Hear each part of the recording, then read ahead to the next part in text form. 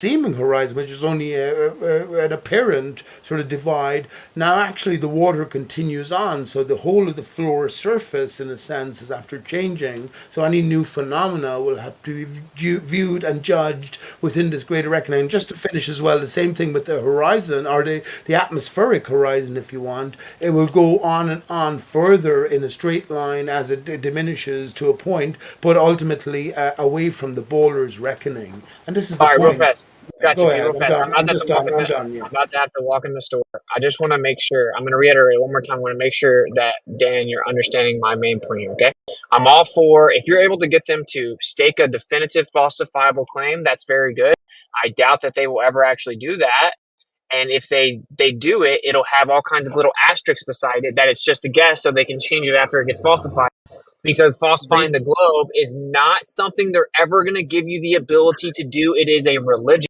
But I just want to make sure that we're on the same page where we understand. they spend a great deal of time discussing and convincing the definitive observation.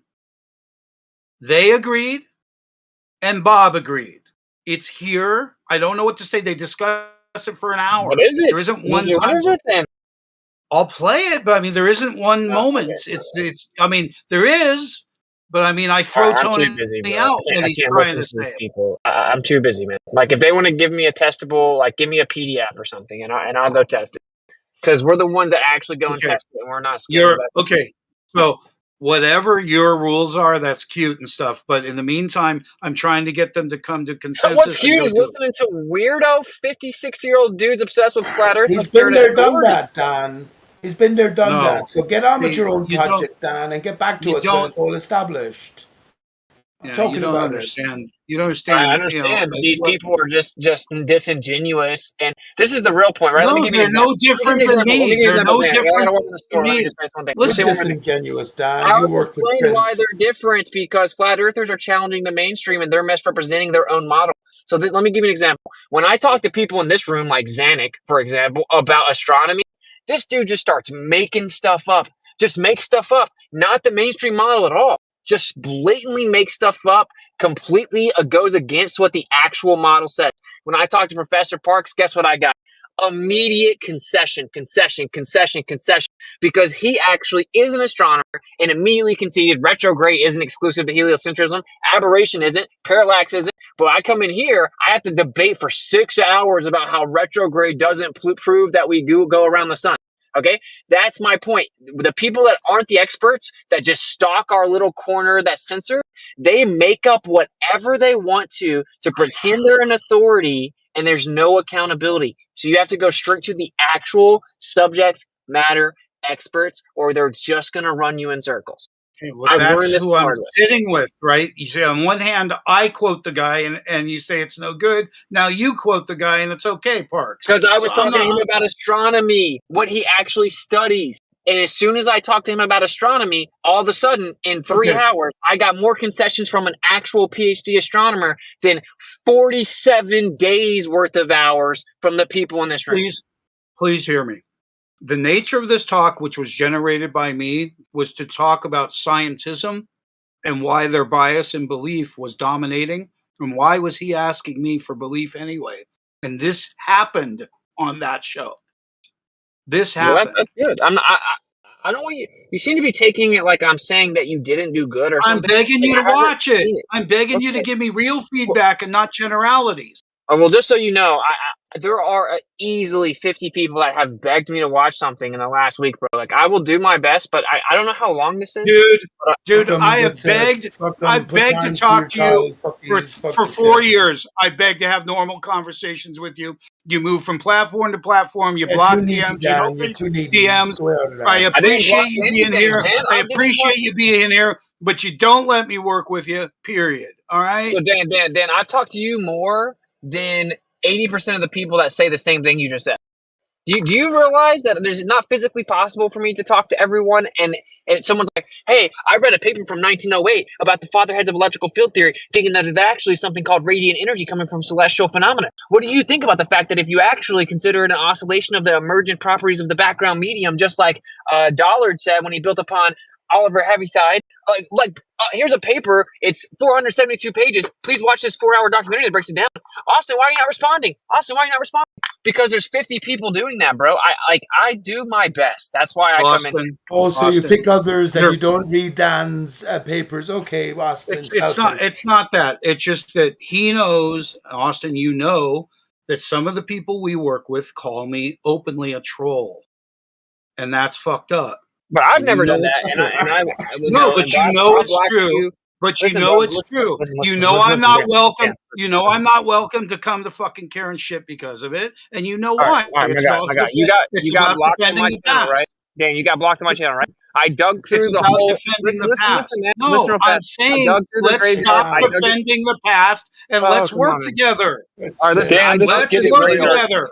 I dug through the graveyard to find you, right? And I unblocked you, but apparently after you do that, you have to save it. So then I thought you weren't unblocked and you weren't. You mentioned that you were still blocked. I went right back and then found you again, made sure I saved it. You're unblocked. I never blocked. I never blocked you. There you go. Okay, that's great. But we know who did. We know who did. Yeah, and rest in peace. But I got it everywhere. I can't get back in the Melodome. I can't get back on Karen. Is this a dating channel or what, man? What's going on here? It's just that there's a private channel, I guess. It's hey, I'm powering forward. I'm powering forward. I'm moving forward. I want everyone to know about it. I've dissected what I can about refraction. I want people to know majorly the difference between atmospheric refraction and refraction due to temperature differential, because there's different types of things that they call refraction, which is the same as what they call lapse rate, which shockingly is a delay in speed of light, which is barbaric and stupid. That's not what. Okay, check this out, dude. I my way of offering my help in this situation was saying, give me a concise academic level. No, you demanded a PDF. Whoa, man, you're not even letting me finish. An academic level digestible prediction, and yes, a PDF would be ideal format. Yes, give me an actual prediction that I can go out and test. And dude, I will pull all my resources together to have it tested all around the world.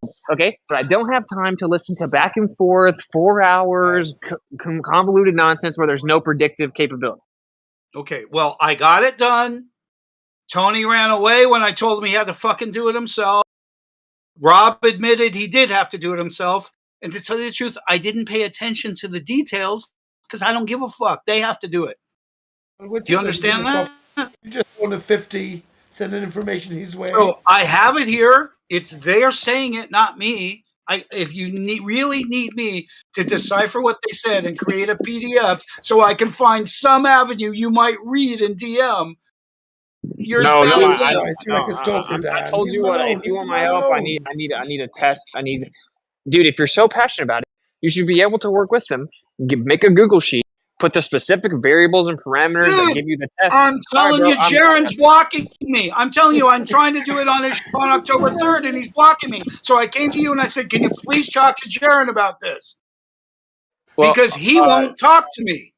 Jaren barks through DMs. But have you ever considered that maybe you're being a little bit aggressive?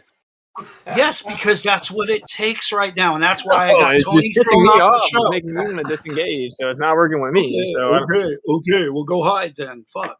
Go hide from what? I'm just saying, I'm trying to help you. I'm saying if you want to work with them, put a sheet together. I'm already starting to put together 5 different tests, and I'm creating Telegram groups for the test. Everyone's going to work together with Google Sheets, put their documents in, put their data in. I'm down to do another test for refraction. But if you want to give a testable prediction, then that's where we start, because that's where refraction now listen to me. I hear Jaren's going out, yet you and I talked about the skip test and some drone tests and some other stuff. Do you know why he's doing mirrors where we've already done mirrors and what's going on? Do you have any idea why we're doing the same shit? Mirrors? I don't know. I heard he was doing why Jaren doesn't fix this center point thing that was caused in Netflix. Why doesn't he just shoot that and get it? Dude. Type your complaints out and I'll give them to him. It's just I beg him to call me and he fucking. That's all. Well, you have to understand from our perspective, there's lots of people asking for our undivided attention. It's not physically possible. Oh, okay. Well, you dude, you both have physical relationships with me physically. Like I've touched you, I've seen you, right? Both you guys. Yeah, so I'm talking to you right now. Right. And we share things in common, right? Him and I have gone out in the field together. You and I have gone out in the streets together, even, right? So I'm sorry, like, I'm not just another voice, and I'm trying to do something different. I'm trying to say, let's talk so we're unified on something ever. You know the list of grievances I have on things that never get discussed. And it's a problem because it keeps coming up with all the new people. What about this? What about that? And it's like, oh, can't we clarify anything? You know? So anyway, I don't mean to give you shit. I adore you. I always have. It just pisses me off that someone got between my our relationship, and that sucks. That really sucks, because there's just no reason why we couldn't talk and work together on anything. Well, we're talking right now, brother. I unblocked you. I had nothing to do with that. So, I'm just saying, like, I will just say, like, just be chill, man. Like, there's a lot of stuff going on. I think we're about to be in a zombie apocalypse. You know what I'm saying?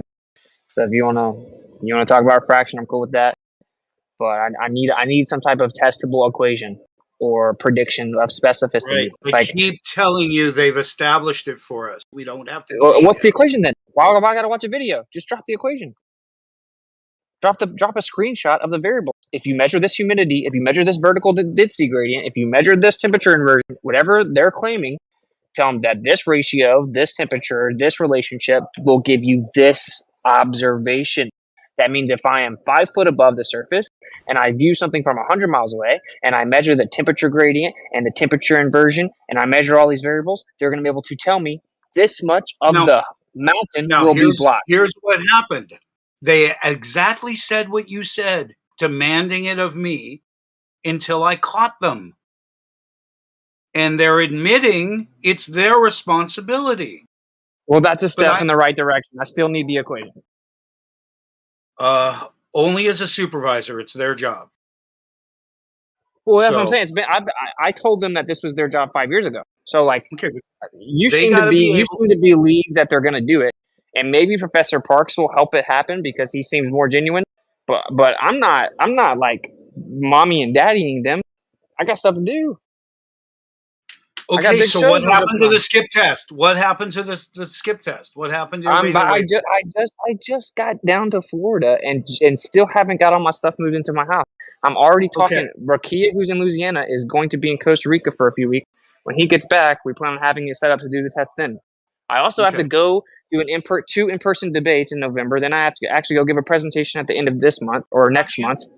Yeah, I'm busy. I'm a busy dude, bro. I'm on a show Friday. I'm on a show. All right. I hear you, man. Can I say something? I hear you. You're busy. I know you're busy. I want you to know that someone wants us to work in Florida at Lake Tefuniak. It's one of the 2 roundest lakes in the world, and putting 4 people on 4 points would represent flat Earth for observational purposes and time lapse. It's a pretty good idea. Look up Lake Tefuniak if you can. Let me know if you're close enough and when you might have time. Can you spell that? DEFUNIAC. It's a really weird place, and let me know if it's Riley. Damn, bro, it's 5 hours away. Good. I could take a flight if it was like actually worth it, but all right. Well, good luck in Florida. Florida's fucking hell. Good luck there. I love it. All right. So I love it. Peace to you, man. I care about you a lot. I just hate getting cockblocked all the time. And here I made serious headway, and you're like, why bother? Well, no, I'm like, just let us know whenever they actually put their nuts on the table and say, here's something you can test, because they're not going to do that. That's my prediction. Maybe you're right. Maybe I'm wrong. I don't know. Till that happens, it just like sounds cool, I've had people tell me they're going to bring me a testable equation from the globe side 100 times. But if they bring an actual, legitimate, definitive claim that can be tested, then I can go out and disprove it. They're not going to do that. They have to keep the globe unfalsifiable. It's a religion. Well, don't you think getting them in one room would be a great idea? Sure, if you want to run all the females away. No, I mean on. Just a joke. Just a joke. As Jaren's going to be a moderator, I have a mod on my side. Yeah. No, I was just making a joke. If you want to do that, I don't know if he'll do that, but we'll see. So far, he won't talk to me about it. He just keeps barking. Like he usually does. He doesn't fucking read what I type. You busy guys are hard to deal with. So is nagging baby. Busy. That's all. It's a natural thing, you know. To nag, no. But you know what else sucks is like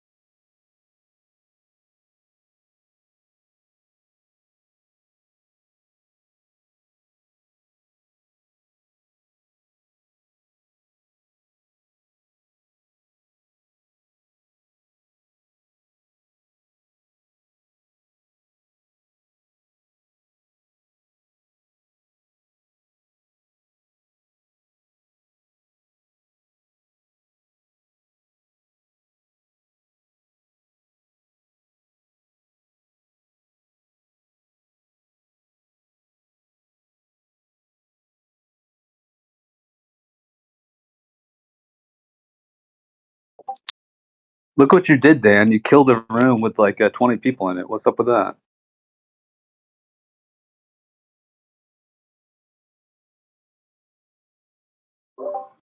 I killed it? Yeah, you're incessant complaining, man. It's not complaining. It's real life that people are avoiding. I come through with fucking a success, and Austin's like, oh, fuck that, man. And it's like, dude, are you kidding? I never talked to you, and that's what you fucking reward me with? Fuck. Okay, sorry. I didn't mean to bring it back up. I love you, Dan, but it is tiring to hear all that. What's up, everyone else? Fuck. The other day, man, I spent 5 hours getting called a liar in Gems, and then 3 hours watching Jesse Gordon get called a liar. And it was just so sad. You know who you have to blame for that? It's just so sad, though. Come on, whoever's to blame, we can all agree it's just so sad. Jesus, I'll take Jesus for 100. Dan, you're gonna blame someone else for you sitting in it. I take Jesus for 30. You know, I was intentionally not saying anything because I was hoping Pete would serenade us, but it didn't happen, so I had to break the silence. I was just saying, is that sad, Dan? Hush, hush. It's like, oh, I have to type up a PDF so Austin can have a PDF of what they said. Dan, you should be delighted. You said you'd spent years trying to talk to Witsit, and he gave you all his ears tonight, and you just started shitting all over his plate. He told you I have loads of plates, Dan. I did my best. I recognized I was banned. You were banned from my channel. I did my best, and you kept shitting on his plate. Oh, Bob, the science guy is going to be coming over for dinner next week. So I do hope to corner all these fuckers. And what happened is, after this talk, I go, man, I want to talk to Ruhif, you know? So I asked Ruhif if he'd, give me some time. He goes, yeah, next week or whatever. And no one cares, Dan. We didn't care when you said it to Witsit earlier. That's what crossed your mind? I want to talk to Ruhif, bro? What? No, I wanted to hammer him because all right, here's the story. Bob, the science guy, says that he can do it in his yard, but I got to go 100 miles. Ruhif says I got to go 50 meters in the air. Bislin says it don't matter. They're all saying different shit.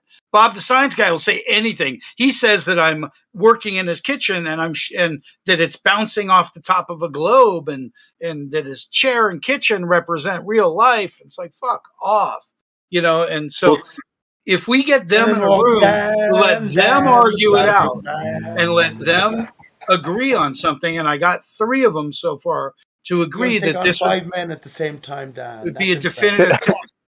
No, it's like if they have a definitive test, they should do it. Period. Well, can I make a polite request that you stop saying you're going to gangbang Bob the science guy and Ruhif? I mean, come on, bro. Well, it's true because I only got so much time, and I need them to get in line. Finangling. I think you mentioned the word finangling and gangbang in the same breath earlier on, Dan. But I need them to come to consensus. I need to force. Are you finangling a gangbang, Dan? The waterman. And Jaren's good bait for them. They like to be on Jaren's show. So Ruhif's trying to get me on Jaren's show, and it's like, so I go, well, Jaren, I'm going to bring these other fuckers on, and he goes, oh, not on that show. It's one-on-one. I'm all, dude, Dan, what? Dan, I heard a rumor. I'm not saying whether I started it or not, but the only reason you're cozying up to Austin and Jeranism is because you want to get back into Patricia Steers knickers. Is that true, Dan? No, it's not about Patricia anymore. I know it is for you because you got your brain stuck. I know. Well, it's not about Patricia anymore for you, but you're saying that it was at one point, so you'll forgive me for making that sort of extrapolation. The funny part was watching the Nat Geo. Say the funny part of it thing, and they go, "Gosh, it sure is strange that Mark Sargent is here too." And it's like, it's not very strange. You guys flew him in. It's just the bullshit that they say for TV, man. It's just so Dan, crazy. hey, 1 second, Dan. What about the camera crew from Netflix that were following them around all the time? They sort of made little of it. So as we were watching like little idiots, they had a camera crew, makeup. Patricia Steere never wore the same outfit twice, as far as I know, and she had fucking 300 shows or something. Is there anything you can run together? Netflix was never in the field, ever. You know that the people that made that film had nothing to do with Netflix, right? Listen, forget about that for a second then. Answer me this. How many pairs of underpants have you in your drawer? How many pairs of shirts, or not shirts, how many shirts or pairs of jeans or trousers? Patricia Steere in 300 shows, she never wore the same outfit twice. Now, I'm saying to you, from the start, there was a camera crew present, a production crew, for a greater presentation. You're not going to deny that, right? But it wasn't made such a big deal at the time when Flat Earth and Other Hot Potatoes was taking up the strain, if you want, in the early Flat Earth. By the way, did you know that the first vegetable that grew in space in the ISS was a potato? Shit. Go ahead, Dan, though. Yeah? Answer that. Are you capable of maintaining one thought for conversation purposes? Because I can't follow. Absolutely am. I'm encompassing everything, though. So Yeah, Patricia I can't Steere. follow you, Pete. Of course you can. You want to get back. Oh, you want to get back to again, Bob. You want to get Patricia's Bob, the not science important. guy. Patricia's not important. Remember, it's in the past. I don't know what went down with you, Dan. You had a falling out. I mean, you were a high-ranking character, definitely. No, you're just saying shit. I've never been I'm not saying ranked by shit. anyone anywhere. I haven't had a falling out with. You're suggesting I had a falling out with Patricia now? What are you saying? No, Why I'm suggesting that you had a Why are history. you saying anything, Pete? Why? I don't know. I mean, actually, why are you saying at anything? some point, There's silence because of you, and then suddenly there's not silence because of me, because people could be absorbing this new information. It's refraction. Refraction is not one thing. It could be dissected, because what they call refraction is the result of what they call a lapse rate, meaning that the light has been affected to the point where portions of it, not all of it, but one portion, one side or the other of the beam, is under either physical pressure, temperature, movement, or some effect that they say, I can't even say. Hey, Dan, let me say this to you, right? Best of luck in your efforts. All of those characters I've already dealt with over in Gem Pandas, as you know, and they all have the same fatal flaw, which is their failure to imagine that if the Earth's surface was stationary or flat, then we have an extended floor of water, which needs to be taken into consideration. And no longer then does the tunnel of atmosphere curve over a sphere. It sort of coincides in a point, if you want, in a great distance from your own perspective. So they can never go there because they must always defend their model in entirety and have this limited floor and also have this bendy, curvy atmosphere as we look into the distance. If we can go after science and academia, we can go do the things that Austin's trying to do. We're reaching in to where the blockades are, where the stops are. And does it go all the way back to a university system? Is this a Rockefeller program? Are we getting dumbed down? The answers are going to be yes to all that. And we could have a healthier society if we go backwards, like flat earthers going stupid back. Flat earthers go back and find out where we made mistakes, whether it's that 1933 thing, whether it's 1958, 1917, 1774. I don't know.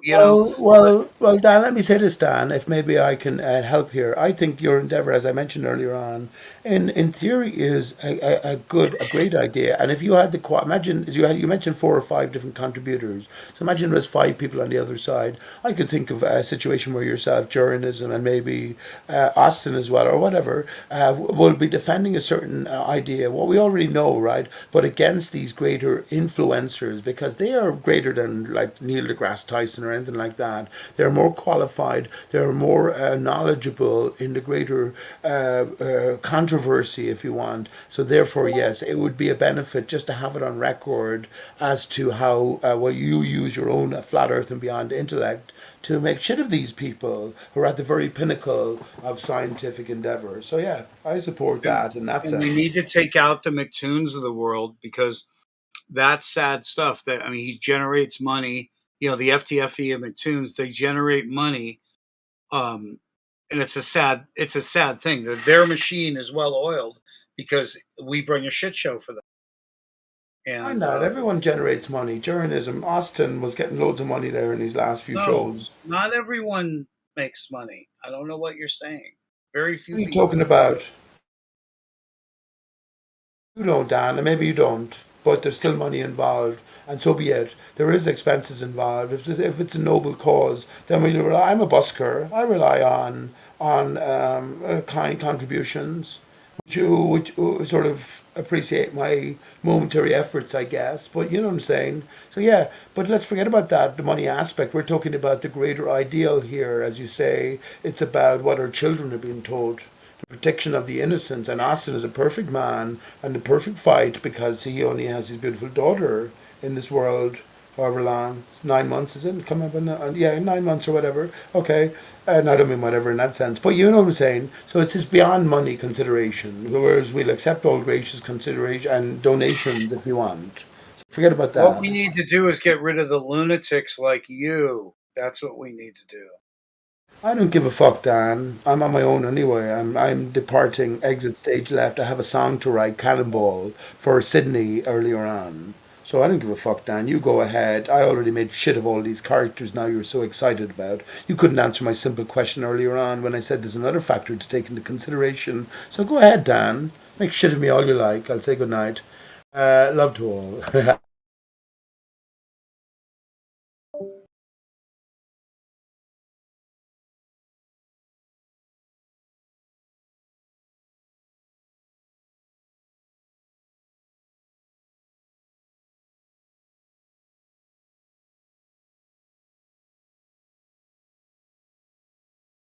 Zombies, though, am I right?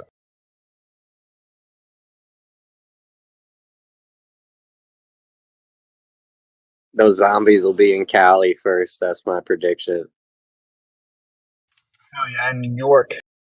And did you guys see where they were spraying pesticides on the streets of New York? I did see that, but I wasn't sure if it was, like, for real. It's really creepy.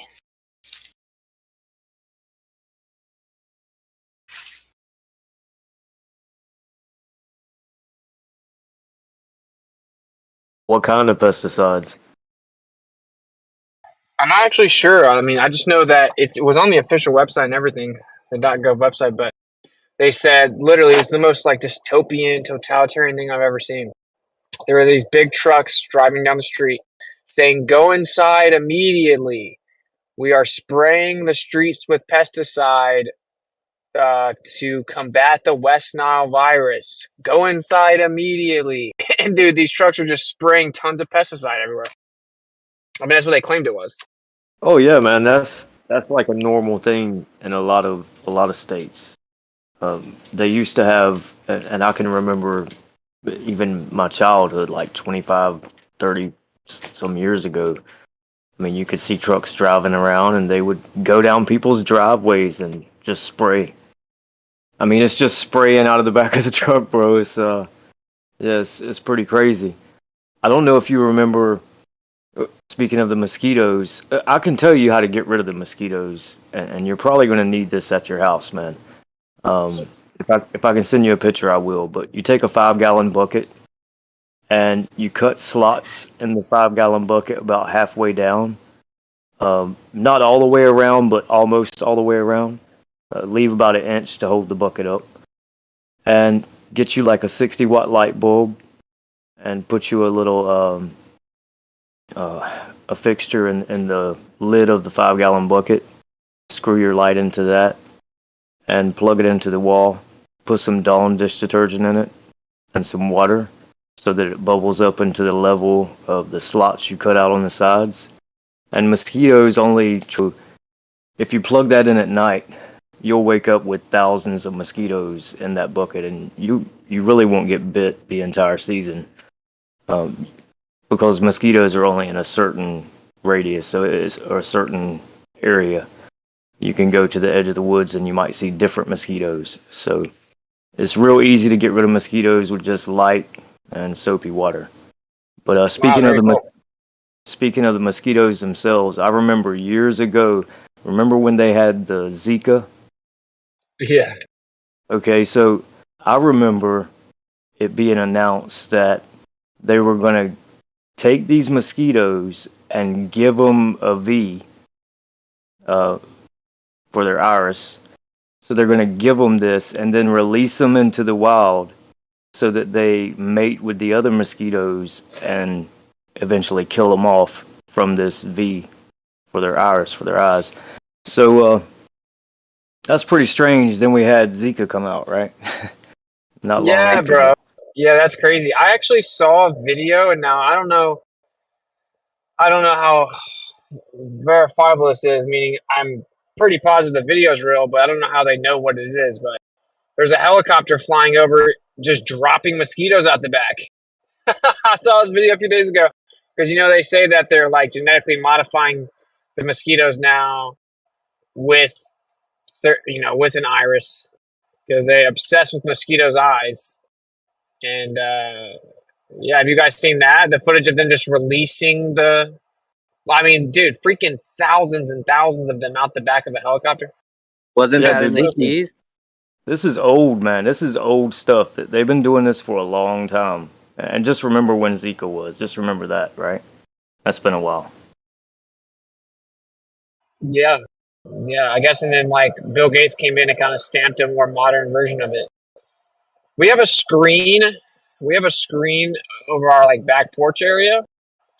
So if we're in there, we're fine. But I do find the bucket thing interesting because if it's gonna handle most of them going forward, it's not like a thing you have to do every night, and that's pretty cool. And it's your nightlight also and you could make it look, aesthetic if you wanted to. But basically, you just got slots in the side, and you have a light bulb that's letting off that heat and carbon monoxide so that it attracts them. And so they go right into it, and as soon as they touch soapy water, they can't fly, so they're going to drown. So you'll have thousands of mosquitoes in there if you have any trouble with mosquitoes in your yard. And if you leave that light on several nights throughout the week, you're really not going to be attacked by mosquitoes. And so it is really. Hey man, I should have done that at the old house, man. Dang, dude, because I did all kinds of stuff. I sprayed the perimeter with there's this Epsom salt and beer and peppermint or wintergreen Epsom salt, beer, and something else, and you mix it up, and then you spray your perimeter, and it's supposedly it's fine for plants. It doesn't hurt the plants or whatever. I mean, we're just renting and just spraying on the perimeter, but it only helped for a little bit. I wish I had done that there. We haven't really had a problem yet, but so that's another thing though. How long have mosquitoes been here, and where did they come from? And did y'all make them? And then why did y'all make them? And then how many did he make? And did he make different types? And then how long have they been pumping more that they're making into the ecosystem? That's my question. Dude, another kind of interesting thing is your diet drastically affects whether or not mosquitoes will actually bite you. If you eat a bunch of tomatoes, lentils, oranges, which you should be eating all of those things because they're awesome and delicious, mosquitoes literally just won't bite you. Yeah, the females are the only ones who suck the blood of humans and other animals, of course. The male mosquito, he gets the nectar from flowers, things of that nature. Oh, wow, it's just like humans. Yeah, right. But I've heard something about that. When they're modifying them, they're only modifying one of the genders. Well, gender's a construct, but one of the sexes. I can't remember which one. And supposedly, it's they know they can't reproduce after they do this thing to them. But we all know how that goes. But I don't know, man. I mean, I do know one thing that for example, you think like, oh, wasps suck, you know, like why would Yah make wasps? You know, are those like some Nephilim things or something? But then you find out like wasps are actually very important for pollinating certain plants. They're like very crucial to the ecosystem. So I don't know if mosquitoes are the same way, but I don't like them. I mean, my mom has like never been bitten by a mosquito, which is insane. And it's real because I mean, I've sat out there with her and we all get bit, but she's just chilling. Dude, the mosquito, just the fact that it like transfers blood to blood really gives me like, I just feel like it's old world technology. But yeah, there's probably something good to it. Yeah, bro, they're little like portable helicopter blood transfusions. Bro, when I was watching the news years ago and they were telling the people that this is what they're doing, they're giving the mosquitoes this and then releasing them so they kill the other mosquitoes. I don't know if I was the only one. I'm sure I'm not the only one that was looking at the television thinking, are you seriously giving this to something that can inject it straight into you? Or what is wrong with people, man? And what's crazy is you can make poisonous concoctions with different genetic materials and pathogens and call it an iris, you know. I mean, that's real. So, like, it's obviously it's this whole like, oh, magic little balls bouncing around in the air. They're gonna get you. Like, have you noticed that everything is about little bouncing balls? Like, everything's about balls. And I don't mean like in a gay way, but it is kind of gay. But it's like little atoms, little balls, little particles, little balls. Light's made of little balls. Irises are made of little balls. The sky is made of balls. Like everything is about like reifying and counting spheres. Like how do people not see that pattern? That it's just an easy thing to quantify, like a little ball. But anyway, I'm just kind of ranting because I really fell down the rabbit hole of these zombies. And hey, man, it's all fun and games, and I'm crazy until there are zombies. But this little nanoparticle pathogen thing is pretty wild.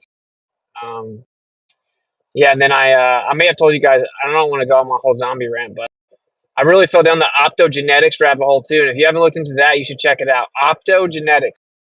And what they do, dude, is they found, so plants obviously utilize photosynthesis. And, you know, they say they use chlorophyll, and there's actually different versions of photosynthesis. But anyway, they found certain plants where their photosynthetic properties are ideal for optogenetics, which is basically behavior manipulation via light. And so what they do is they use these photosynthetic properties and they introduce like photosensitive molecules into the body that are then absorbed into the cell, right? And they do this via gene editing with quote unquote irises. And once the cell absorbs this photosensitive property of the molecule, they're able to then control the brain. They're able to turn on and off neurons and deactivate and activate neural pathways and exchanges. And they were successful. They were able to like make a mouse just be the mouse is super chill, and they hit it with a certain frequency of light and it just becomes a super killer, like crazy super killer mouse, like legit. And there's a video from 10 years ago from MIT, and it's like, yeah, this could be such a huge technology for us to be able to stop different brain diseases and blah, blah, blah, or to figure out what's going on with them. Because science does not understand the brain at all, you know? And they say you only use 10% of your brain, but what they mean is they can only sort of kind of understand 10% of it.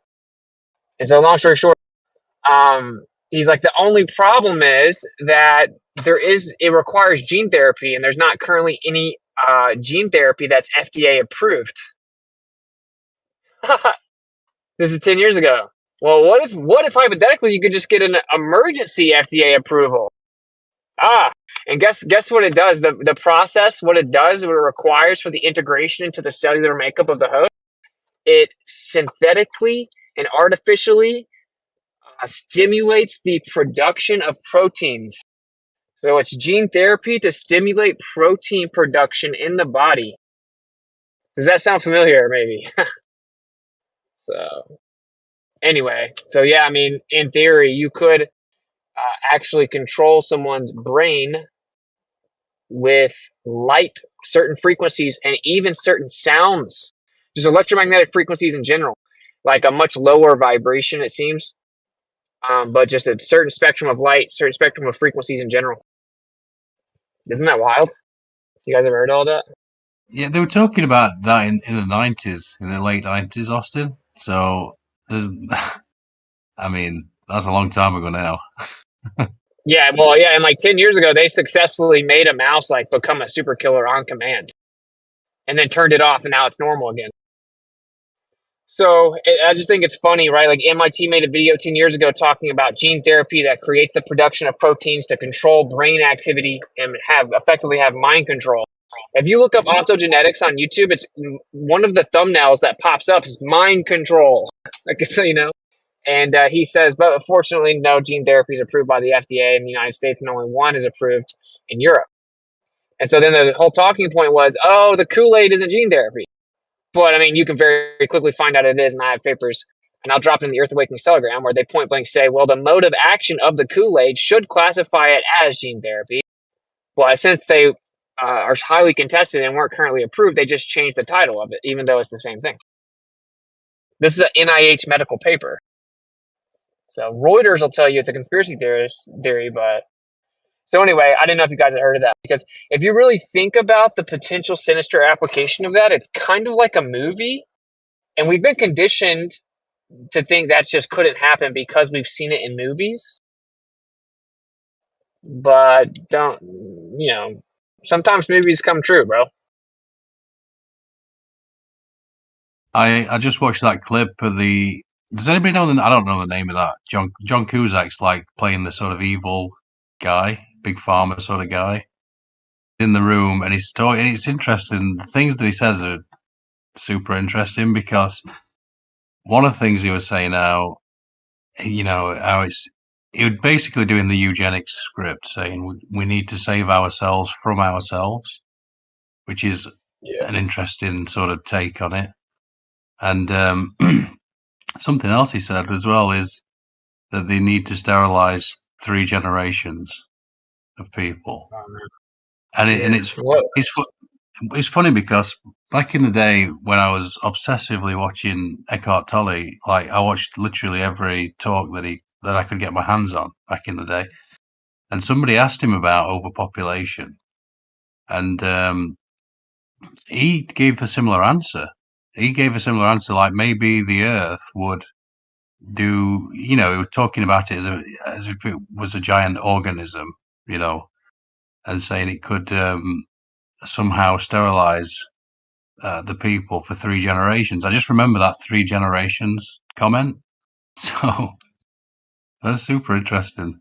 Yeah, no, how would you do that? Maybe pump PFAs, which are called forever chemicals, all over everything, and in the food and the cleaning products, and in all the clothes that people wear, and in the water bottles, and it's polyfluorinated, like PFAs. You guys have heard of those? And I mean that's what's predominantly attacking fertility. Yeah, polyfluorinated substances, PFAs. Yeah, so there's a lot of different pornography. That's another one, isn't it? There's loads of little things that they do where it's like, for sure. Yeah. Yep, and then like women are highly susceptible to like electronic devices in the lab and stuff like that at a young age. So. I mean, they talked about that with laptops. You're not supposed to put a laptop on, because noticed that they got rid of that name. Like laptop disappeared. Like they became palm tops and different, because you're not supposed to put it on your lap, basically. Yeah, but now they're giving 2 and 3-year-old girls iPads on their lap. Yeah. Yeah. But I think it affects women way more, that specifically.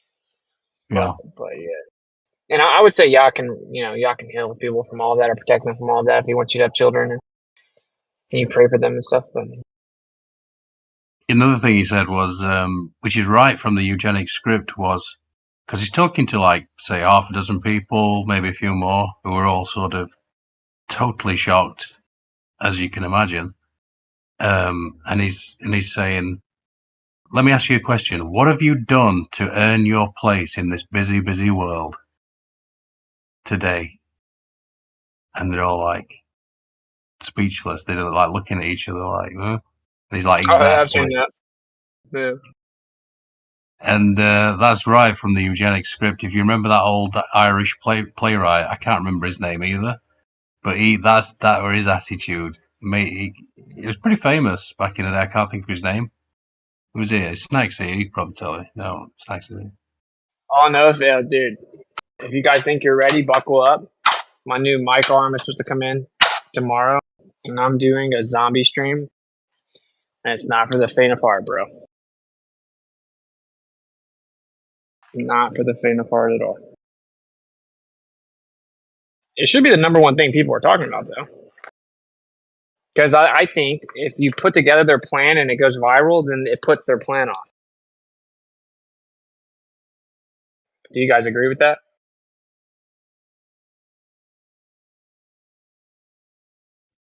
I'm looking at that play. I think his name's Bernard Shaw, maybe. Well, it says Shaw's express views were often contentious. He promotes eugenics and alphabet reform. Pretty sure his first name was Bernard Shaw. Yeah, watch a clip of that guy. Oh my god! But I think he will be in. I don't know. I think he was just saying certain things to be provocative, maybe, because he was really over the top. You know, I'll have to find a clip of it. You know what I recently thought, though? I'm like, what if Yah's allowing the sterility agenda to somewhat be successful selectively so that the degenerates don't keep reproducing so much? Yeah, you've got to sort of look at it from a lot of different angles, haven't you? Yeah. Because you could see that from a certain angle, they'd be like patting their fellowship members on the back, like, what a good job you've done. Because I mean, personally, I couldn't kill lots of people and in good conscience, even if it was for a greater good or something like that. Even if I was shown that this has to be, or we're all buggered, you know. So when you look at it from a situation where, like, there's not many folks out there, like, say, in Benjamin, who literally left his big career to move into basically the middle of nowhere and start growing his own food. Most people don't do that, do they? They need looking after. Yeah. From that perspective, you could see that, okay, so we've got all these people relying on the system, and from that perspective, there are too many people. If we're talking about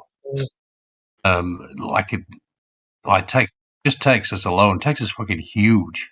You could get the UK in it like probably four or five times or something. So in terms of space, yeah, there's plenty of room for everyone, and we know there's plenty of abundance as well, more than we could ever need. So correct. So what are you talking about?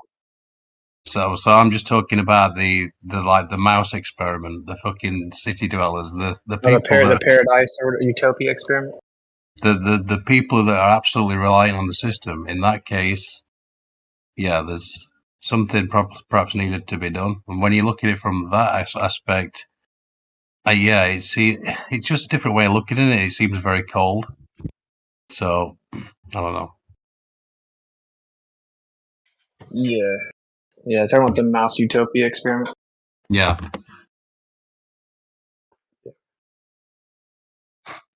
So Andy, you must not be very fond of the zombie topic. You keep curving it. No, I don't. I mean, on some level, you could argue that there's already a sort of zombie apocalypse in a sense, because when you think of it, like attention and everything that's there to steal your attention away, like the Black Mirror sort of thing, people are sort of in a fog already. They're already. This is why I keep saying the best thing about flat Earth is it sort of jogs. It really it really sort of jogs you out of this. Makes your reasoning faculties go, hey, wait a minute, what the fuck? And like you get past that cog dis, you know, as I said before, for me, it was like a real kick in the balls. I mean, I literally had to lay down, and then I thought of several things. Like my brain was like trying to protect me, like, oh, there'd be too many people in on it. That it's not possible because I know people, I know the human condition well, and there's too many people. You know, it's one thing for one person to lie, but a group of people, no, it's too many. It's too many people. That was one of the things that was trying to. The cog dis was like trying, you know, like comforted myself. If you see. Is that what you're doing with the zombie thing? No, the zombie thing. I believe it when I see it. I don't. I just think people love Doomsday. People love a Doomsday. Yeah, but have you looked at have you looked at the signs? I've looked at the people talking about it in the Truther channels, and yeah, I just don't trust them as far as I can throw them personally. But just look at the signs, bro. Yeah, I haven't really looked at that either. So I don't know. I cross that bridge when I come to it, Austin. You know. So you are going to cog this. Well, maybe. It's okay. Well, I mean, I hope it's not true just as much as you do. Dude, what kind of science are we talking about with zombies? Like real, like actual Real flesh-eating science, zombies? Yeah. Flesh eating. I mean, a propensity to bite and spread the illness that turns you into effectively a zombie. But I don't know if they'll actually eat flesh. I don't know. Like on the terms of viral contagion being real? Well, you can transfer pathogens with direct contact with bodily fluid, right? Like, so. Well, I mean, STDs are real. Provable. Well, I'm saying like Marburg is real specifically, right? Like, if someone's bleeding and they have one of these like crazy illnesses, and you touch their bodily fluid, or if they bit you and their saliva got in you, it could transfer that illness.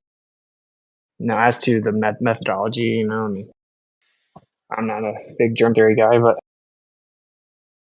yeah, we're talking about. Oh man, I'm gonna 30 seconds, okay?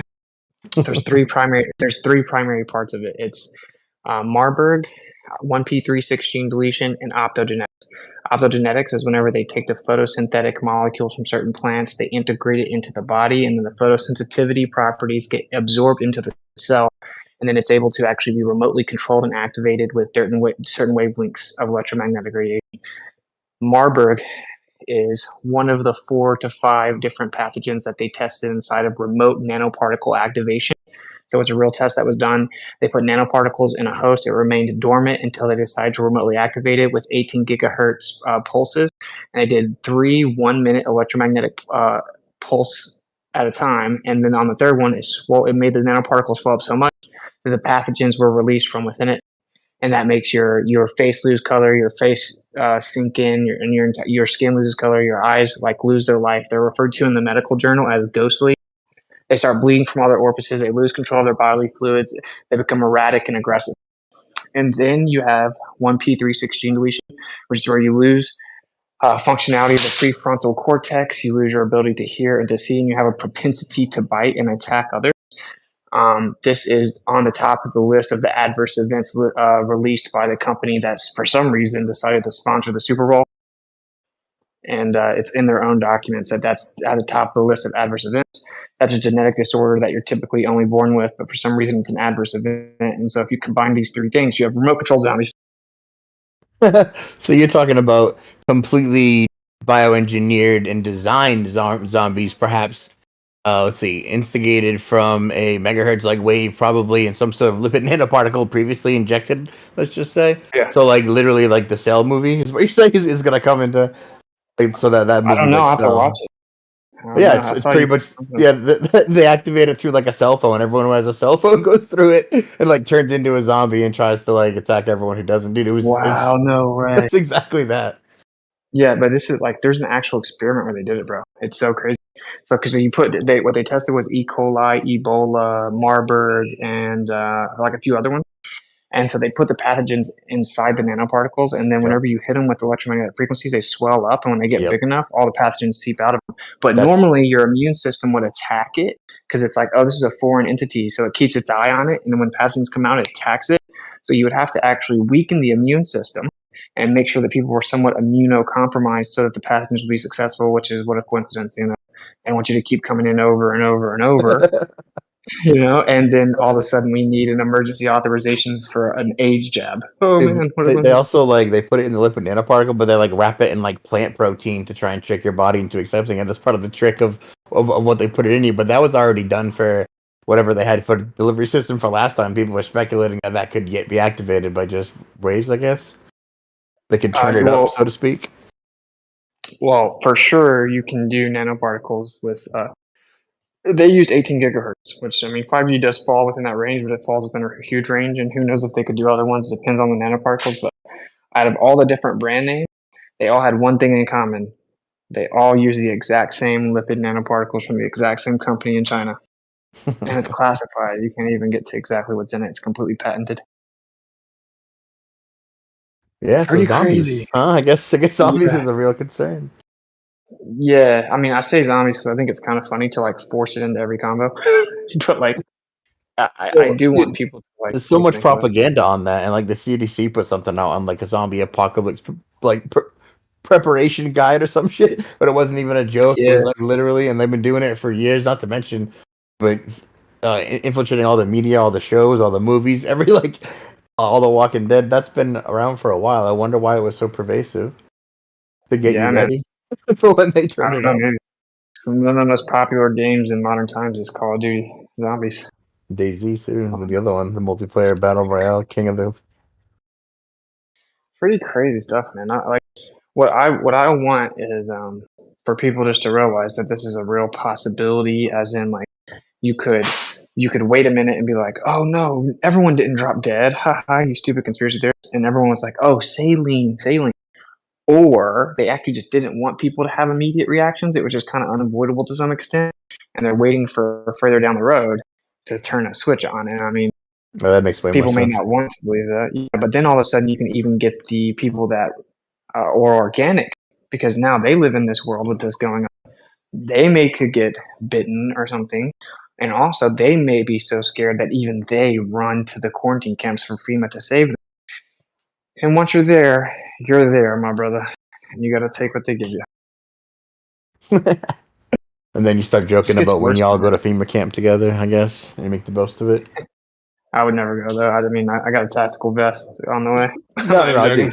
Well, yeah, when I first woke up, I decided that the day they came to cart me to FEMA camp was the day I do the line in the stand and went down. So, just because I know that at that point it's over. So yeah, exactly. What's also crazy, bro? 2021, the federal government passed a piece of legislation called about Marburg preparedness. Marburg, an illness that's never infected more than 378 people at once. That was discovered in like the 40s in Germany. That's why it's called Marburg. that And they it's like infecting 10 weaponized people. and infected everyone with now, so they can Yeah. turn it up and mimic the symptoms and go, "Oh, look, worldwide pandemic." Well, it kind of makes sense, because why would they literally pass a pandemic preparation for something that doesn't even spread like that? Why would you need to be concerned with millions of people getting something that can't even be spread to millions of people? And then they already approved unlimited emergency funding, effectively, the FEMA quarantine camps, and they approved countermeasure biological devices. So pretty weird. I mean, 2021, when everyone's not paying attention. Same time they were putting up the 5G everywhere. Same time they were putting up the purple and blue lights all over the streets, which is the exact frequency of light they used on the mouse. I mean, it just gets worse and worse. And then you start asking questions. It's like all of a sudden everything makes sense, though. So, like, I mean, I hope I'm wrong, but it falls into place. And then you think of like you cut to like that scene of Bill Gates, like, oh, but we will pay attention for the next one, and like twinkles and looks at it. And, Yeah, I'm pretty sure the second one will get their attention. Yeah, something like that. And you're like, oh yeah, that's probably what's gonna happen. Yeah, he's overly confident in something. You guys see the video I put in chat? Is like 11 years ago. The guy was on drugs and eating someone's face in Florida. And then you have, I think, a video of the victim. I don't know if it's the same victim, but yeah, that was in Florida like 11 years ago. Wow. I'm gonna save these videos, because I'm gonna make a video that's like I said, not for the faint of heart. We'll be on YouTube for all 5 minutes and then have to move. And Shane, you'll be proud of me now when I'm finally getting my new stream room set up. I'll do the whole Rumble, BitChute, Odysee, Rockfin thing. Nice. You can stop trying to peer pressure me into being free.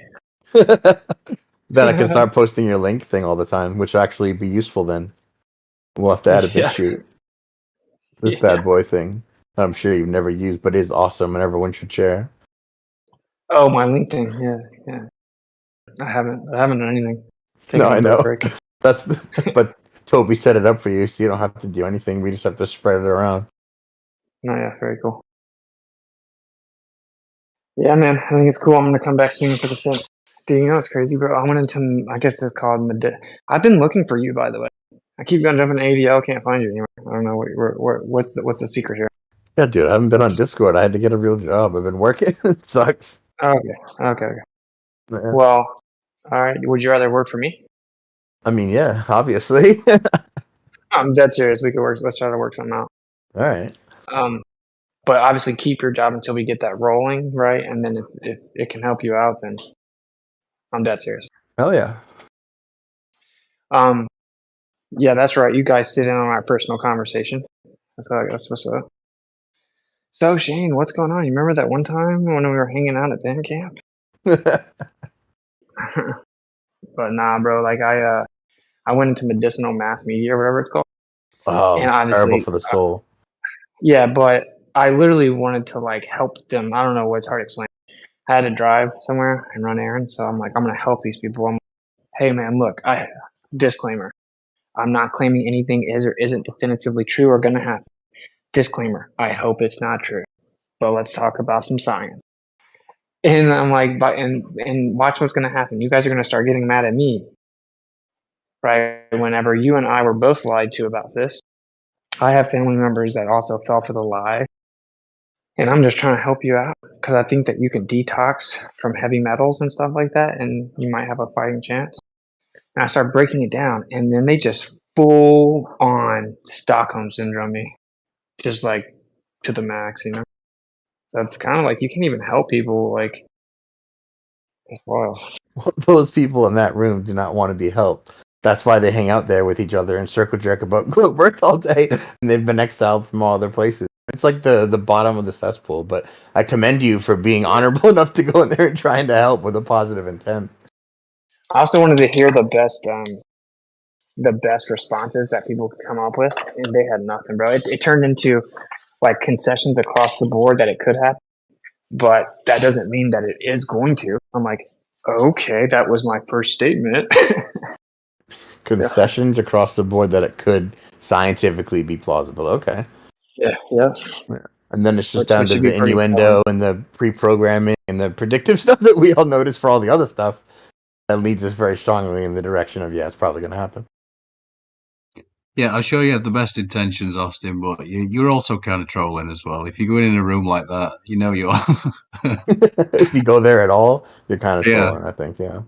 Well, sort of. I mean, I honestly wanted to hear the best rebuttals. Well, I think when you start, I wanted to do that before I did a stream on it, you know.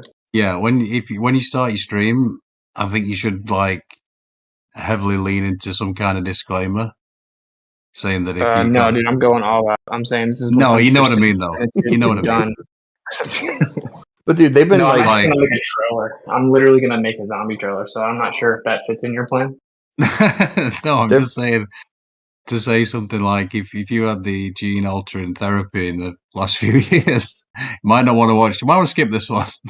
Dude, there's been rumors of a Marburg pandemic for like the last year and a half in the truth community, so it's kind of weird. I mean, like when you mix it with the other two things, it kind of does paint a different, much more clear picture. But not sure of the timeline because it's been floating around. Well, that's why I don't know. I have nothing to do with the timeline. They're trying to claim October 4th because that's when they did the emergency broadcast. Blah blah blah. The reason that I feel like I have to do the stream is I haven't heard anyone just connect the three dots, and they're all at play, and it's not a trichotomy, right? It's not like either or. It's all, and like some people need to hear that, bro. Whether it's true or not, they still need to soak in the severity of their stupid decision, at the least, right? So, I do agree, but there's also a part of me that goes, okay, the fear of that thing, whatever it is, could hurt them way more, in my opinion. That's why I changed tact. I warned as many people beforehand, and then after, I was like, oh, I've seen. If I knew I was talking to someone who likely, I'd say something along the lines of, oh yeah, I've seen loads of people who, yeah, they're fine, and and I do that for obvious reasons because there's enough fear in the world. Yeah. The frequency that they put out, as I said to you the other day, fear's the mind killer. So, I don't like disagree with that. Yeah. Just make it like a bit of a disclaimer at the start, because I think most of your audience won't have took in that anyway. Well, So. actually, apparently a good amount of people. You'd be surprised. I actually helped to walk off the list after the first one. I will say I took that same approach at first because I agree. Like the mind's so powerful and fear is so deteriorating, like provably deteriorating to your cellular makeup and stuff. But as is lying, by the way. But anyway, and that's because it induces a stressful state of anxiety. But long story short, this is a little different to me because I think that there is potential solution, and therefore they need to know about that. These people are like not going to just go do the solution until they are really shown the need to do it. They need to detox from heavy metals. Okay, so if you just go tell them that, they're not going to do it. Well, let's really break down the science. So, like, my intention is genuinely pure. It genuinely is, and I mean, I probably can't even convince certain people in my family to do it, but I'm still gonna try. Who knows? Maybe I'll save a couple people in the theory in the scenario that it does happen. Yeah, that's a good angle to take for sure, because I've watched a lot of the earliest stuff from that time, and then I got a bit like fed up with it all, so I stopped watching it. And then I saw loads of videos talking about the detox situation, and I didn't even watch them because for obvious reasons. I thought about maybe I should watch them so I could recommend this or that, but I just because it didn't affect me, I guess I was just like, oh, I just didn't watch them. Well, it automatically affects you, bro. Right? And it affects children and it affects. Although realistically, my censored stream that won't even reach the 25,000 subs on YouTube, which it doesn't anyway. It's going to reach my 5,000 subs on Rockfin or whatever. It's still like I think it's still noble to try to do it. Maybe a drop in the bucket, but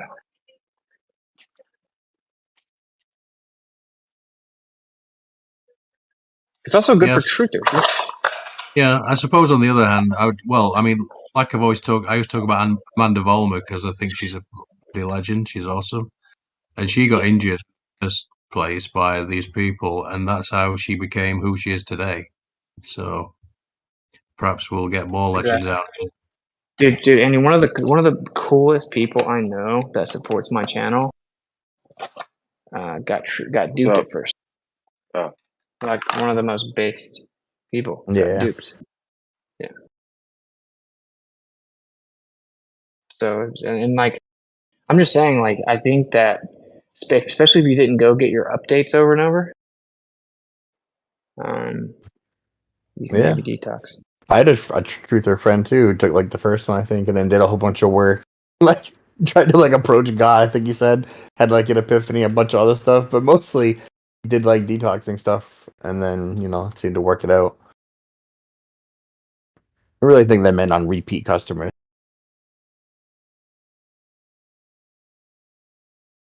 Well, that's what's kind of so sad about this idea is like repeat. I mean, it may increase the amount of nanotech, but I think it's more about chipping away at that immune system. You feel me? It just literally makes everything make sense. The official numbers say that on the last update, only 17% of Americans got it. So their objective obviously couldn't be like, we need everyone to keep doing them because they failed miserably, right? And these people are not that incompetent. But the point is, they're like, oh, we'll give you as many updates as you want. You know what I'm saying? Like, just keep going. But I mean, like, We need that immunocompromised status. And that if that's the case, that's good news, because that means, oh, well, there is a way to combat it. It's to strengthen your immune system. So to get that stuff out of you, change your diet, you know what I'm saying? Like start taking some natural things. Yeah, I'm pretty sure the human body is amazing, right? And if you do like have just one in like terrible event like that, you can undo with the proper care and like detoxing, I think. That was a great line from Amanda Vollmer, actually, where what stuck with me, which she said, "Your body's in a constant state of trying to figure out what is you and what isn't you." Yeah, and all those like so-called medicines like pretend to be you so hard to have your body treat it as such, which is not in your benefit. It's kind of how it works.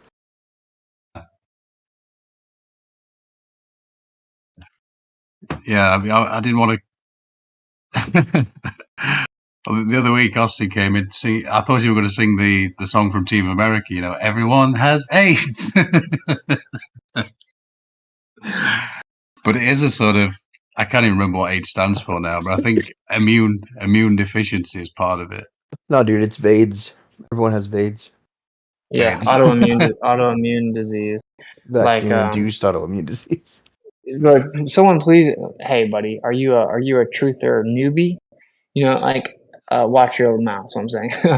But what I'm trying to figure out though is like, how is this even a conspiracy at this point? Like, it takes remedial pattern recognition. How long has AIDS supposedly existed? Now, AIDS is actually a real thing in the sense that people do have like weakened immune systems, and immune systems is an idea of the natural state of the body, the terrain. Because there's a debate on the whole, like, what does immune system mean? Anyway, people do like damage their body's ability to heal itself, right, or to protect itself. That's a real thing. So we can call it AIDS. This whole like HIV thing, for the birds, doesn't matter. That's how long ago was that first considered a thing? Many decades ago, right? So why all of a sudden in 2023 are they rushing to get emergency authorization for an AIDS jab? Why would they need that? Are they? I didn't even realize that.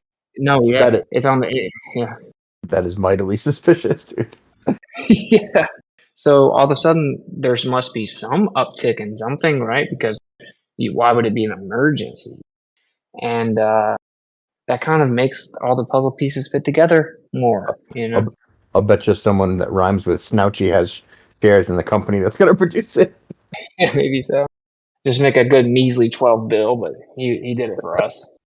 That was an interesting stat from back in a couple of years back, where I'm not even sure if I can talk about it, but basically, remember the insurance companies, and you know, these fuckers. Oh man, I've been dealing with these insurance companies all day, so I'm feeling a bit snarky.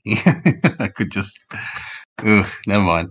But they were saying, I can't remember the exact stat, but it was something like they were a 40% increase in people shuffling loose this mortal oil. Overall increase in more general mortality or something? Between at ages of, I think it were like 30 and 57. I can't remember. But that stat, you know, it's like the way they put it. Like, not saying it was any in special cause or any particular change of circumstances in the last year or so, but the general rate of people dying has gone up considerably. Yeah, the what was said many times was, this is absolutely unprecedented. It's stuff sort of thing. So you might want to just get that, and well, I don't even if that'd probably get you stream, you know, kicked or whatever. Oh, this whole stream has got to be. This whole stream's got to be on BitChute, Rockfin, and Rumble, bro. The whole stream would get taken down. Yeah. Although I think I can tactically squeeze in like a 20-minute summation of the idea and then go into real depth. But I don't even want to water it down. Like, I mean, it's just, we're past this point, bro. Put on your body armor. But maybe I should at least give a decent amount. Because you see, I know I can say the word Marburg on here right now.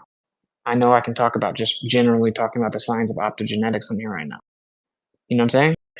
So, I mean, the general rule is you shouldn't talk about the current PSYOP.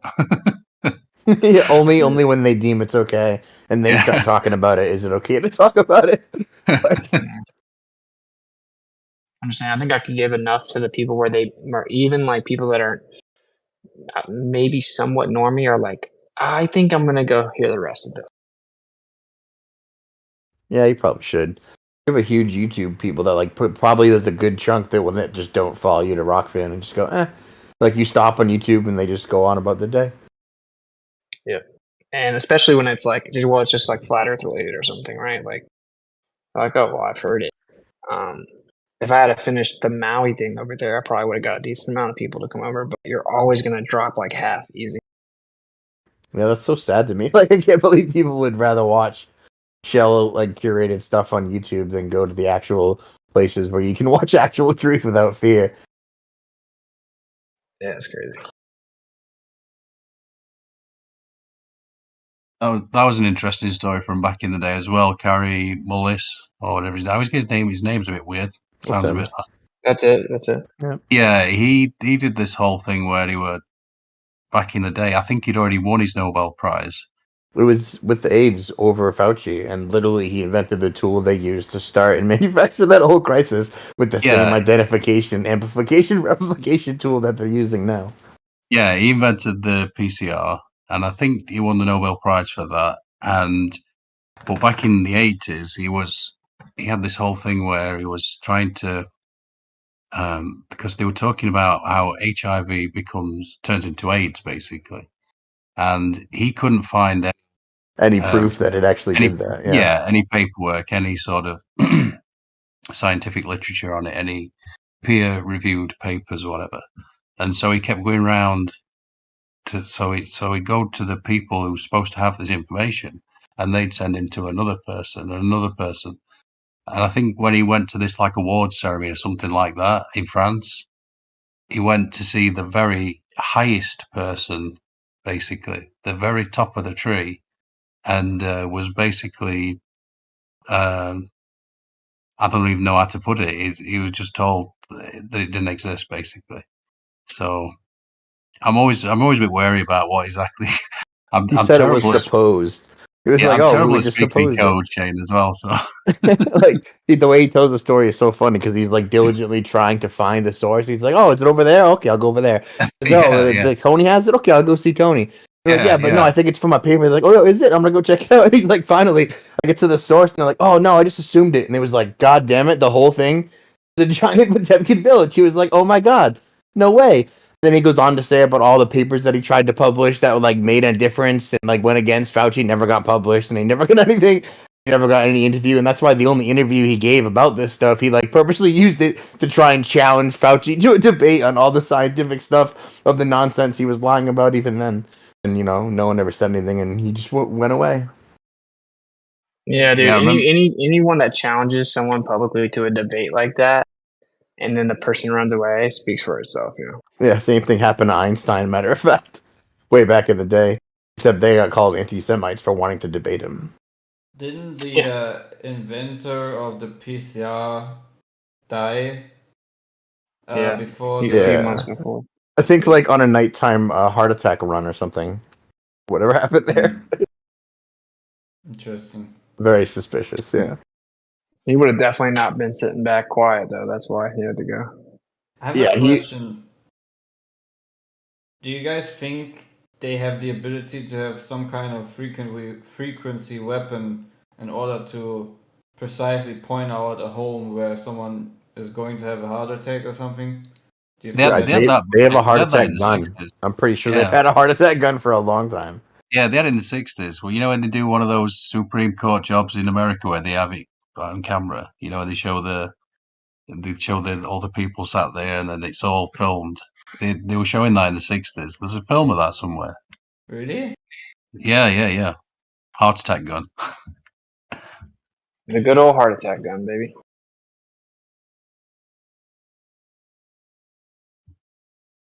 Well, I would never commit suicide, and my heart is... I've given that speech before as well. I'm like, look, just make it quick. I would never shoot myself in the back of the head twice. Yeah. I choose the asphyxie wank. I was gone for 2 weeks. If I'm gonna be gone for more than 2 weeks, I didn't kill myself. Oh, what's up, Clay? You've been gone too. Yeah. Been working. What was the guy in Kung Fu? Was that David Carradine or what was that guy's name? Oh, it's going to be in there because I think he got the old fixie wank method. David Carradine. I'm sure that's him. Yeah. He got found in a closet.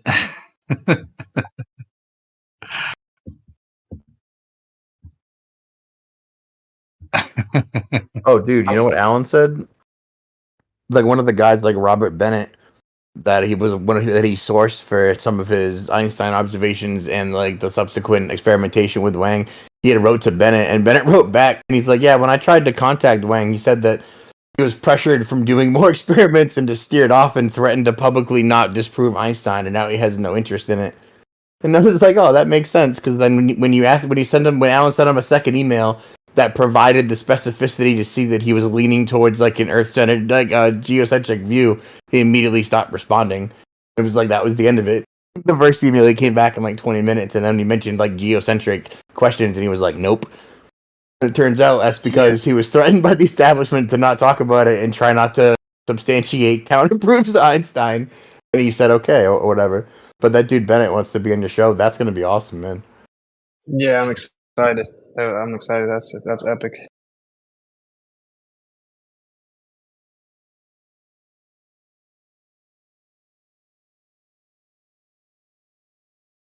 Very, very cool. It's so funny that like it's just so funny, man. Like the smartest people with like the most like impressive tests and stuff, they just find out that the Earth is not moving. And then they either stop talking about it or like go out and become a flat earther. Because this dude Robert Bennett's probably going to be on our side. He already has like the open minded enough to question it. Like when he asks someone, "Do you want to prove this?" and they're like, "No, I'll get in trouble." He's not like, "Oh," he's like, "What the fuck? Let me look into that. Why is that a thing?" That shouldn't be. That gun is a poison dart. The lethal poison then rapidly enters the bloodstream, causing a heart attack. Once the damage is done, the poison quickly, so that autopsy is very unlikely to detect the heart attack resulted from anything other than natural causes. Sounds like the perfect James Bond weapon, isn't it? Question mark. That's the one from the 60s.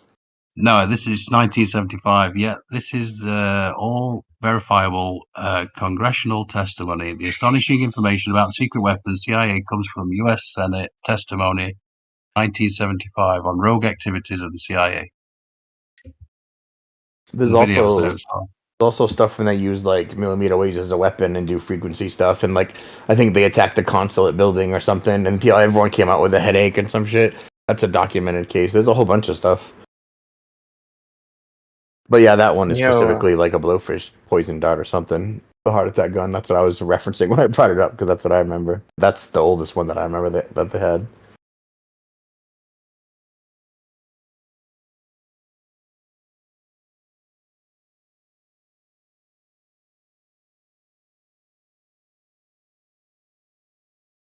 Look, Shane, we finally got a little bit of an upgrade. That's not bad. Dude, I just had to set up my home office now because I work from home and shit. But like, it was such a bitch to get a wired connection upstairs and downstairs at that speed. Because that's about what I got. Oh wait, you have 949 upload. Why would you ever need that? Because I'm tired of my stream glitching out, bro. We're going overkill, and technically it's supposed to be 2,000. No, that's more than you'll ever need for anything, bro. I would think so. Yeah, that's 10 times more than most people have on upload, but that's a pretty epic download anyway. That's such an obscene upload amount. I know, but that's why I did it, bro. Because even when I'd have like 40, dude, my stream wouldn't work. So like now we've solved that problem. Like if something happens to my stream, something else is going on. It's not the internet. You know what I'm saying? Oh, trying to. And I wanted to simultaneously stream to multiple platforms, and I could never do it. I couldn't even really run StreamYard with too much stuff going on. Yeah, not even like too many windows, just too much stuff. And like, now there should be no question as to whether or not I can upload streams live. Don't you use like a service, like a mirrored restream, something that would like you pay for that allows you multiple RMTP outputs?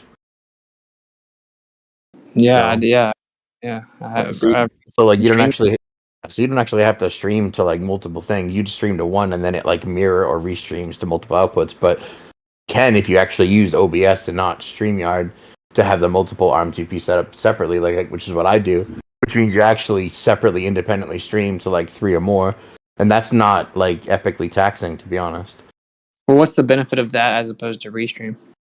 There is none. I just didn't want to pay for it. Like if you're gonna pay for a service, that's probably better. That's safer. They'll never do it. It'll be in good quality. Yeah, but what I'm telling you, bro, is when I use Restream, when I would add like Rumble to it, it would glitch it out. Like it would not run well. Really? Yeah, bro. When I do RMTP direct separate in OBS, that's never a problem for Rumble. Rumble's always the first. Never an issue. Well, I kind of gave Rumble the benefit of the doubt and just assumed that it was that I was adding another one, but we'll find out soon enough. But I mean, I'm about to call and be like, wait, what? I mean, you offer 1,000 and 2,000. Why'd I pay for 2,000? Right? Like, what's going on? Dude, you're fine. That could run like 7 families' households. Okay, well then I want my money back, and you know what I'm saying? Either I get the 2,000, or I want to pay for 1,000. Like, what do you guys think this is? But I may just suck it up and keep the 2, so I can just. Dude, how much are you paying for internet? Oh, I got a really good deal through our utility provider. Really? It's still a decent amount. I don't know what you consider a lot, but I'm paying less than I had to pay for Spectrum. Are you on like business class? What's the biggest, fastest thing you could give me? No, they offer 5 gig upload. Yeah, that's like general user nonsense stuff, right? That's what they say. I mean, my computer only does 2.5. Like my network adapter is only even capable of doing 2.5. So I was talking to Jared and Bob's son, and he's like, bro, he does all this coding and programming and gaming and stuff, and he's like, bro, 2K was overkill for me, right? Like, that's what I'm saying. That's what I'm saying. So we went to 1K, but I'm paying for this. I pay like 90 a month. And dude, I was paying Spectrum $150 a month, and it sucked. Charter Spectrum. Oh. Yeah, when $100 a month is like regular, common, everyday internet for anyone. That's not even like crazy business class premium super streamer price. Yeah, no, it's crazy. So but that's all I had. This is fiber optic, right? That's obviously why it's so much. Yeah, that's what I got. Yeah, so cool. We should be good. And I actually have like this room is a little bigger. I'm gonna even do a podcast thing here. Nice. Yeah, so the zombies need to hold off. I got some plans. You're supposed to be building a bunker like Jeff Berwick, dude. Or you gotta make friends with him and go hang out at the bunker when shit hits the fan. Yeah, I don't got money like that.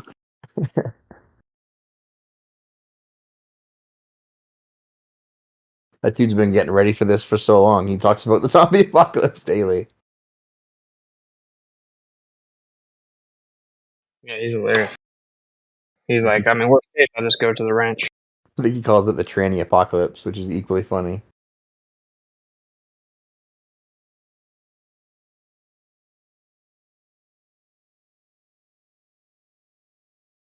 So zombies, am I right? Like, I just like do that all the time now.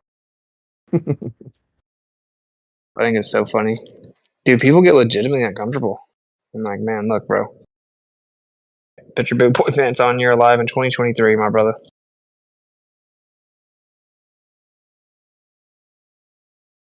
You know?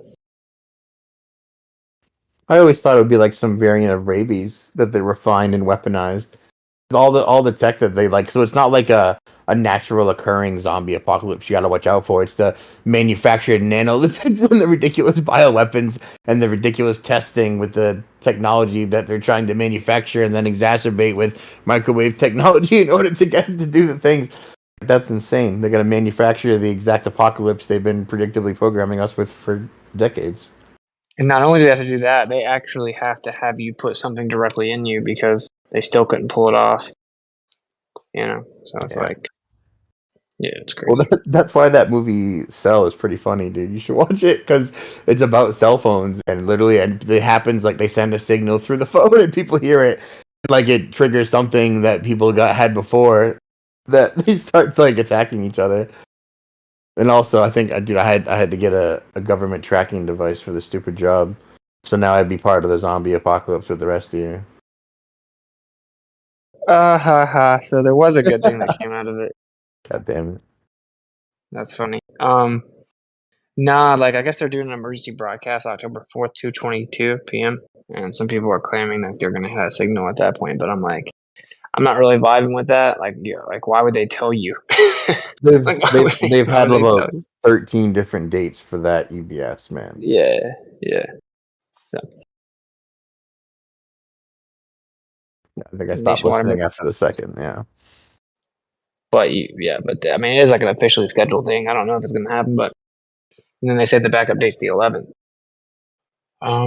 But you know that almost everyone has a Faraday cage in their house. It's called a microwave.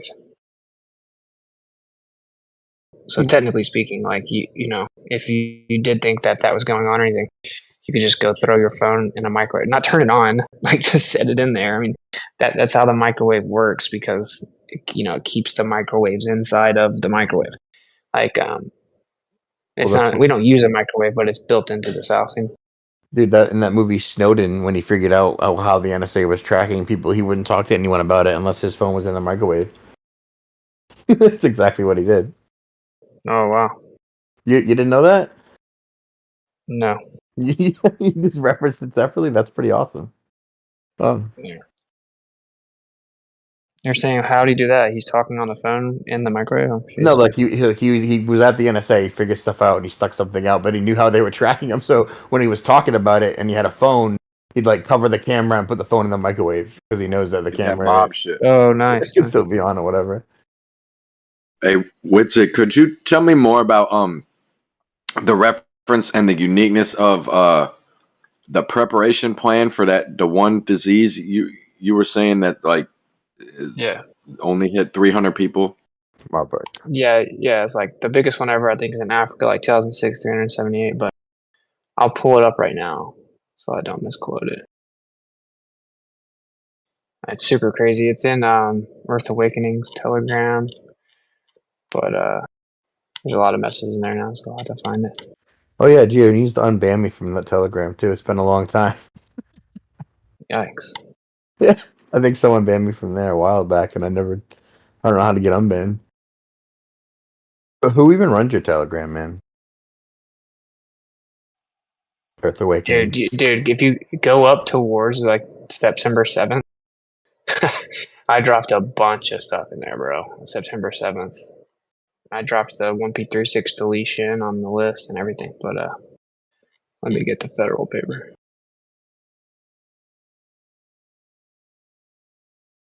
Okay, right. what folder are you saying in this Discord? No, Telegram. it's a Telegram. Where where Do you have truth Telegram? is allowed. Yeah, please tell me you have Telegram, dude. I had it on a phone. I don't know if I have it on this one. I've only used it for one group ever. I'm so disappointed in you right now. But it's okay, we can still be friends.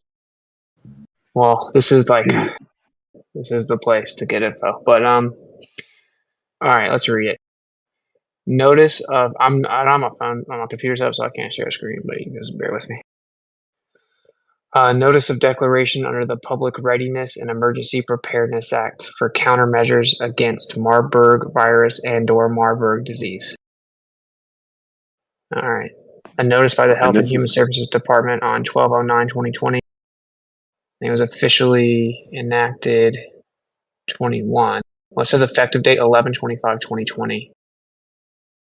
Okay, so let's come down. Is that America? Yeah. What's HHS? Okay, America. HHS is Health and Human Services Department. Yeah. All right. The Public Readiness and Emergency Preparedness Act, the PrEP Act, authorizes the Secretary of Health and Human Services to issue a declaration to provide liability immunity to certain individuals and entities against any claims of loss caused by, arising to, or relating to, blah, blah, blah. Okay, come down. There's also, these are acts that you might want to look into, right? So, the Pandemic and All Hazards Preparedness Reauthorization Act. Dun, dun, dun. Well, let me come down here. So, Marburg disease is a severe and often fatal illness in humans caused by Marburg virus, a group of filoviruses of the same family as Ebola viruses. Marburg disease is a highly virulent, cool story, disease that causes I always don't know how to say this word, but like hemorrhaging? No, but it's like HEMORRHAGIC, like hemorrhagic. What is it? Yeah, I don't know. Hemorrhagic. Hemorrhagic. Yeah. Hemorrhagic. Whatever. It's obviously like Hemorrhagic. Bleeding and hemorrhaging. So that causes a hemorrhaging fever, with a case fatality rate of approximately 88%. Humans can become infected with Marburg viruses, but it is largely unknown how Marburg virus transmits from its animal host to humans. Oh. For previous cases, unprotected contact with infected bat feces or aerosols was deemed the most likely route of infection. After the initial crossover of the virus from host animal to humans, transmission can occur through person-to-person contact. This may happen in several ways: direct contact to droplets of bodily fluids from infected persons, or contact with equipment and other objects contaminated with infectious blood or tissues. The virus can spread. Okay, so then anyway, so it talks about that. It talks about how it was first discovered in 1967, and how really the biggest case ever. There's 435 total reports ever. The biggest one, 366 deaths. Blah blah. Okay, so then you come down to the description. Go ahead. Okay, thanks for pausing. Is all that, was that all still under that PrEP Act thing, or was that snippets from other editorials or something? No, this is all in this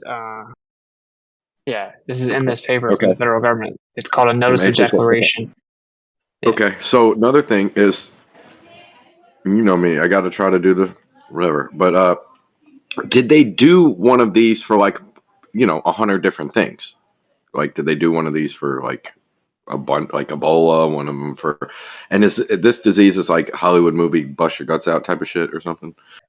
Well, yeah, I mean, it's hemorrhaging. It's like everyone's bleeding from other orifices. They're vomiting and diarrhea, and they lose color and all their skin. This is interesting that they did this, obviously, but it's like, do you think that they just were covering their bases and they made like 100 of these declarations, or is this one of the only ones to make it unique? Yeah, I don't think so. Okay. Yeah.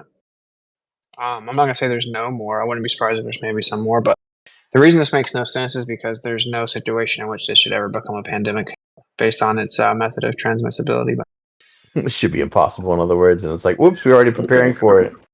Yeah, exactly. Determination of public health emergency or credible risk of future public health emergency. Before issuing a declaration under the PrEP Act, which this is not the PrEP Act, this is just declared underneath the PrEP Act. The secretary is required to determine. Okay, the determination is separate and apart from the declaration issued by the secretary that a disease or disorder presents a public health emergency, including significant outbreaks of infectious diseases or bioterrorist attacks otherwise exist, or other declarations of determinations. Well, so why does this even apply? Like outbreaks of infectious diseases, anyway. So it says here, accordingly, in Section 1 of the Declaration, the Secretary determines that Marburg viruses and Marburg disease are a credible risk such that Marburg disease or Marburg viruses may in the future constitute a public health emergency. All right. Section 2. Section 2, factors considered by the Secretary in deciding whether and under what circumstances to issue a declaration with respect to a covered countermeasure. The Secretary must consider the desirability of encouraging the design, development, clinical testing or investigation, manufacture, labeling, distribution, formulation, packaging, marketing, promotion, sale, purchase, donation, dispensing, prescribing, administration, licensing, and use of the countermeasure. Countermeasure obviously is just countermeasure. Yeah, so like anything they're going to do to supposedly combat it. Right, and they're saying, okay, slow down and do that one again, and then please, and then the one right before it, they were saying they think it could be a viable threat. Did they cite any sources for that or anything? No, they just say that that the secretary determines that Marburg viruses and Marburg disease are a credible risk, such that Marburg disease or viruses may in the future constitute a public health emergency.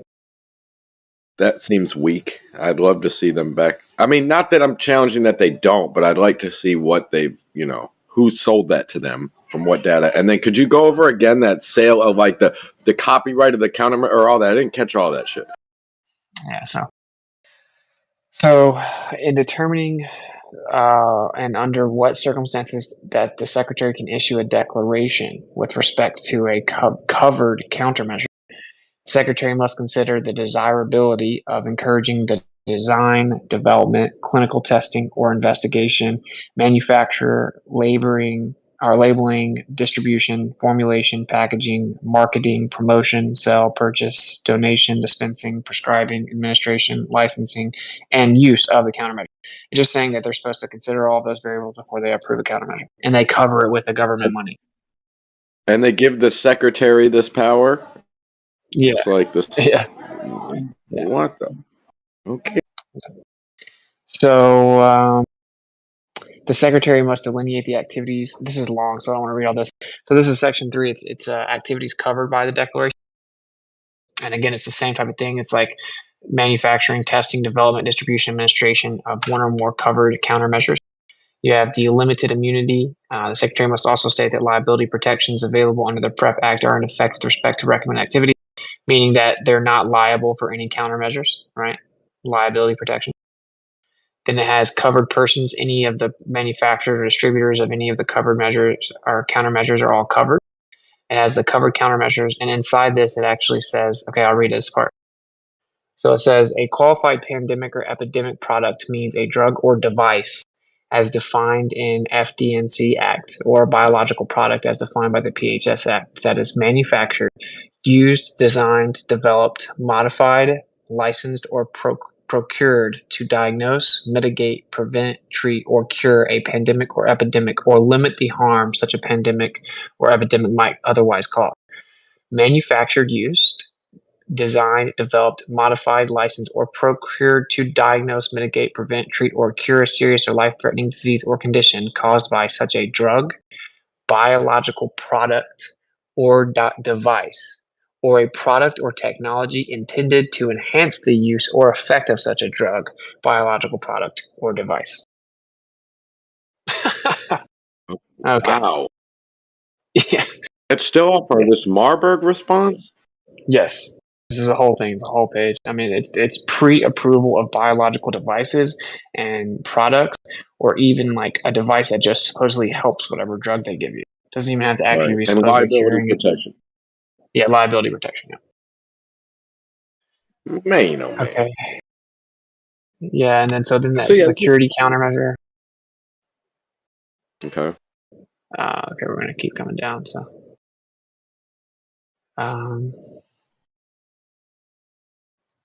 there's a lot. Obviously, you can understand why I'm asking. Like, obviously, if they did this for like a million different things, it makes this less unique. You know what I mean? Even though it's like a weird, random thing that's probably unlikely, but they're saying the secretary said maybe it's likely. Like, this. Well, the reason any that chance, it's weird is because when in a test that they actually remotely activated nanoparticles to release pathogens, this is one of the irises that they put in it.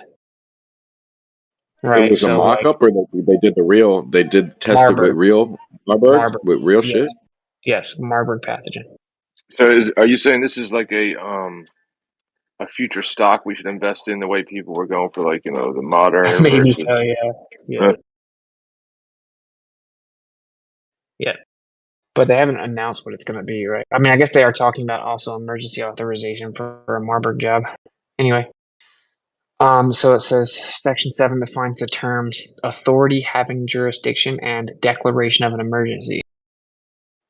We have specified in the definition that authorities having jurisdiction include federal, state, local, and tribal authorities and institutions or organizations acting on behalf of those governmental entities. Sounds fun, man. And then it says liability immunity is afforded to the extent that they obtain covered countermeasures through voluntary means.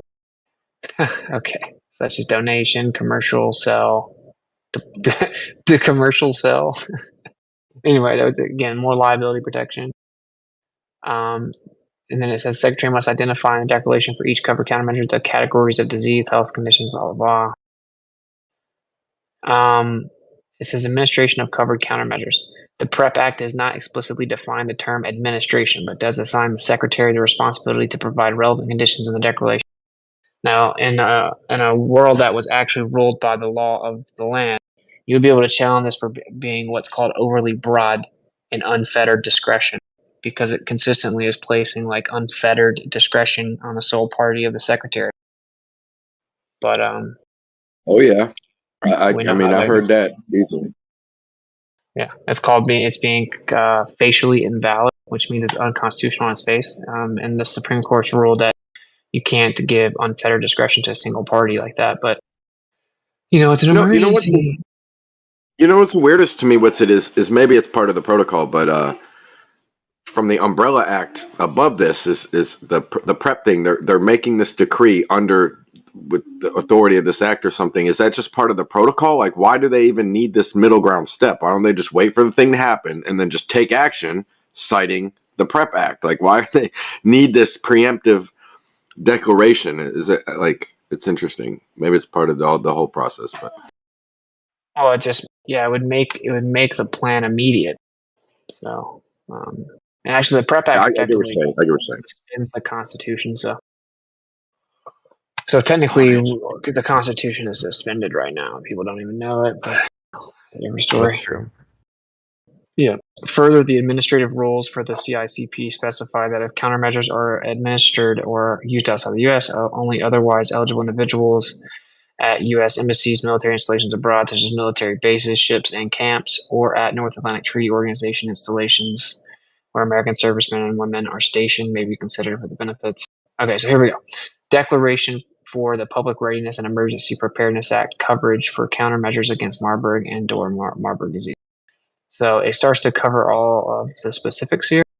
It has the determination. So here's the secretary. Determination of public health emergency.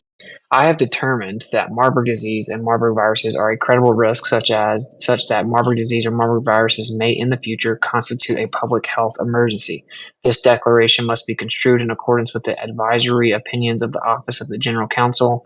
I incorporate those advisory opinions as part of this declaration. This declaration is a quote-unquote requirement under the PrEP Act. Factors considered. I have considered the desirability of encouraging the design, development, clinical testing, or investigation, manufacture, labeling, distribution, formulation, blah, blah, blah, sell, dispensing, prescribing, administration, licensing, and use of the covered countermeasures. I recommend, under the conditions stated in this declaration, that the manufacture, testing, development, distribution, administration, and use of the covered countermeasures. Then it says liability immunity as prescribed in the PrEP Act and conditions stated in this declaration is in effect for the recommended activities described in Section 3. So all the biological countermeasures are unlimited freedom of liability, which is not suspect at all. Covered countermeasures. Covered countermeasures are any antiviral, any other drug, any biologic, any diagnostic, any other device, or any other jab used to treat, diagnose, cure, prevent, or mitigate Marburg disease or the transmission of Marburg viruses or a virus mutating therefrom, or any device used in the administration of any such product.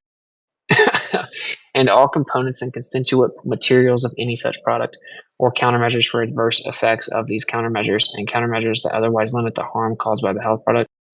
Covered countermeasures must be, quote, qualified pandemic or epidemic products or security countermeasures. See, they're so smooth, bro. Security countermeasures makes it incredibly broad. Or drugs, biological products, respiratory protective devices, or devices authorized for investigation or emergency use, as those terms are defined in the PrEP Act, the FD&C Act, and the Public Health Service Act.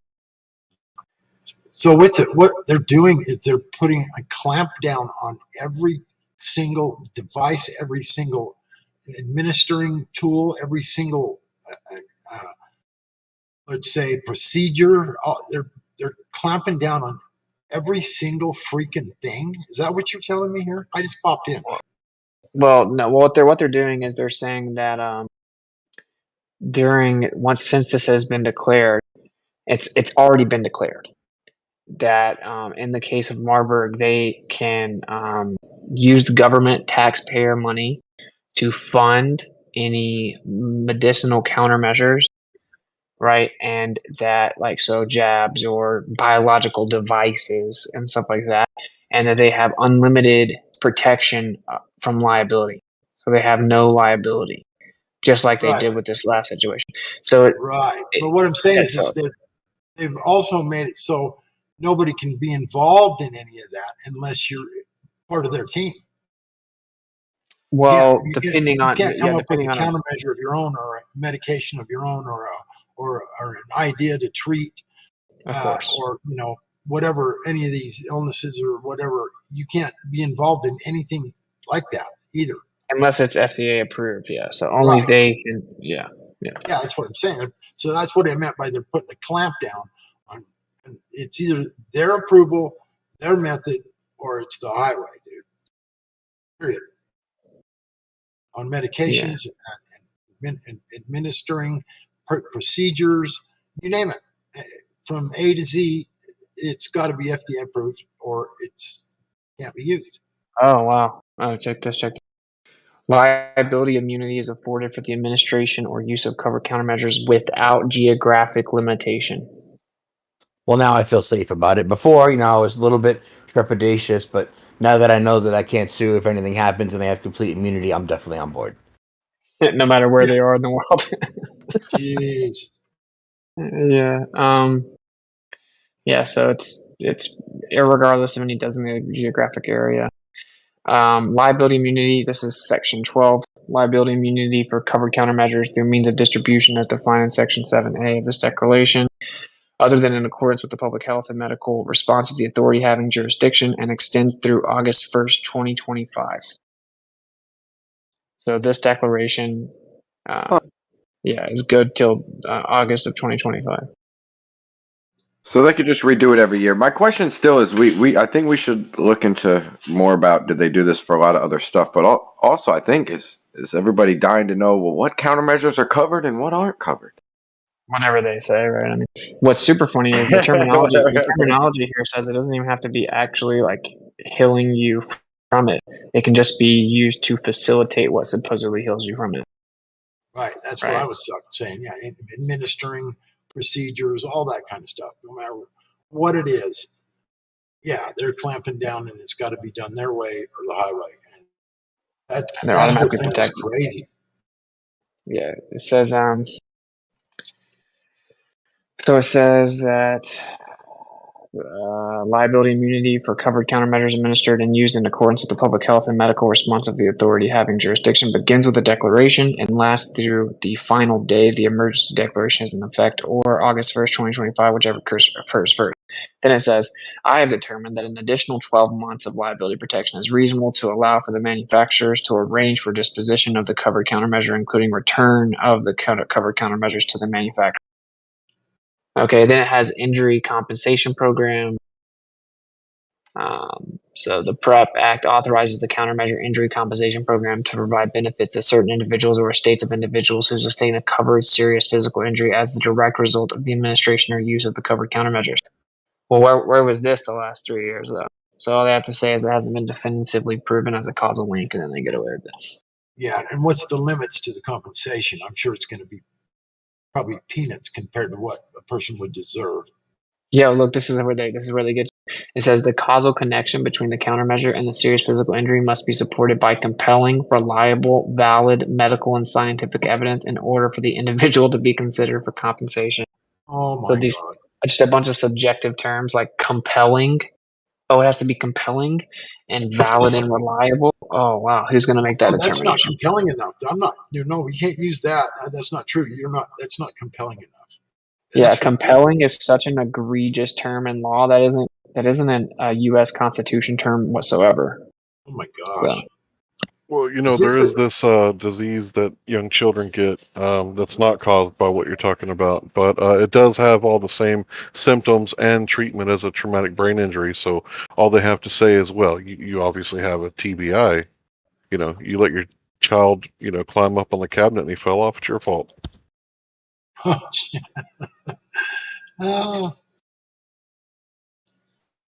I guess I'll try to find other declarations under the PrEP Act for specific illnesses. But I just find it interesting that this was just slid through right after, a few months after the whole situations popped off, right? So because it was put into effect on December 25th, 2020. Oh yeah, But right on time. Yeah. Let me look and see what else there is. I could see it being another play for like just a big money play to make something, and this time it being scarier than last time. For like this is a more serious, like your guts are going to blow out type of situation. So there's that. Well, what if you actually see people on the streets bleeding though? Like imagine people actually bleeding from their orifices, and like it's like an 88% mortality rate, and people get like progressively crazy, erratic, and aggressive because that's what the illness does. So like, yeah, Bill Gates would be right. I mean, that would get people's attention. Yeah, I mean, they were scared of the air because CNN told them that the air was going to kill them, and then rebranded the illness that's been here for a century. So imagine something actually happening. Sounds like the zombie apocalypse to me.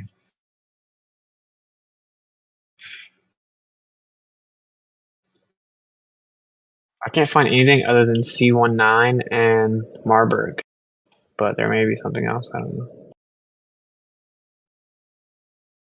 I'm trying to, just go over like, well, damn, isn't this like a little too serious of a play? But maybe not. I mean, not with all the, they've done plenty of brainwashing.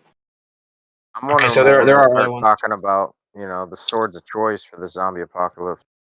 There are other ones. It's smallpox, mpox, orthopox, Marburg virus, Marburg disease, Ebola, nerve agents and insecticides, and Zika. So there's 1, 2, 3, 4, 5, 6. And a new one on the way. But the point is that Marburg was tested, dude. It was tested in nanoparticles. So was Ebola, though, by the way. I'm pretty sure Marburg is easily curable with antibiotics, though, which is one thing that they're not letting people know. And chlorine dioxide and stuff, yeah. Like the military. Yeah, so it'd be a pretty bad one to start a worldwide thing with. But clearly, when people don't really know what the cure is, yeah, you'd have to have the stuff beforehand, right? So not only would you have to figure it out, but it's such a rapid progression of the illness that you would have to very quickly utilize it either as a preventative or immediately. Because the military documents are like, oh, if you catch it soon enough, then like they actually suggest chlorine dioxide. That's what's so funny in certain military documents. But it says like after 3 days when you start really seeing the symptoms, and you don't have long after that before it's like too late. and obviously it wouldn't be a surprise that they haven't been trying to genetically manipulate it as well to make it How more soon do you viable. have to start using chlorine dioxide before it's too late? Just a few days after you get it, So it's like after like 10 days, you're like almost done pretty assuredly. Yeah, but it says like 3 days is when you really start seeing the symptoms, and then I think it suggests application up to 5 days. I mean, it says to give it no matter when, but the efficacy drops significantly after like 4 or 5 days, I think. Now what type of chlorine dioxide are they talking about? The oral administration, or are they talking intravenous administration of the gases once it gets absorbed? I think it was oral. Was it? Okay. Yeah. Yeah. They've taken pretty much the stuff off the market. It's really hard to get the components to make your own chlorine dioxide. In fact, I think they've pretty much made it almost impossible to get. If you don't already have it, that's going to be sad because. Well, check this out, right? So at the end of that paper there, it talks about amendments. So let me read the very end of it. It says, Section 15, Amendments. 42 USC 24-7D. Amendments to this declaration will be published in the Federal Register as warranted, which is where I'm reading this from. Now look at this. I just found C19, and here are all the amendments since March 17th, 2020. There's 1, 2, 3, 4. Wait, there's 11. They made 11 amendments to the PREP Act during the last 3 years. So they just keep making it more and more egregious and claiming it's it's required for safety. So what's I'm gonna drop this link as well. What's the name of this new illness? This one I was talking about is It's called Marburg. Marburg. Yeah, and that's the one you can cure with chlorine dioxide. Yeah, but I mean, I've never heard of any biological infection that can't be treated with chlorine dioxide. So. Isn't it like hemorrhagic fever, hemorrhagic fever? I mean, whatever it's called. I can't pronounce it right. Yep. Yeah. Word. Okay. Just making sure. Hemorrhagic. Yes, that's the proper pronunciation. We looked it up. Hemorrhagic. Everyone say it with me. Hemorrhagic. All right, we're good. It's a terrible word.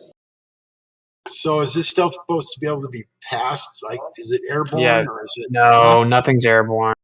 Direct contact with bodily. Well, I know. I know nothing is. I'm just wondering what they're saying. Direct contact with bodily fluids. Okay. Yeah, you guys want to see a really cool picture from the CDC of that? Yeah, what is it? Dude, I swear on my zombie stream, people are gonna get mad at me. Here, I'm about to drop it. For real, people are gonna get mad at me. All right, there it is. Yeah, I've seen that one. It looks like a comic book for adults. It's like, here you go. Yeah, here's a FEMA one. This is an actual article. Where are you putting this? Because I'm having a hard time clicking on the live stream text. Now, only some of it, right? You're gonna have to go to the Telegram to get like some of the real gravy, but. And did you know that they also Amazon also released a a clause to their terms of service about zombies back in the day? No, what was it? I'll just read it. It's almost comical. The cover story is that has something to do with the video game or something, but it says clause 5710 states, quote, "This restriction will not apply in the event of the occurrence certified by the United States Centers for Disease Control or successor body of a widespread viral infection transmitted via bites or direct contact with bodily fluids that causes human corpses to reanimate and seek to consume living human flesh, blood, brain, or nerve tissue, and is likely to result in the fall of organized civilization." Dude, highly. the Amazon one with. So now they're talking about reanimation of dead people. Yeah, I mean it's what Amazon said. Bro. Yeah, apparently they claim that to be a joke, but the problem is that you don't put jokes in legal binding contracts. You wouldn't think so. And wasn't it from 2012 or something? Didn't they do some actual like they did drills and shit? I don't know. Oh yeah, that's different. Yeah, this was Amazon, but they've done actual zombie preparedness drills in the military and everything. And there's what's crazy is the CDC had a whole website dedicated to it for 5 years.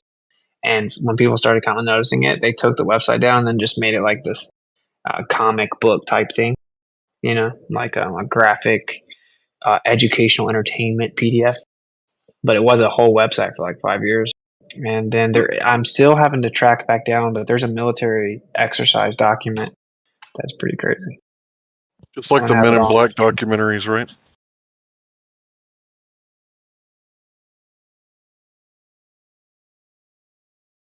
Do I? The Men in Black documentaries. Remember, they went to the guy and they were like, "We need to see the documentaries," and he was like, "This is real," and they were like, "No, you're a conspiracy theorist." And they were like mock-up documentaries that was like the actual history of the Men in Black. It's an old movie. Sorry. Hey, how do we pronounce the word again? Hemorrhagic. Hemorrhagic fever viruses as biological weapons. This is a medical and public health management document. And says the objective is to develop consensus-based recommendations for measures to be taken or whatever. The conclusions here: weapons disseminating a number of HFVs could cause an outbreak of an undifferentiated illness 2 to 21 days later, associated with clinical manifestations that could cause rash, hemorrhagic. I'll never pronounce it right. Fight me. What is it again? What is it? Hemorrhagic. Hemorrhagic. Okay, okay. Homosexual, and then it sounds like diathesis and shock. The mode of transmission and clinical course would vary depending on the specific pathogen. Diagnosis may be delayed given clinicians' unfamiliarity with these diseases, heterogeneous clinical presentation with an infected cohort, and lack of widely available diagnostic tests. Initiation of ribavirin therapy in the early phases of illness may be useful in treatment of some of these viruses, although extensive experience is lacking. There are no licensed jabs to treat the diseases caused by HFVs. I'm just going to start calling them HFVs.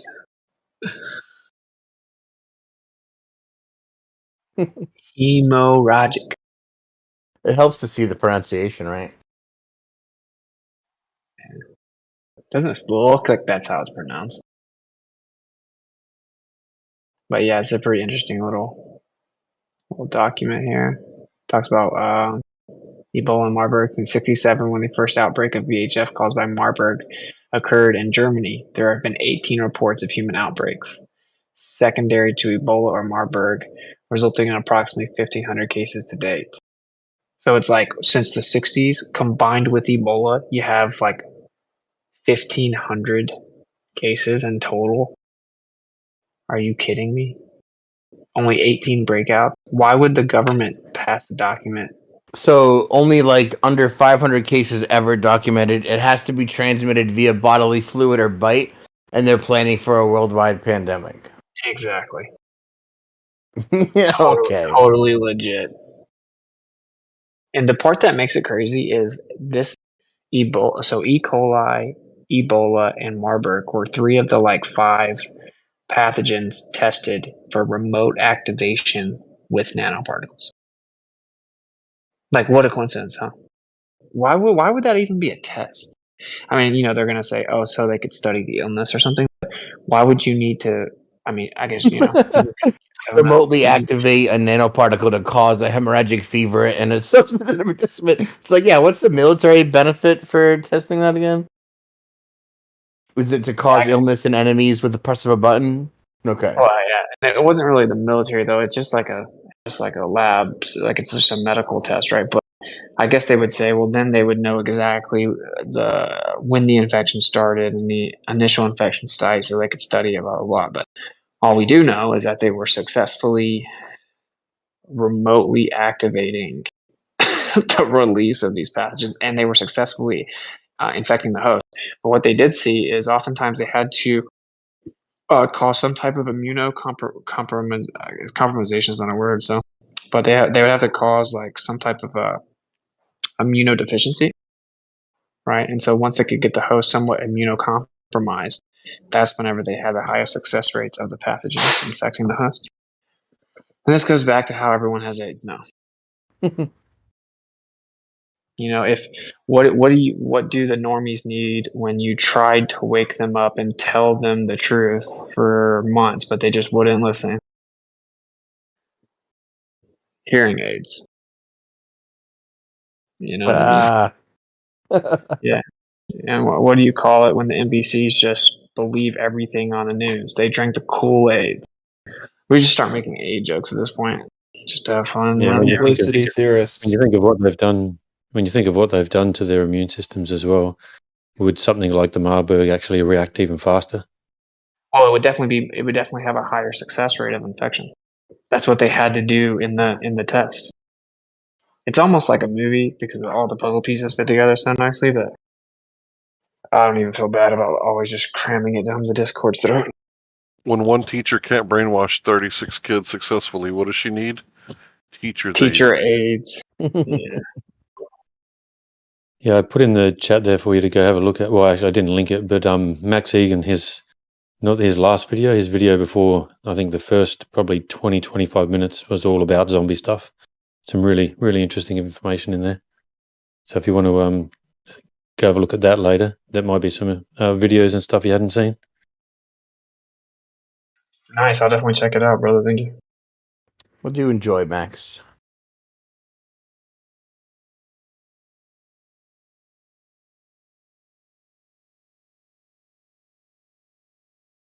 Before his Well, weird what's foot. it? I was interested in some of the connection of some of the material and the ideas of the end games or whatever or exercises that you think are afoot, and then also I'm sure you're plenty familiar with the fact that whenever you reference the Amazon thing, they fucking cackle like little girls, and then also as far as what we can do for stuff like this, so the privatization or the corporate structure of kind of the society we live in, the owners type of situation. What can we do?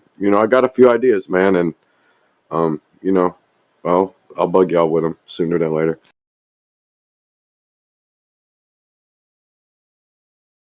I posted Give me in a the second. chat a possible cure, like holistic cure for hemorrhagic fever, and I guess it also helps with like smallpox and monkeypox and a bunch of different shit that's all connected to each other in a weird way.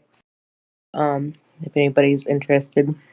So I actually looked this stuff up a couple years ago because I thought it was gonna come out a couple years ago. The whole Marburg shit, I thought it was just gonna be like way sooner. So I'm actually like I bought this stuff. It's like probably a year and a half ago. It's been sitting in my little, all my like oils and all my shit that I have. I forget what they call that. My little medicine cabinet. And I'm like, oh, one day maybe if I need this, and I'm like, oh, I already got it. Sweet. So if anybody is interested in not supporting like ivermectin or whatever they're going to claim, because they're going to have something that's going to come out that's going to be owned by Merck or one of these companies, and they're going to be like, and all the conspiratards are going to be like, oh, buy a bunch of this shit. And it's like still promoting the same companies and the same garbage, So this is a flower, apparently, a plant. So they can't, they can't patent it, and they don't sell it because they won't make money off of it. But yeah, I just tagged you what's it in it. So if you wanted to look that up later.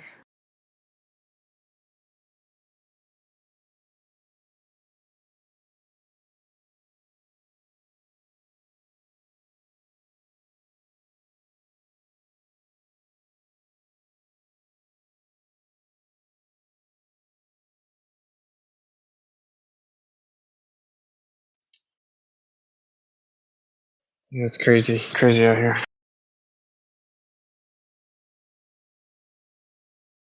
This is the reason I keep talking about it too. Is like, yo, if you know some people, man, be like, you need to detox from heavy metals because they need these heavy metals, for this stuff to really work, and it may flush nanoparticles out. So.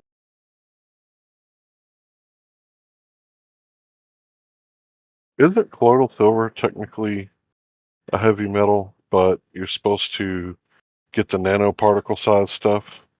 So you're supposed to filter it with like a non-bleach coffee filter or something?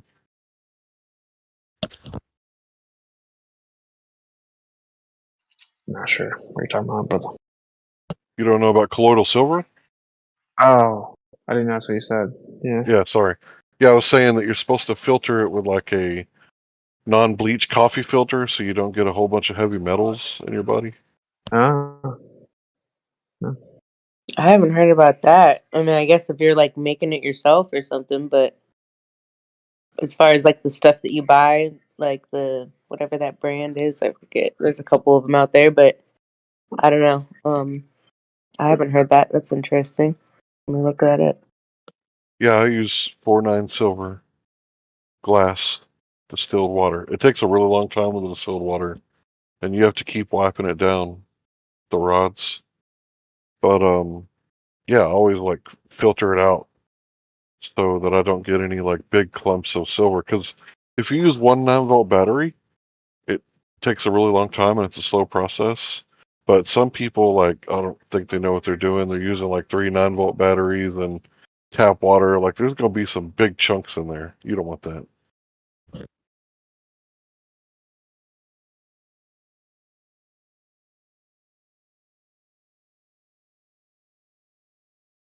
Yeah, I keep forgetting the word. It starts with a Z. That's supposedly good for heavy metal detox, like zeolite or what's it called? Yeah, zeolite. That's one of them. I heard like cilantro, and there's like a few other what is it? Something basil, sweet basil, or something basil. As far as Oh like wow, nice. herbs go, I'll find there's like a whole little like map of shit. I'll find it really quick and post that too. And I guess shilajit, if that's how you say it. But if there's natural herb, that's always best, probably. Did you guys read my American Dog King theory? No. You mind if I go over it real fast? It won't take but 60 seconds. You got it, brother. The Scandinavian kings had a tradition around the 9th century. If one king vanquished the other king, the winner would crown his favorite dog as the new king, much like Caligula showed his reverence for the Senate by appointing his favorite horse to be a senator. So I said all that to say this. I'm pretty sure Kamala Harris could not run a lemonade stand with step-by-step instructions. And as for Creepy Joe, we all know that he's the globalist's favorite dog. Welcome to the era of the American Dog Kings.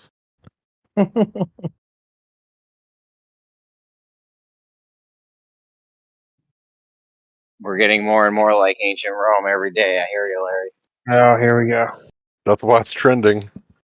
He brought it up. He brought it up, dude. I mean, I'm not, Here we go with the homoerotic obsession with Rome. Wait, why is it gay? Wait, why is it not gay? Let's start Why is there. Rome gay, or is Jeremy's specific obsession gay? I'm not sure what you're saying. Well, I think if you think about Roman soldiers every day, I mean, it's kind of gay. Are you basing this off the show Spartacus by any chance? Well, no, I'm Love just that saying, show. That show's awesome. You know where it's coming from is that it's going viral to walk up to your husband and say, "How many times do you think about Rome a day?" And that's where this all stemmed from. The Roman Empire, yeah. Yeah. The fact that every dude's answer unknowingly is like at least every day is kind of pretty telling regarding brainwash. I now dispute that Rome ever existed. You know how they say all roads lead to Rome? Actually, all roads lead to Babylon because that's where Rome came from. Thank me later. I think they all lead to Samaria. That's where all our shit came. Is Gilgamesh on his way back? That's what I want to know. Good question, bro. Probably. Yeah. Gilgamesh, Nimrod, tomato, tomato. The one that Same was, dude, ain't it? is, and is to come. Yeah, Yep. same dude, yeah. Suffered a mortal headwind. Yeah. When they went over to Iraq to do the weapons of mass destruction search in Iraq, the very first thing they did when they got there, they went to the museum and took the remains of Gilgamesh. They were the first things that the Americans stole from Iraq. They went to some museum, historical museum, and stole the physical body remains of Gilgamesh. Wonder why they did that. Yeah, that's definitely the story. Genetic fucking generation, or I don't know, cross pollen. I don't know what they're doing, but they're up to some no fucking good. You know what the Bible says? Like they had a mummy. We went and stole a mummy. Yeah, supposedly, yeah. Yep. What were you just about to say? What's it? It says whenever they say, "Look, he's over there," or "Look, he's in the desert," do not pay attention. It's a deception. Right. That's in the Bible. Yep.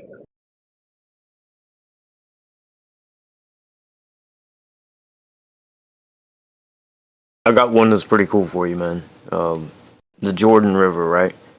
So Jordan means to descend down, and of course it goes down into the Dead Sea. Jordan. So the word Dan is God will judge me. Now, when the priests stepped foot in the Jordan River with the Ark of the Covenant, the water receded all the way back to a city called Adam.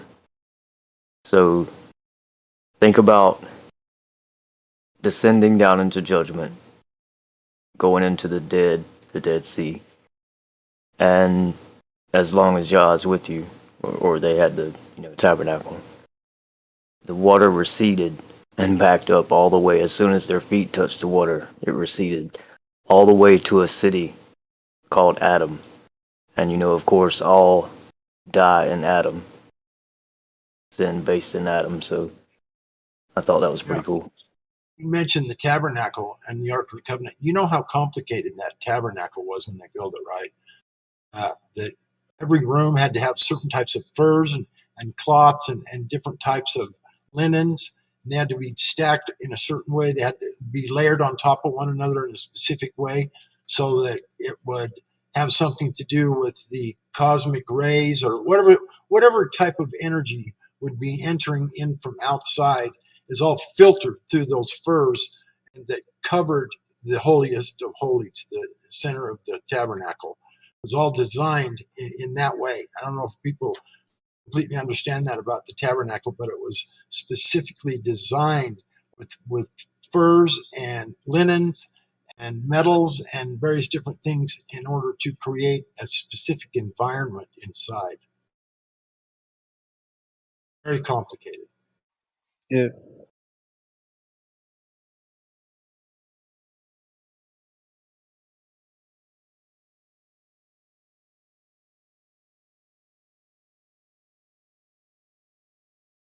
Remote controlled zombies, though. Am I right? Yeah.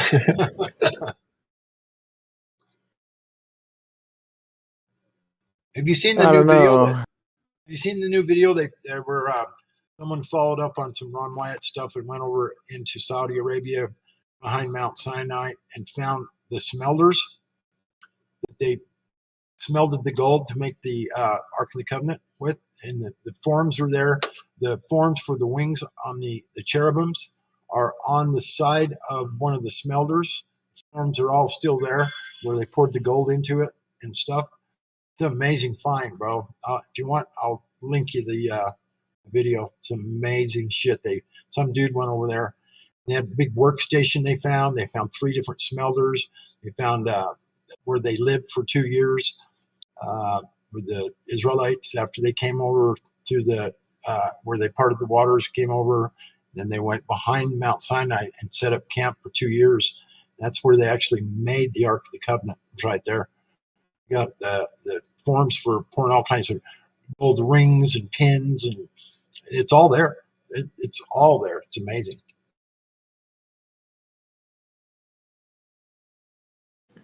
If no one's seen it, I'll drop the link or whatever. But amazing shit they found. I mean, and it's obvious what it is when you see it. But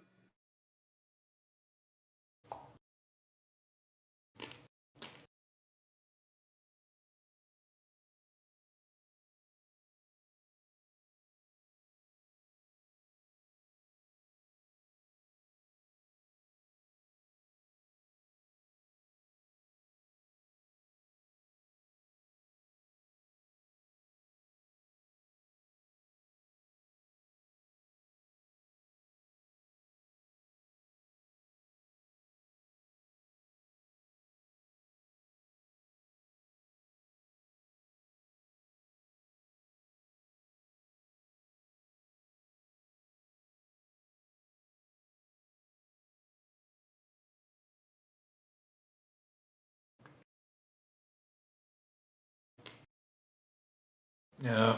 How many white swans does it need to have a globe?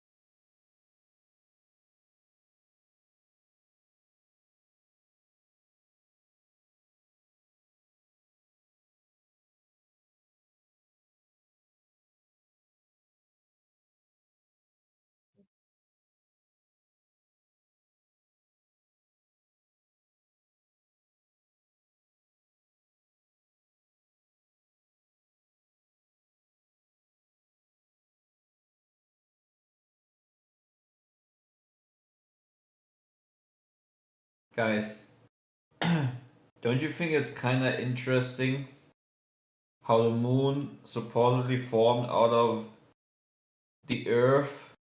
So mass from the Earth somehow made the moon in a perfect spherical shape, while the Earth itself also turned back into being almost a perfect spherical shape. Like, can anyone like wrap their mind around how silly the idea of this story is? Or is it I only put the me? link in. I put the link in the live stream voice text if anybody's interested in that. What I just talked about that they found behind Mount Sinai. Anyway, in their metallurgy site.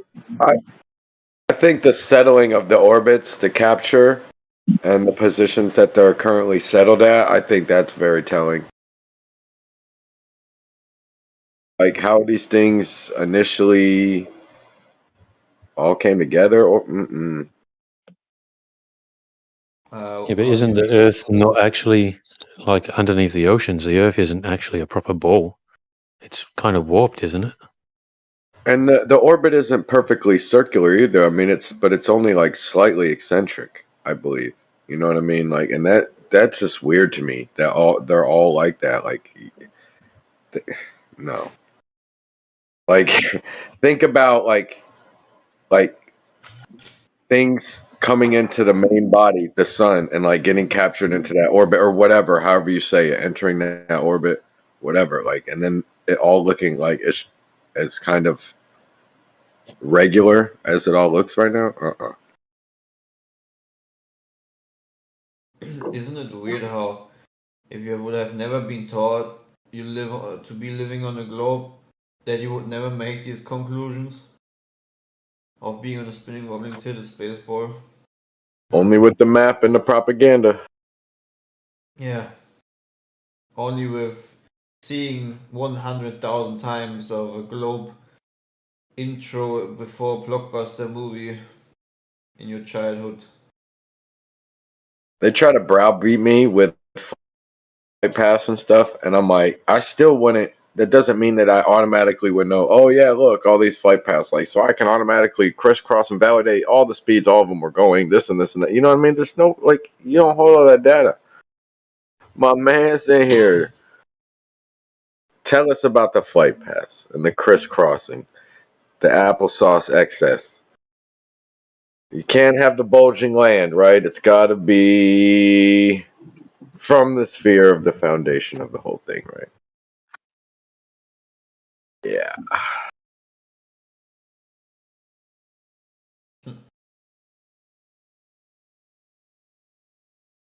Bringing the globies to the stage. Makes a lot of Yo, sense. you Just let me talking about them. down earlier, man. You gotta stop running away, bro. Like, you gotta stop running away, man, I have when other you're up stuff. for the I got other challenge. stuff. I got other stuff I got to do. Okay. Okay. He ain't running. He's falling off. It's called falling off. It looks the Okay, dude. same, but it's not. Listen to me. I don't know what you're talking about now. But I'm glad you don't have food in your mouth this time, Don. The last 5 times I've heard you talk, you've had fucking something in your mouth. Made me worry about your health. But what are you talking about now? Real quick, was talking about. Go ahead, Norm.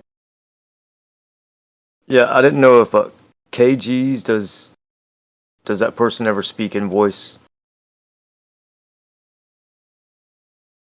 I guess not. If you're out there, KGs, if you'd ever like to debate that topic, I would be ready anytime. Or they text me. Do you think they can tell that we're listening, or do you think you can tell that they're listening? Make sure you text challenge them. There are many Mr. Smiths in the text chat. They're not here to debate.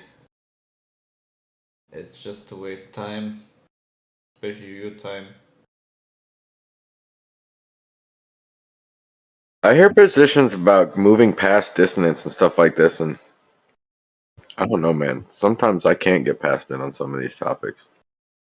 It's just like I try to make it a healthy conflict, you know?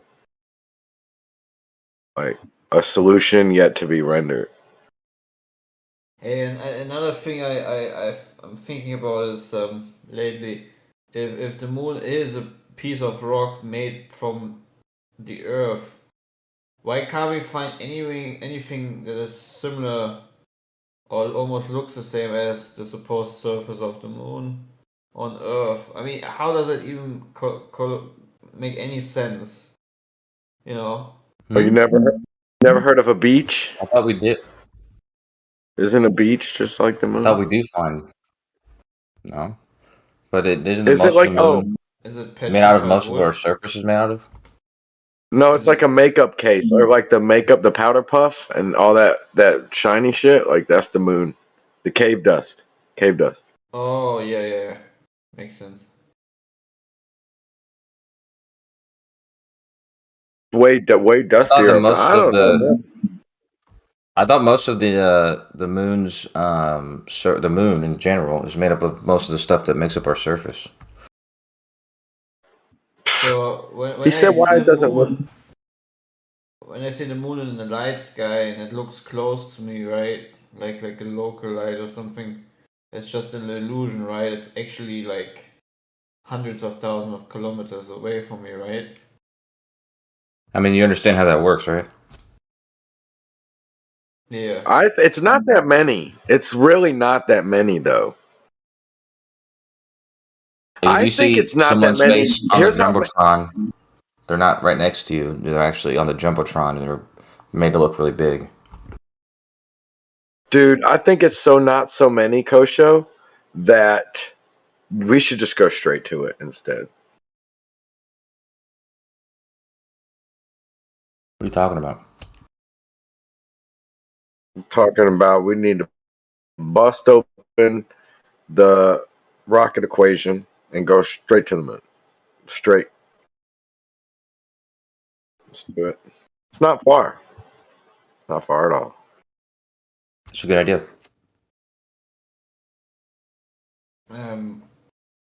Is the I know how to do it. You guys ready? You guys ready? I know how to do it. I don't think that the extra weight that I'm about to add is gonna outweigh the amount of fuel that's gonna get that. Maybe not. Maybe y'all help me. Because they say the amount of fuel you can take, right? Like it matters, but I think don't they talk about the equipment? And then maybe y'all can help me talk about they're really not taking the fuel or not, you know what I'm saying? But what if we just like put a big ass hose on the rocket all the way to the moon, bro? And instead of having people calculate all that shit, like all the people calculating, we could just act like we building the freaking pyramids and build the hose. You know what I mean? And then we could give it unlimited fuel. And, you know, it could be like the umbilical cord. Umbilical cord. Well, can't you just like split an atom and then have a giant friggin' explosion? Go to the moon with it? No, not really. You know, just like chop an atom in half and boom, you got a giant explosion. It's not that big of an explosion. Oh, it's not? No. How big of an explosion is it if you chop an atom in half? Pretty small. I don't even think you Small? notice it. You Yeah. wouldn't even know. Huh. Well, how did we get the? Split I mean, how big is one of those? What's up? They set off a chain reaction of an entire mass of let's say uranium, for example. It's a chain reaction that will set off a bunch of it will split a bunch of atoms like simultaneously or in short succession. Yeah. Well, all right. How much is that bomb weigh? Well, how much was big boy, little boy, or big girl, little boy? What are they calling them? Fat boy, little girl. What are they called? Fat boy. I don't know. Fat man I or figure little boy? if you let that off behind your ship and use that to propel yourself, wouldn't you like get a lot of bang for your buck there as far as weight goes? Oh yeah, I Megas think you're of on tons. something, man. I'm pretty sure most probes do that. Most what?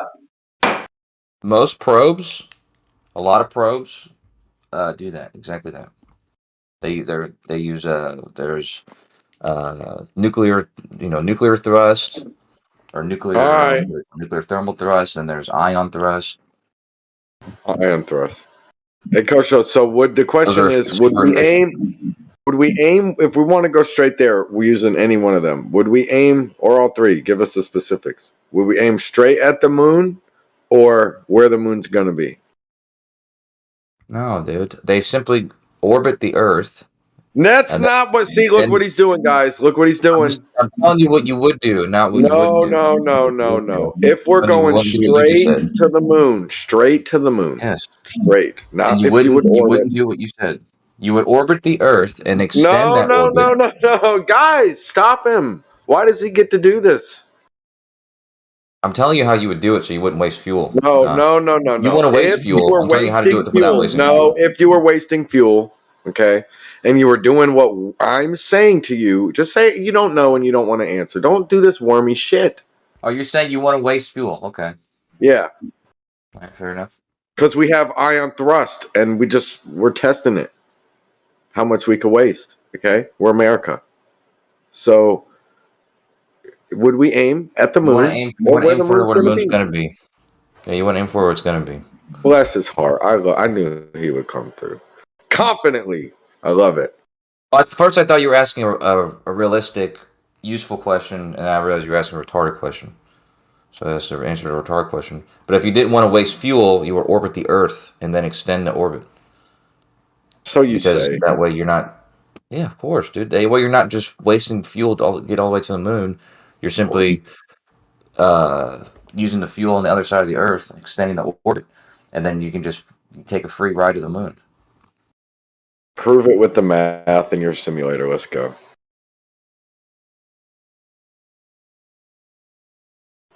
Didn't they say Kerbal's still working on getting it right? Like, do they not have who's the go-to software program of exactly perfect replica of spaceflight stuff? Do they have that video game, Kosho? Which one is it? I think it's a bunch of black ladies. Is it private? Right? Is it private NASA stuff? You can't get it. Is it SpaceX stuff? Does SpaceX even have that video? What's you know how they have flight simulators and they all, of course, pretend that it's a non-rotating Earth. Maybe the map will be a sphere in there. I'm not sure if the maps are even big enough in the flight simulators. But regardless, they're awesome and they perfectly can teach you how to fly exactly as if it's like real life, but maybe the graphics aren't different. You know what I mean? Or little stuff, but it's like the math is exactly perfect, almost a physics in reality. Do they have this video game of the space area? I got several games like that. The Kerbal Space Program. Which is the perfect one? Everyone already knows. Kerbal 1 is perfect. It's perfect of the physics. All right. Astronauts even say that that playing that game can give you an intuition for exactly what it's really like to try and navigate to some celestial body, getting off the Earth and all that kind of stuff. Let me look it up real quick because I don't know, man. You might be trying to do the fast one again. It's not what I remember when I looked it up. Let me go back to my source of the actual publisher. There's another game called Space Flight Simulator, and it's free on your phone, and it's on PC now too. Although I don't think it's free. But anyways, it's like a poor man's what's the other game? Kerbal. And I think that it gave me an intuition for orbits, and for getting to the moon and all that kind of stuff.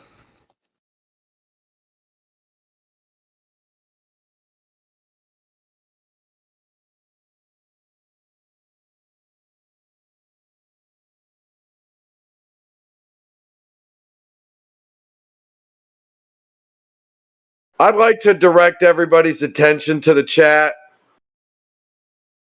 Kosho, I'm not good enough to know what this is saying. Okay, make sure. Are you still going to stand behind what you say after this? Because this is exactly what I remember, Kosho. Okay, I'm not going to waste time going deep into. Just tell me if I'm on a wild goose chase or not, guys. Did you post something in text chat? You mean in your conversation about orbits going to the moon? Ah, nice. Okay, yeah. Look, I'm You having may be fun in a because it bit was of a goose quiet in chase. here. Yes. It was quiet in. Yeah, I highly challenge why we're not all over the moon if we're really at the moon, and they have little stage shit looking like it's on the moon. Little staged ass shit all the time when it's there. Little staged looking shit all the time. I just want it to be a cooler show, man, if it's for real. So, Kosho, read that shit. What do they talk about is good enough? What do they talk about this, and that, man? What, Weren't they supposed to why they have a dissing on your Hilton? boys? Weren't they supposed to have a Hilton on the moon by like 2012 or 20 something?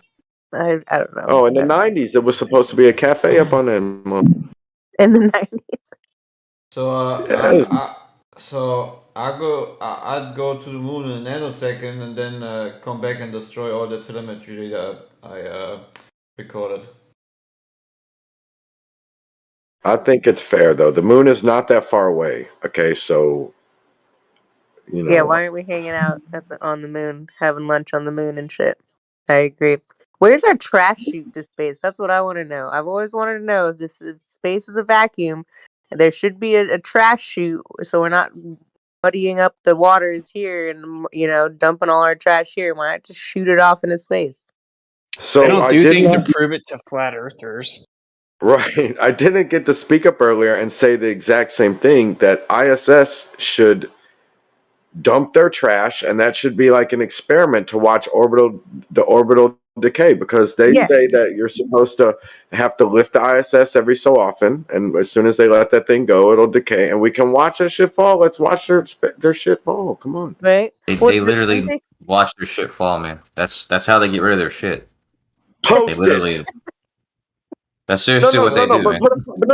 but put a camera on it. Put cameras on it. Yeah, And show it. They could put cameras on other stuff apparently on the rover and all this other shit. So I mean, they couldn't film the ISS building itself, so they're not gonna film. Like, didn't they also spend like so much money to send lemons and like a couple costumes up there or something? Like, why couldn't they fill a rocket full of like nuclear waste or whatever and just shoot that off into Right. up there?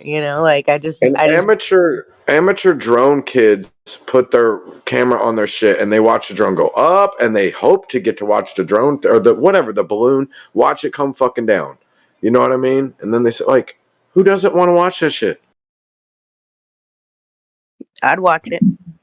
Put the camera on your shit coming out of your fucking space station. I'm sorry, your blessed space station. Please put the camera on your stuff. So I'm still trying to figure out how if a vacuum is the absence of matter, how something which would be a rocket engine or your boosters or whatever. So how something that distributes something can now interact with nothing to create something new, which would be a forward motion. I'm still trying to figure out how that nonsense can work practically. Well, the only thing I can see on Earth when people try it is using a small containment, where then once the containment is filled with matter, which would make the vacuum not a vacuum anymore, it then moves things. But I'm just thinking, if we're almost in a perfect vacuum, which in this case is a 0, and then we have a 1, how can we make 2 out of 0 and 1? Can someone explain it to me? I just don't seem to get it. How does nothing and something make something new? Makes no sense. The whole concept of traveling through an empty void is absolutely ridiculous. Question, man. I never thought of that. Yeah, really think about it, man. All the evidence that Globers think to believe is evidence is unfortunately a misconception, because Boom. first of all, you can't make a perfect vacuum. Okay, that's the first fail. And second of all, every video that is supposedly showing rocket engine or distribution where forward motion is being captured is just the lack of understanding, as once the matter fills the very small containment they use as demonstration that already is not a perfect vacuum, then makes things actually do something. So the matter of fact is you can't really reproduce it in any experiment, hence can't really prove it, hence makes even theoretically no sense. So again, it's really just a belief at the end of the day. Either you want to believe this to be They a know it true is. thing. They know it is, man. Kosho, do you want to address the belief, man? Here, like, like, has Kerbal fixed all the stuff that they have from when they launched it, and it's like perfect physics now? Or you still want to do this ass talk that you were doing 5 minutes ago? No, I think it's a good. I think it's a very good way to gain intuition for space travel. But regardless, Nah, man, don't like, walk away. well, Don, you're kind of Because I had a interjecting point to make, with a and you 10-minute wouldn't ago concede point. that. You tried to stonewall the point that I was making. I gave you the benefit of the doubt. Don, I'm doing the dishes right now. I don't got time to ask you to shut the fuck up over and over again. Okay, so just hold on. I'm just telling Clay, there's I don't know if you've seen the footage of a handgun being fired in a vacuum chamber. And indeed, the gun does produce a kick. The kick is analogous to a rocket's propulsion, a rocket's thrust. All you need is an equal and opposite reaction. So if you have mass ejecting from the back of something, regardless of how much it is or how fast you eject it, it's going to create a reaction in that direction, no matter where it is.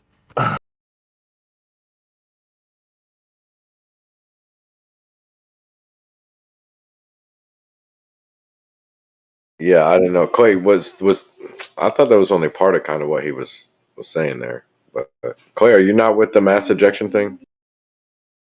What? You don't fuck with the mass ejection stuff. Well, I've already heard this before with the gun, and the problem is it's a gun. It shoots a bullet. What the rockets claim, or the space vehicles claim, is they can shoot out a gas and make something move. Or make What happens itself is this move. simple. It's this simple. When you fire a gun, a force propels the bullet outside of the gun, and depending on the weight of the bullet, that's going to make the bullet go a certain fucking speed or whatever. But you're Same terrible. force You're is going to be terrible. applied. That exact same force is being applied on the pistol, which is why there's a kick. It's just the gun's a lot heavier than the bullet, and so then the bullet's not going to fly as far as the bullet is. But it's the same exact force, so it does. So it doesn't matter if it's a bullet or if it's rocket fuel coming out of the back of the rocket. It does. Same thing. The kick happens because whatever is exploding is pushing against the bullet that tries to escape. So compression is being made within the chamber, and this compression escaping and equalizing within the vacuum makes the gun move backwards. Okay, I'm gonna respond. I actually, man, and I'm gonna tell you a better analogy. Coach, so thanks for tagging in with me. Anyway, Clay, think about because it's not the compression when you say it.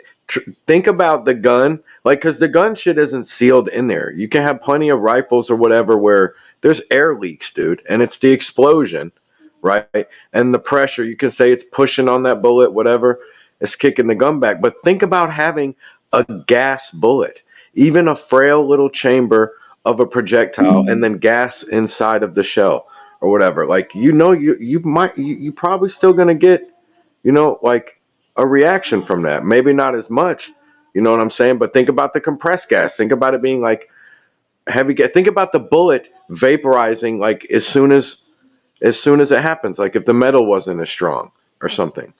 You know, you think the gun isn't going to kick then? That's kind of a better analogy, I think.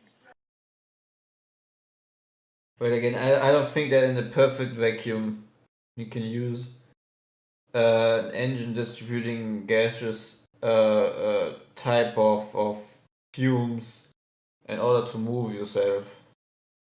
And to compare that to a gunshot is ridiculous because, again, with a gunshot, you have a chamber that is already in a closed system within a closed system in a not perfect vacuum where the gun is pushing against, in the very second the combustion happens or the explosion happens, the gun is pushing itself away from the separation of the bullet.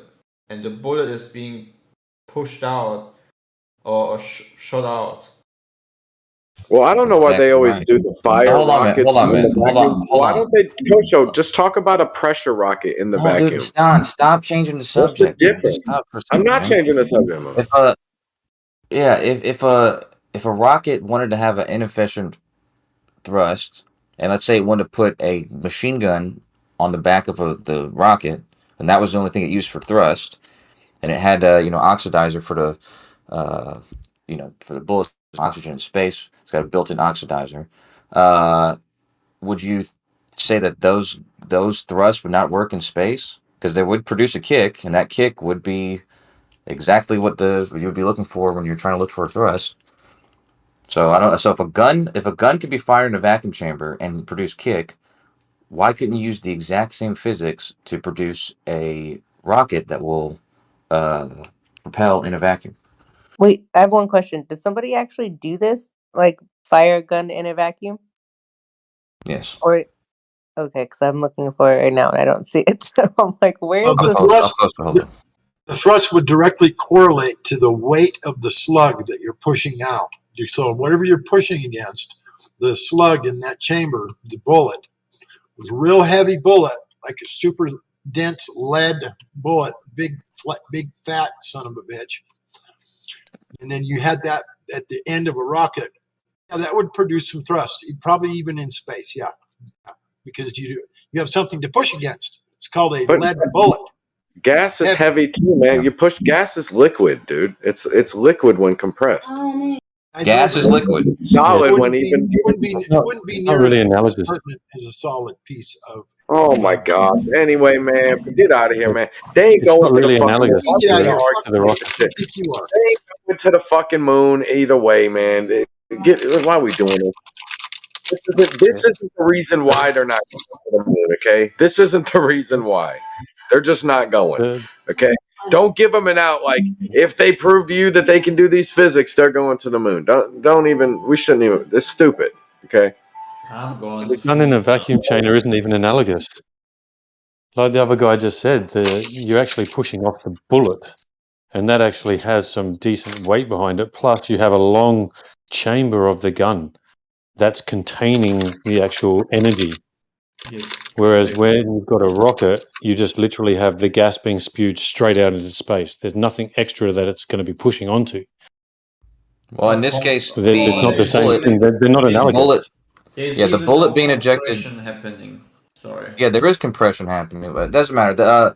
The bullet being projected out of the gun, the force that's being produced against the gun is going to be dependent on the. You can determine it by determining the mass of the bullet and the speed the bullet's coming out of it. So if you want to do the same thing, if you want to do exactly, and so when you have a rocket fuel coming out of the back of a rocket, you have the same equation. You determine the mass of the fuel coming out of the rocket and the speed that's coming out. And this will you can determine the force. You can determine the force of the rocket that way. Don, shut the fuck up. Don. It's not only Don. Stop, dude. Water balloon. It's not analogous, and for the bullet and the gun, it's doing the same thing whether or not you have it outside a vacuum chamber or inside the vacuum chamber. It's not going to change. There's no difference between that. Same physics, I know, right? But why are you not applying the same physics to rocket fuel and a rocket chamber. Because your Like, how is that not the analogy same? How's that? How is that? How? Don, stop talking, dude. Your Because what you need to do for it to be analogous, what you would have to have is some form of plate outside of the rocket chamber, or like where the gas is being expelled. There would have to be a plate there, and that plate get pushed away. So therefore, that gas is actually hitting something, like as if with the gun, where it's hitting the bullet, and the bullet is expelling out, and the gun is going backwards. So there's that Okay, check this out. There's the exchange of energy right there between the gunpowder and the bullet itself. Exactly. That explosion That's happens in the exchange of chamber. energy. The explosion happens in the chamber. The bullet comes out of the barrel. Okay. Yeah. Okay, but then where's the bullet in the rocket? No, Where's the bullet in the rocket? Hold on. Yeah, the bullet. Okay, but explain the bullet in the rocket. The rocket fuel being expelled out of the rocket is analogous to the bullet. Okay. The speed that it's being ejected out and the mass of the rocket fuel is going to make the rocket do exactly what a gun's doing when a bullet's coming out of a gun, which is go the other Now direction. the rocket fuel. Okay, wait. The rocket fuel is analogous to the energy from the gunpowder. The bullet is a completely separate thing. That's right. Also, for this to be So the rocket fuel is the same as the explosion of the gunpowder. The rocket fuel has nothing to do with the bullet that's being exploded out, or the bullet has nothing to do with the rocket fuel. That's just the exchange of energy of the gunpowder. That's analogous to the rocket fuel. The bullet is a completely separate subject. It is. No, but the bullet. It's not a separate subject. Let's say you don't have a bullet in a gun. Let's say you don't have a bullet. Let's say you don't have a bullet in a gun. Let's say you don't have a bullet in a gun. You just have a bunch of gunpowder, shit ton of gunpowder. It should be the same thing. Okay, and what may happen is I'm not doubting that there would be a tiny little kick, but if you've got the gunpowder in there and you explode the gunpowder and there's nothing in front of it, that kick is going to be minute compared to having the bullet there.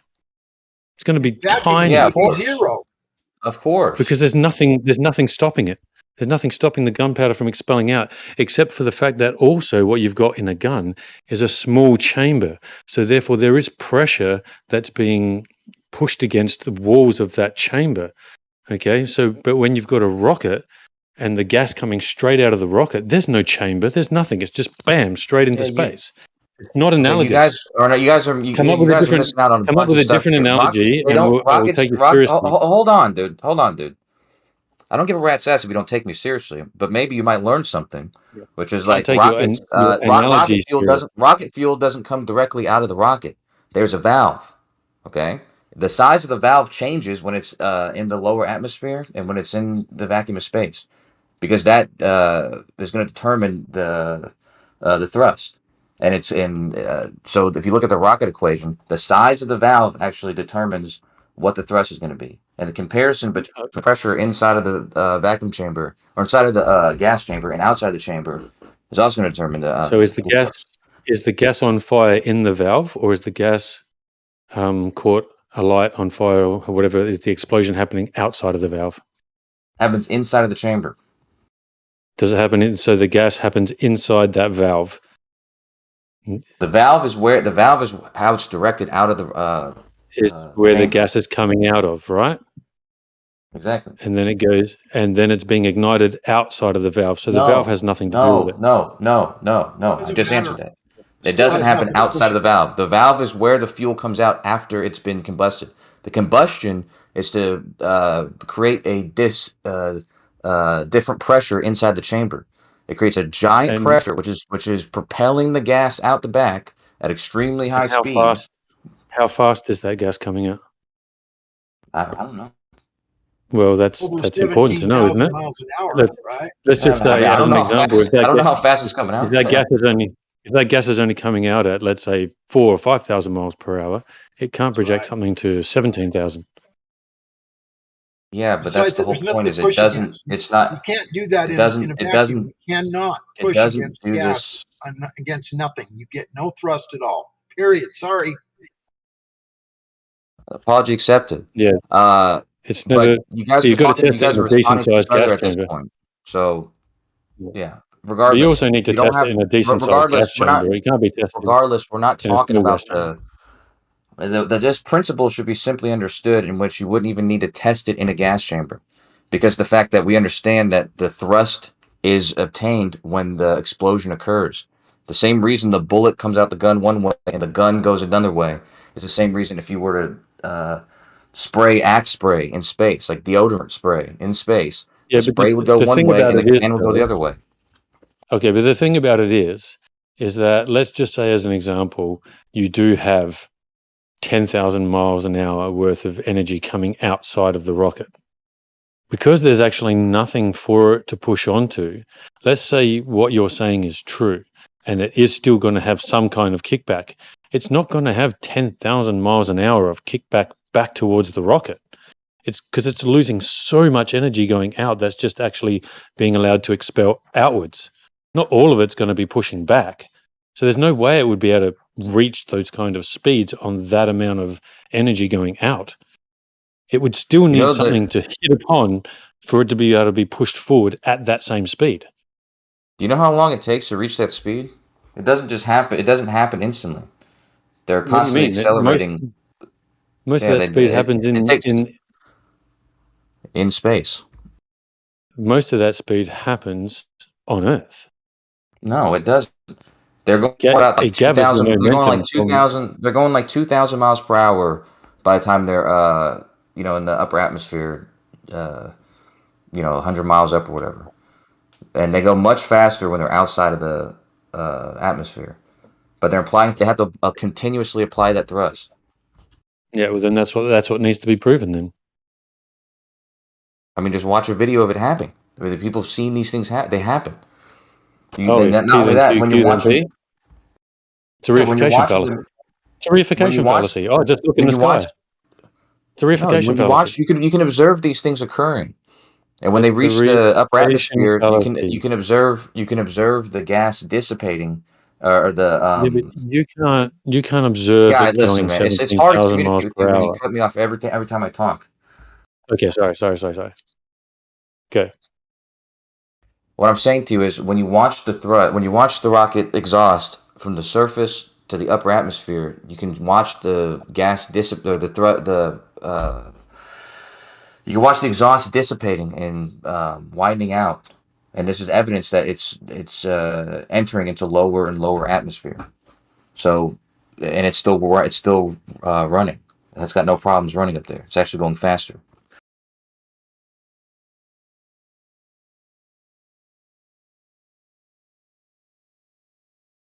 Hey, Kosho.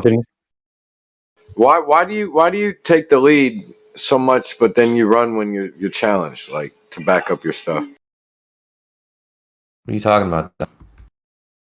Like, kind of like the segues right back to the last topic. Like, if this mechanics was so easy, why do they not have the computer programs that can simulate it? They do, Don. No, they don't. I'm still looking the Which one simulates it again, Kosho? Because you've been challenged and then you ran away and then you conceded it's close and you get intuition. But why? Like, again, the flight simulator. Don, those are games. Don, fucking Right. Space I didn't ask Simulator you. and Kerbal Space What's Simulator. the Those best are one? games. Okay. Those are games. If you want an actual simulator that actually perfectly simulates it, go to NASA. Oh, so back when we started, the simulator, NASA has it. Oh, what are you asking for, man? How much do you think still have NASA to trust NASA? if they sold that simulator to the public? How much do you think they would make? How much does it cost to buy? Dude, Kerbal Space Program will give you. It's not going to miss a beat. If you use Kerbal Space It is. Program, it's going to give you the exact intuition that you need. No, it's not, Don. Yes, it will. Not. Can I ask something Yeah, real quick? I Where's the posted plenty of video? stuff that it'll miss for you that you're ignoring. I just have a quick question. I still haven't found the video of a gun being shot in a vacuum. Does that exist? Who did that? Who is that? Like a MythBusters thing or some shit? Like where? Well, he does said this he had it. I posted it a while ago. I believe him. Oh, If you he did? says My he has bad. videos of this, I believe him of this. He you know what I mean? But Kosho, I'm posting you all these things that they're like, this access doesn't work, this and this and that, this and that. Like, do you want to go through the stuff specifically and talk about like what is missing? And then, I mean, come on, man. Like, you would be able to say that it's like, boom, like it's perfect. You wouldn't have to say it's like, oh, it give you intuition, and then you don't go flip flop back and forth. Oh, well, it won't miss a beat. You won't be using phrases like this. You won't be going, oh, well, NASA. Like the waffling of your position is so apparent. Don, I'm reading the retarded thing that you posted. Where is it showing you that it's not simulating gravity correctly? No reality. It's not simulate. You better stop it, buddy. You better stop. We're talking It's about not orbit, just- Don. Oh, Jesus Christ, It's man. about reality. It's people like you and whoever the other dude I was talking to. You guys are the ones who make this not fun, man. Aren't right? It has to handle reference frames, right, Coach? To be reality simulator. To be fair, Kosho, what you're saying is that look at what it's doing. See, it's doing what I'm telling you it's doing because see, look at it. Yeah, that's usually how you show somebody something. You can say, "Hey, look, it's doing what I told you to do." There it goes. I can say. I mean, that seems like a reasonable. I could say, look at the unicorn magic, causing the sun to do what it's gonna do. See, look at the sun doing what it's doing. See, my unicorn magic working. What? I'm showing you a gun working in a vacuum. I'm showing you a gun being fired. Fuzzy. I'm showing you a gun being fired in a vacuum. I'm showing you that the gun still has kick. That's not what I want. I don't I'm want showing that. you. I'm showing you You're that talking this is a representation of Newton's third law. Every force is going to have an equal and opposite reaction. If you have gas propelling out the back of a rocket, doesn't matter how fast the gas is going. It doesn't matter how much gas you propel or you throw out of there. All that matters is that some mass has left the chamber, and that's going to that's going to turn into a force in the other direction, even if it's That's minuscule. the slug. That's the slug that's causing that, though, Kosho. It's not the gas. It's the slug. The bullet. It's not the slug. It's the force that's happening no in that. bullet. There's no bullet He's coming talking out about- of it. Wasn't it like a blank or whatever? Like it wasn't even a bullet coming out of it. No, and Like, that why- yeah, there's a gun. There's a bullet. But he's saying that it's a contained explosion within the cartridge of the shell of the bullet is a contained pressure. So if the explosion happens and there's one way for it to go, it's going to expel that way. Well, it's gonna propel in both. It's gonna propel in both directions. It's just if it's got a hole in one way and there's not a hole the other way, it's gonna push against the one wall and it's gonna fly out the other wall. But the force is gonna act in both directions. The heavier the bullet, the more force it's going to have, the more kick backwards it's going to have. The heavier that slug. You put a real heavy, big, solid lead slug that's 2 inches long. It goes halfway up through that barrel, and then you fire. It's going to have one hell of a kick because you got all that weight you're pushing. It's going to give you one hell of a kick. And then you put a little tiny slug in there. It's about 1/8 of an inch thick, 1/8 of an inch long. It's going to push it out real quick and easy. You can have very little kick to it, very little force backwards. It's all about the slug. Yeah, but you can produce the exact same amount of kick by you can produce the exact same amount of kick by propelling a giant bullet out of a barrel at X speed and a smaller bullet at that same barrel at some greater speed. It's just a matter of doing the algorithm. Yeah, of course, you're talking. That's ridiculous. But that doesn't prove that just because you're spitting out more gas, the higher rate, that it's going to push anything without a slug there. You're going to push it in a vacuum. There's nothing to push against. Nothing. Yeah, you're but not the going to have slug- any force backwards. Gas slug can't is produce not- its own. You can't produce its own. Item to push against. Yeah, Kosho, I told you water balloon bullets. You got to give them the water balloon bullet in the gun here on Earth. You get that agreement, you can move it to space. You're being weird with this right now. Just give them their fucking weird, just take the bullet away from them. The solid fucking bullet. Super weird, bro. Anyways, it doesn't matter about the slug being there. What matters is the pressure. So the slug being there, the explosion happening, there's pressure that exists in this. That's what propels the bullet out of the gun, and it's the same thing that pushes the gun the other way. In the chamber, in the vacuum, in a rocket chamber, the pressure that's being created from that explosion is all that's required to move the rocket the other direction when the fuel comes out the valve the other. But is this okay? The We're pressure. already arguing within.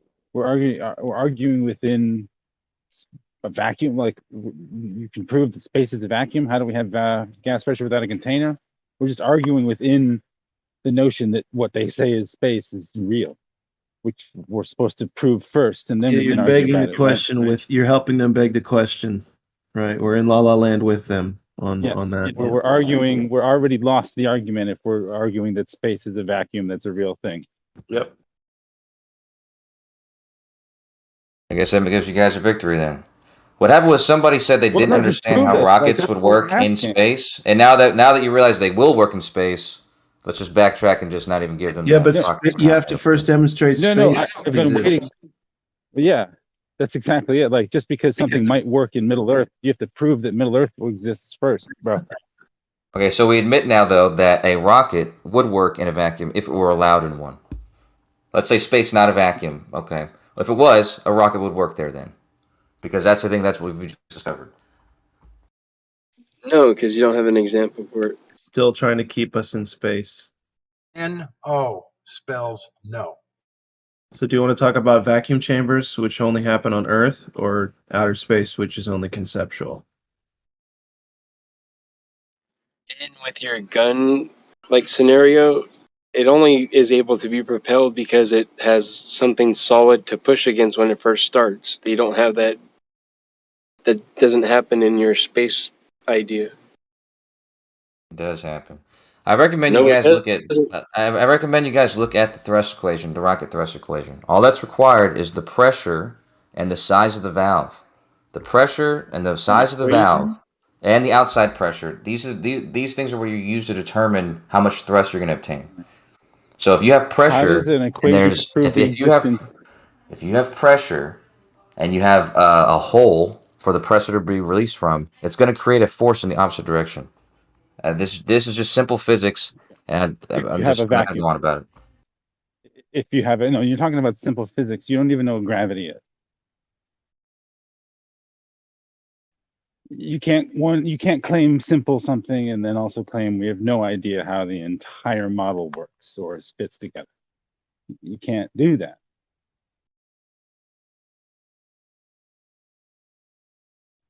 And looking at a rocket equation does not prove the existence of space.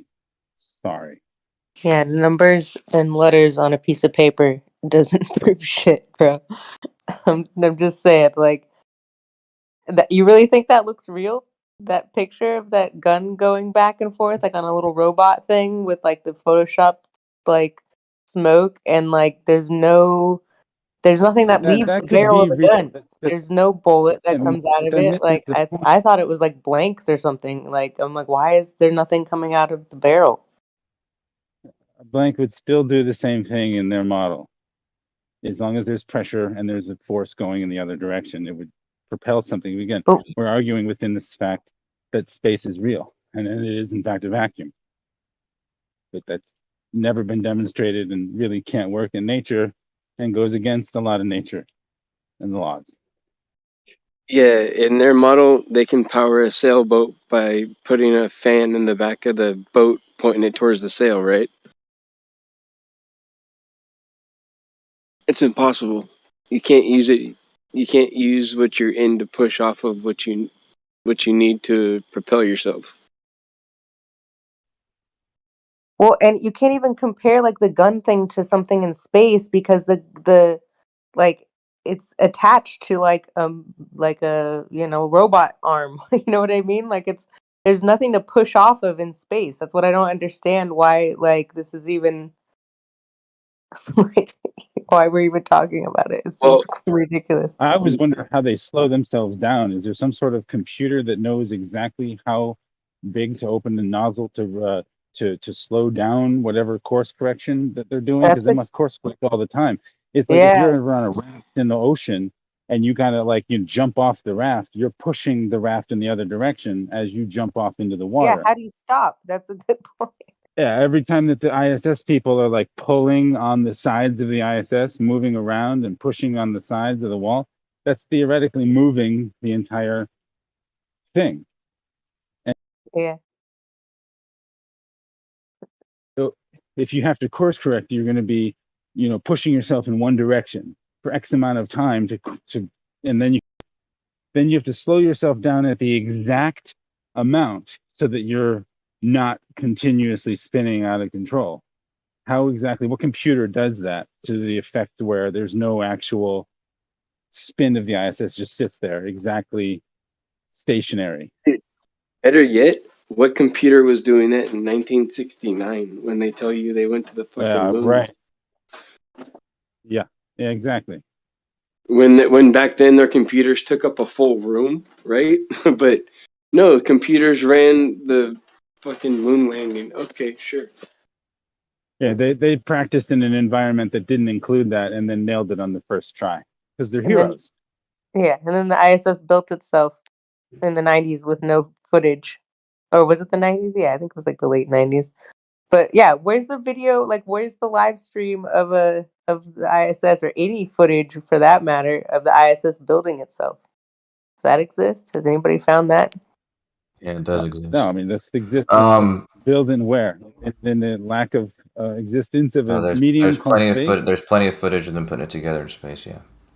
Cushion. I only know this because this is like Groundhog Day sometimes. I thought that he brought up that rockets don't work in space. I thought that one of you guys was going to correct him, but it turns out you guys still are confused by this. And I've shown you guys the ISS being built in space a million times. Maybe not you, Rusted, but I'm saying I posted it for the other guys in here. Yeah. So I need proof of space real quick so that we can. Hey, Kosho. Is the GIF you posted? I'll take that as a no. Is the GIF you posted from the Discovery Channel? Yeah, I think that's what channel comes on. Isn't that the same channel that made this "Let's Fake the Curve" video with the helicopter? Yeah, it's completely unrelated. Yes. Oh, yeah, wow. no, it's not. This was from Mythbusters. This was from Mythbusters, a show that also comes on the Discovery Channel. Okay. Discovery Channel Right, the parent publishes a bunch company of doesn't stuff. matter. They also published that video. All right, listen, Fuzzy, you're a mod here, right, Fuzzy? Well, right, but you're not addressing the point. I can't get a goddamn sound. To answer his question. Mute the Glover. You didn't answer his question. No, you didn't answer his question. I was correcting you because yes, that is the same network, the Discovery Channel. Yes, the answer is yes. That's all you had to say. You didn't have to say it's irrelevant. The first thing I said to him, yes. And with that conclusion, yeah, you said it under your breath and then muttered it's irrelevant.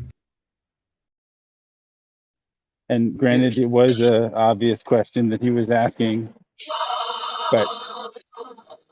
See, the problem is if a channel like this already like in the past or maybe after it or whatever, doesn't matter. But if it has been proven to be fraudulent, okay. If someone once sold me a car that claims to be working but then it's actually non-functional, why should I buy again from that same seller? You know, if he's a fraudulent seller. So why should I take anything now from Discovery Channel series if they have already made the decision to fake the curve with some, not really insignificant amount of money that needed to be spent on that production? Because if you think about it, using a helicopter and all that stuff, it costs some money, So if maybe they had pure intention and then they figured, oh, actually the Earth is not a ball, and now we need to somehow edit the footage so we can still make the production a success, even though maybe in the first place it wasn't their will to actually manipulate the footage. But in any ways, pretty bad footage.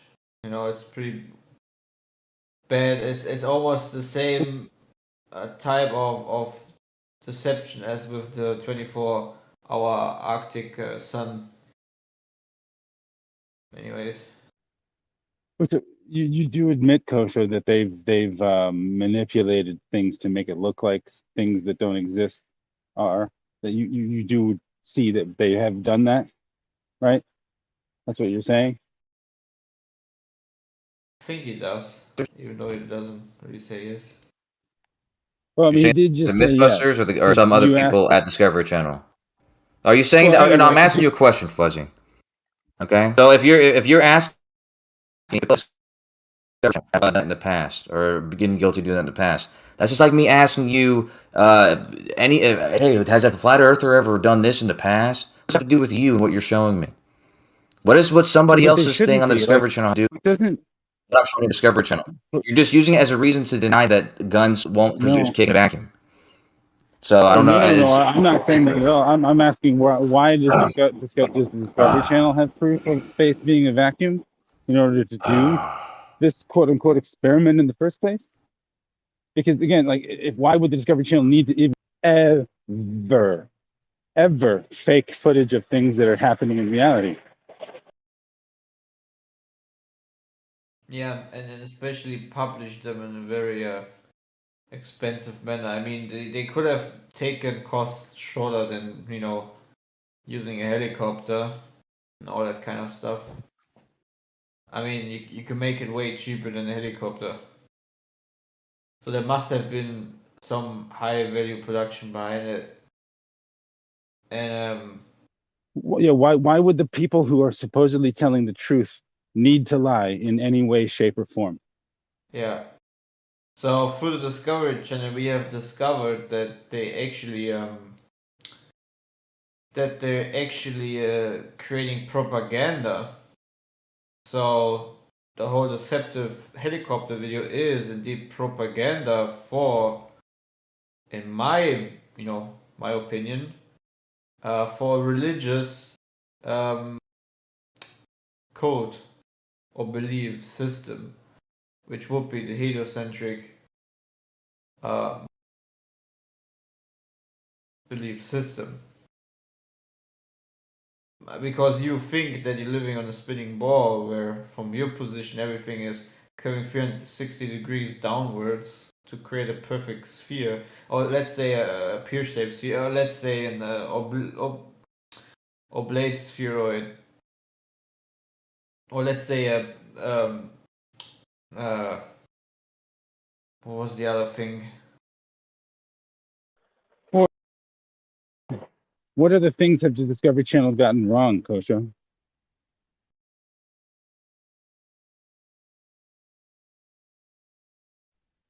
I mean, how much faith can we put in them in any other things? That's a legit question. What else are they wrong about?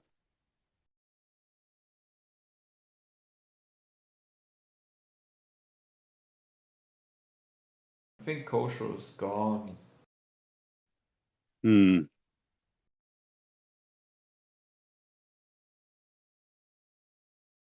It's always kind of interesting to see if we would actually, as a community, go back to the very old foundational discoveries of fraudulent imagery being put out there to make propaganda for a spinning, wobbling globe.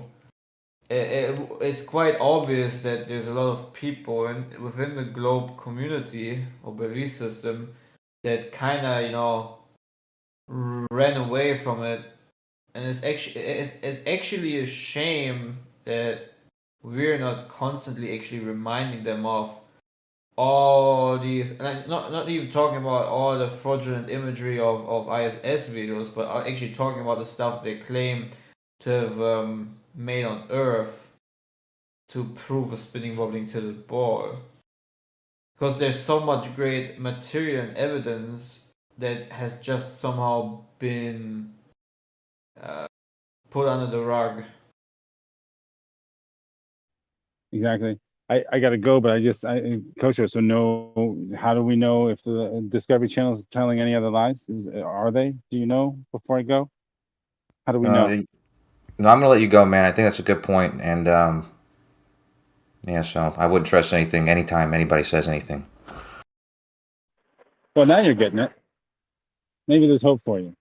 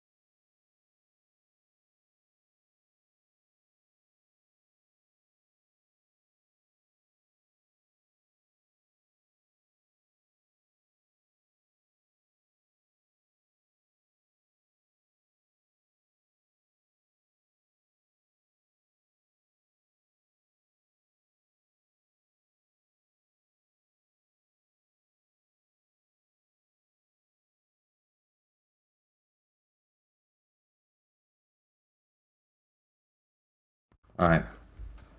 So I just checked out 3 or 4 because I was looking at what IP Hunter had said in chat. He said that there's plenty that comes out of the barrel. In fact, when calculating the recoil, the weight of the powder and the muzzle velocity is used. I just looked at 3 or 4 different calculators for determining recoil in a gun, and all of them include the weight of the powder. So, not sure why you would include the weight of the powder if it was only the weight of the bullet that matters.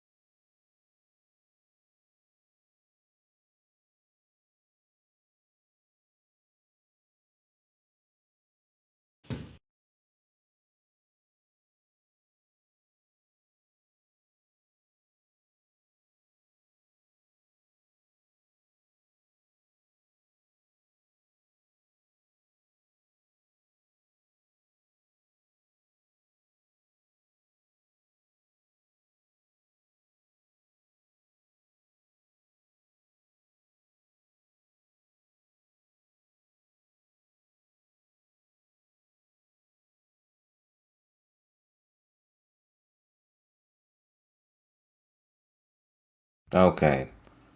I put these recoil calculators up there. I put a zero mass for the bullet of the force and that recoil.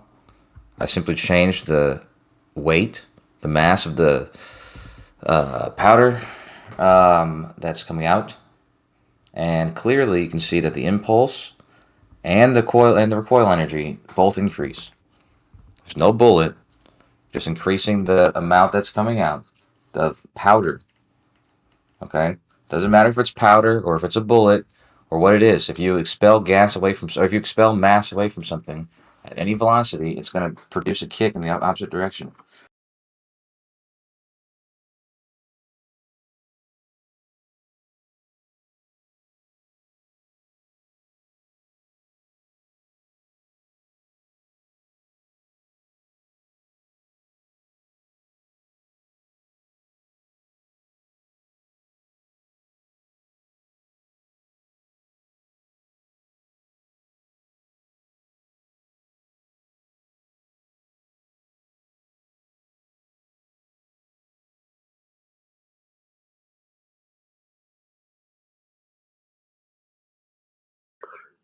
Anyone else have some normie friends? Ask them about Hollow Earth this week.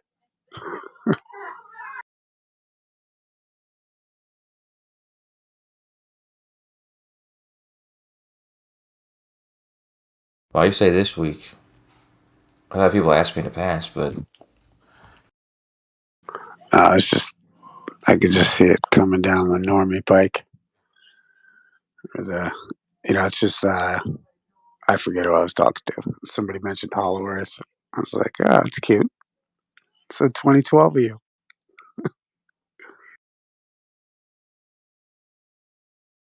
Because like I remember thinking about Admiral Byrd and how like he went inside the Earth. Like, do you think that's more reasonable, Kosho? what, Hollow Earth Yeah. as opposed to flat Earth? Yeah, I think it's more reasonable. You know the story, like a giant sun inside the Earth, and like Oh yeah. Why? huge Hold on, spike. hold on. I call that. Sorry. I thought that was concave Earth. No, no, no, no, The no. Well, Hollow Earth. that's kind of Hollow Earth, but it's not the way like LSC explained it. But it's its own version of a Hollow Earth.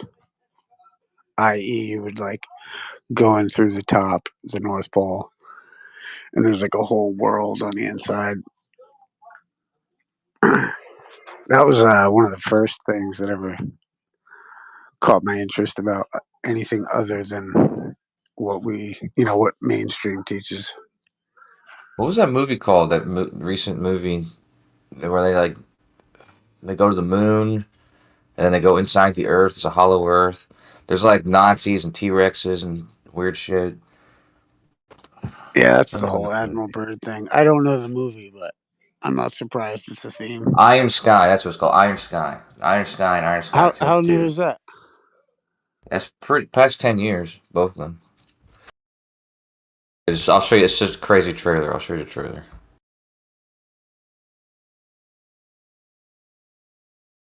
I think Andy Dick is in it. Oh no, not Andy Dick. It's Tom Green. Tom Green is.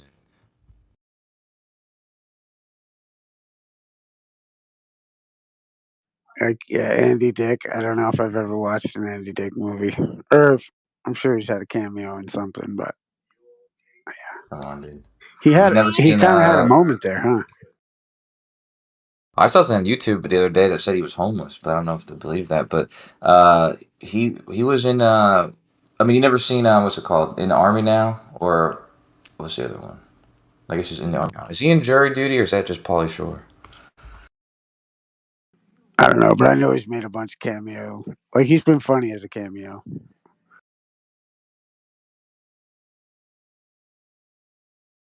Show you the trailer. Hold on.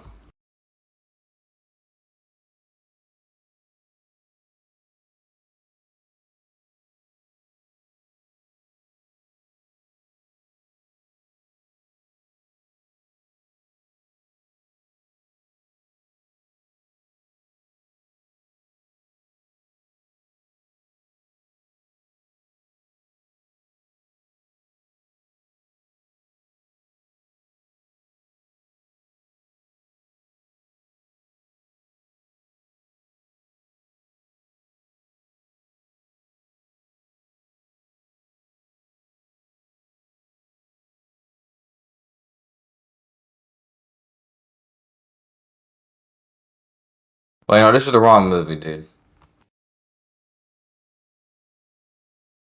Although it looks crazy. What was that, man? No, the one I posted is not the right movie.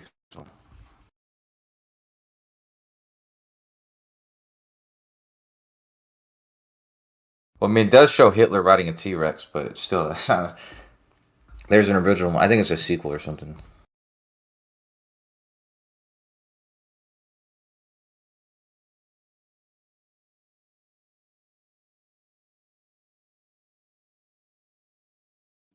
Dude, did you see the fucking Miami Dolphins scored 70 points this weekend, dude? Against who? That's crazy. I just heard about it today. I was like, what the Oh, fuck? who are they I guess playing? dude, they were Buffalo, or no, not Buffalo, Denver Broncos. And the fucking dude, the guy who does the offense, the offensive coordinator, I guess was in the crowd letting fans pick the next play and shit. Oh shit! Oh yeah, bro. Like they put like their dude 70 points. It was like I 70 mean, to Denver 20 or score. something like that. That's Oh fucking damn. crazy.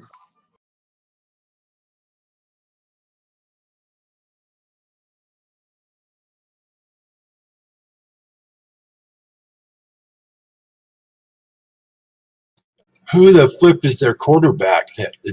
Was it mostly pass plays, or how did they score that? I don't even know. I didn't even watch it. I don't even know. All I know is I saw the meme about the fucking coordinator in the crowd. I thought it was just a meme. And then today I was reading something and it was like 70 fucking points they got. And it was like, That's fucking amazing. That's got I to be know, a I know. And it record. was like they had like their whole second string in too. Like at the end, like dude, it was like they just kicked the shit out of them, dude. And then I guess the fucking high score is 73, and they were within field goal range. But I guess the guy didn't take the kick, and they kneeled, let the clock run out. But he did it like out of respect because they were kicking the shit out of him so bad. But he could have tied the fucking high score, which is 73. Funnily enough.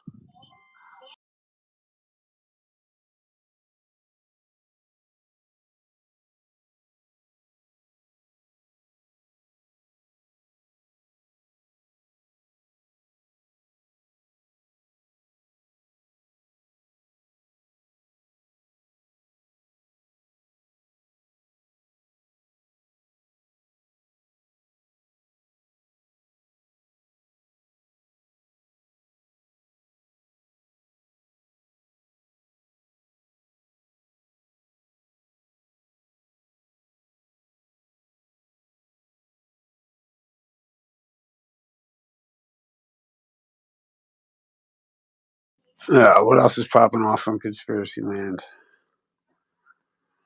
Oh, did you see the fucking Canadians honored a fucking SS Waffen guy? Who did? Trudeau. I think they Canadians. I thought you said honored comedians. they honored some. So check it out. They honored some dude from Ukraine or something. Turns out the guy was like an SS, like Waffen, whatever that fucking thing is, member of that. And then fucking they blamed all the criticism that was coming their way on the Russians. So wait, well, who's the dude? Who's the dude they were praising now?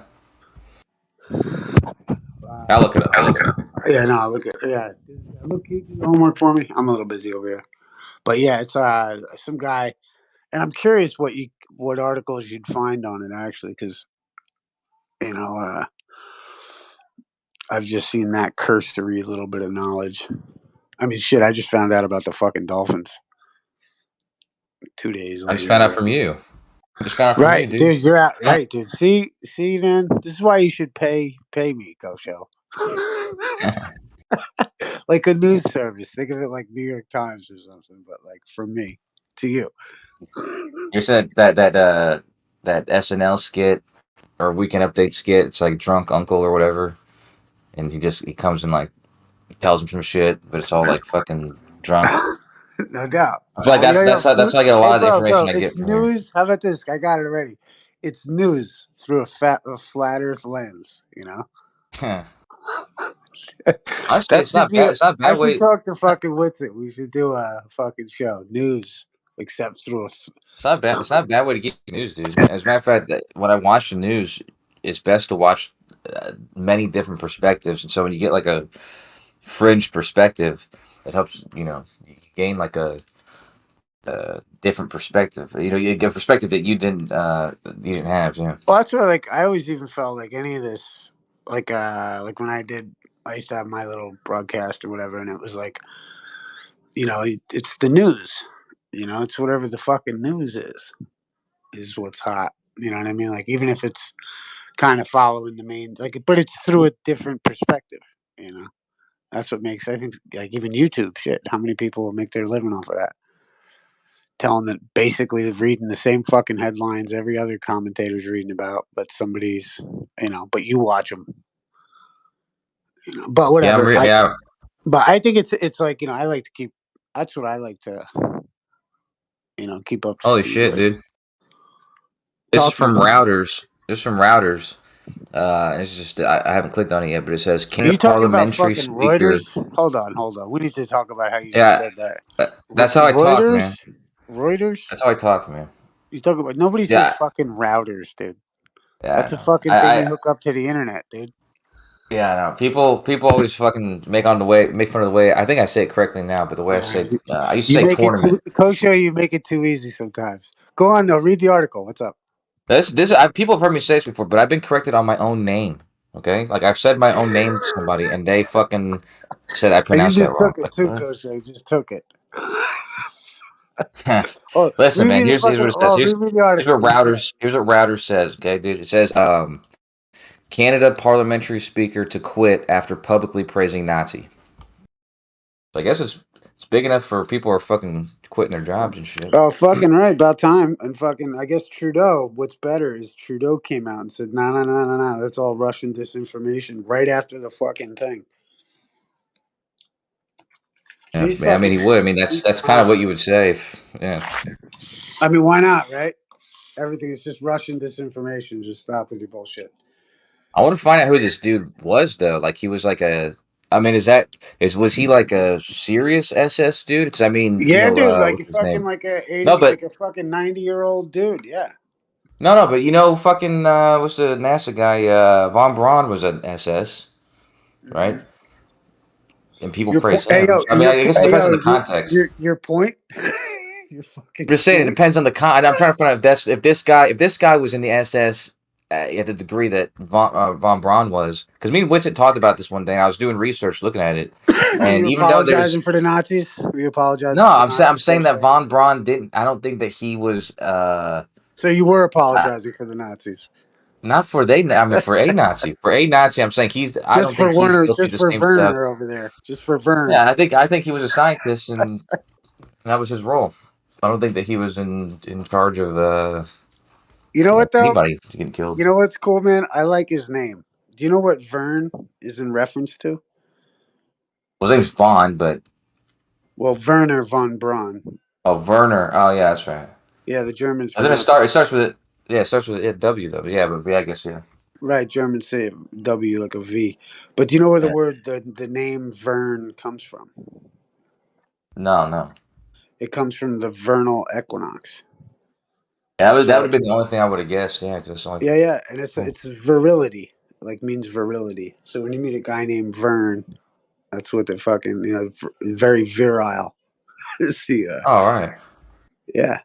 The same reason they have the the Easter fucking bunny rabbit. Yeah, exactly. And the spring equinox. Mm-hmm. Yeah, because it's not on the time equinox, for but having kids. It's the time for reproduction.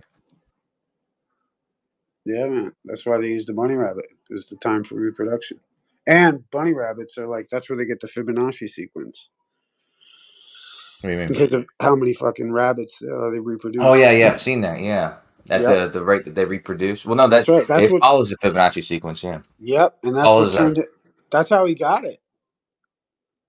allegedly. Or Oh that's yeah, how. wasn't it? Yeah, I guess that was what he was studying. Yeah, Yeah, he was man. studying like the rates at which the That's group right. increases. Yeah. Yep. But the so the rabbit's always been like a symbol of the virility or vernal equinox.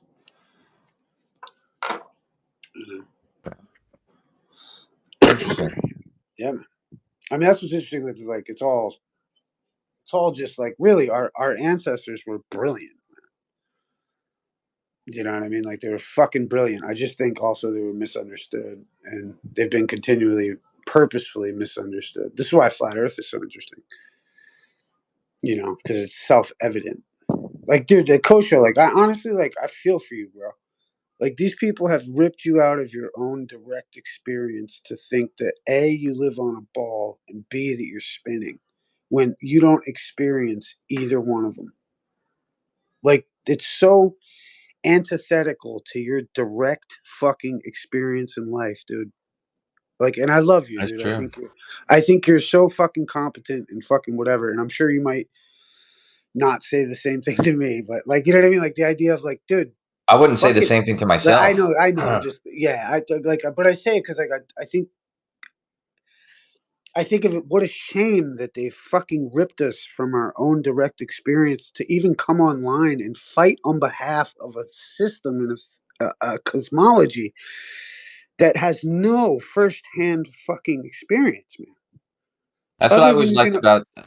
yeah, go on. But that's what I always liked about you. Bring the poetry to the argument, and there's poetry in what you're saying. However, if I wanted to be the opposite of poetry, Pedantic. yeah, there you go. Exactly. There you go. If I wanted to be pedantic, I could give you lots of examples where you'd have the same experience where something is occurring, but it's not something that yourself is measuring or experiencing. Right, but see, like I mean, and I can, you know, man, I come from it, man. I get it, but like, like I said, man, those are just mental fucking gymnastics to me at this point. I mean, it's great theory and it's good to think about. You know what I mean? I have no problem with the mental exercise of it, but I'm saying, my dude, it does. Like, you know, I think the globe is a great model. You know what I mean? I was going to ask you. I've learned that. Yeah. Go ahead. Go on, brother. I want to ask you this because it's something I've always thought. Let's say I woke up tomorrow and I found out that you guys are right and the Earth's flat or whatever, right? The one thing that I would be stuck with, or I would have the result of that in my mind would be that the people that I think have been clever and built this clever idea and stuff, they actually have to be more clever than I thought, because I think in order to produce in order to create this entire model and create all these physics and all this stuff that works together and give us the answer of the globe and all that kind of stuff, and the physics, if different things work together, in order to fake that, I think requires more skill. Well, and to that point, even, but look at it like this, bro. Our ancestors were that brilliant, in so much so that they took a cluster of stars and assigned them a position in the zodiac, and were so observant enough to recognize and they created a whole story out of the zodiac, and they gave it to mankind. But the story of the zodiac is not what the stars are. So, like, the story of the explanations of these phenomena using the globe to explain them away are merely just taking constellations, taking stars, making constellations of them, and then selling them to you. Selling them to you that cluster of stars up there is the Big Dipper. And you're going to say, no, it's only the Big Dipper. When in reality, it's just a cluster of stars that our ancestors put on a fucking wheel in the sky to make sense of it all. Like, it's not, the map is not the terrain. Like, you know what I mean? They were that brilliant, bro. They were that brilliant to make a globe to explain these things away as a model, fully aware and understanding that it's not actually that. But it's a good way to Hold think. on. So you also think that they understood that it wasn't as real? You're saying that they understood it wasn't, and they still produced it now. So I think that's Yeah. amazing. That if that's the case, Well, it would actually be incredible. look at no. Look at the globe itself. It's merely something you can put on your desk to engulf the whole world. To it's like a artistic interpretation of the land masses that we've explored. That's all it Yeah, but is. shouldn't you be able to do that with a two-dimensional surface, like a piece of paper or something like that?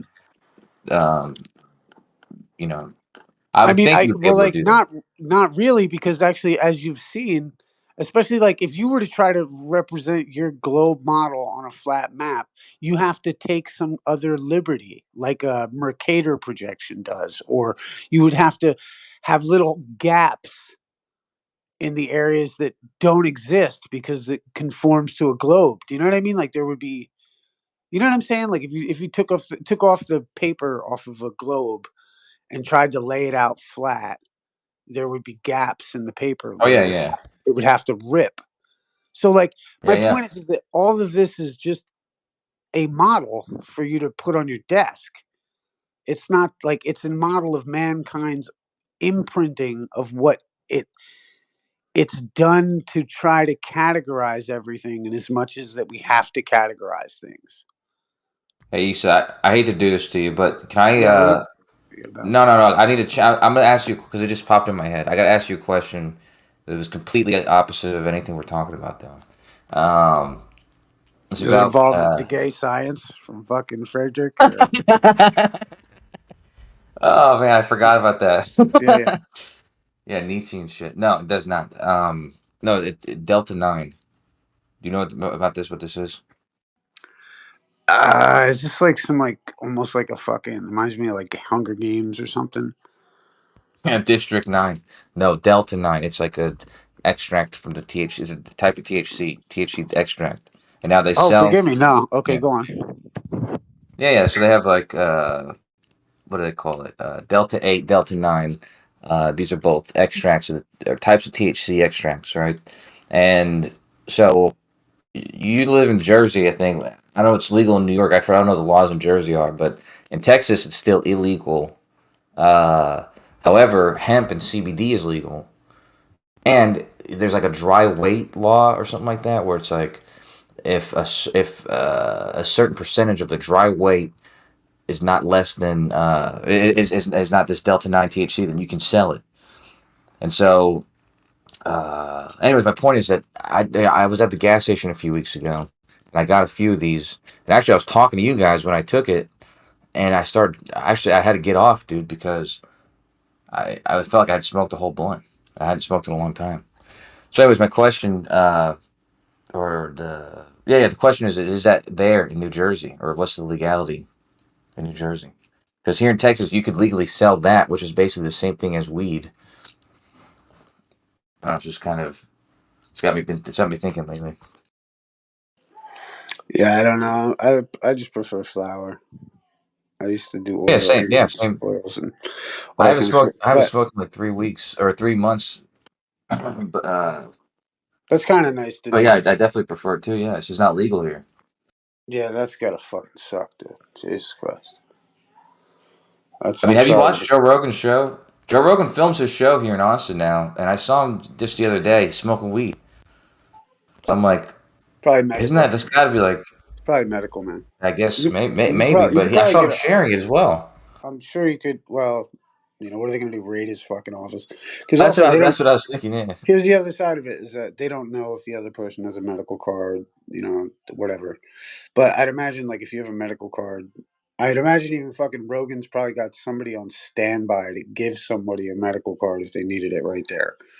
That's what I remember. They used to do that in Cali. I used to do that. We had you'd be at a fucking.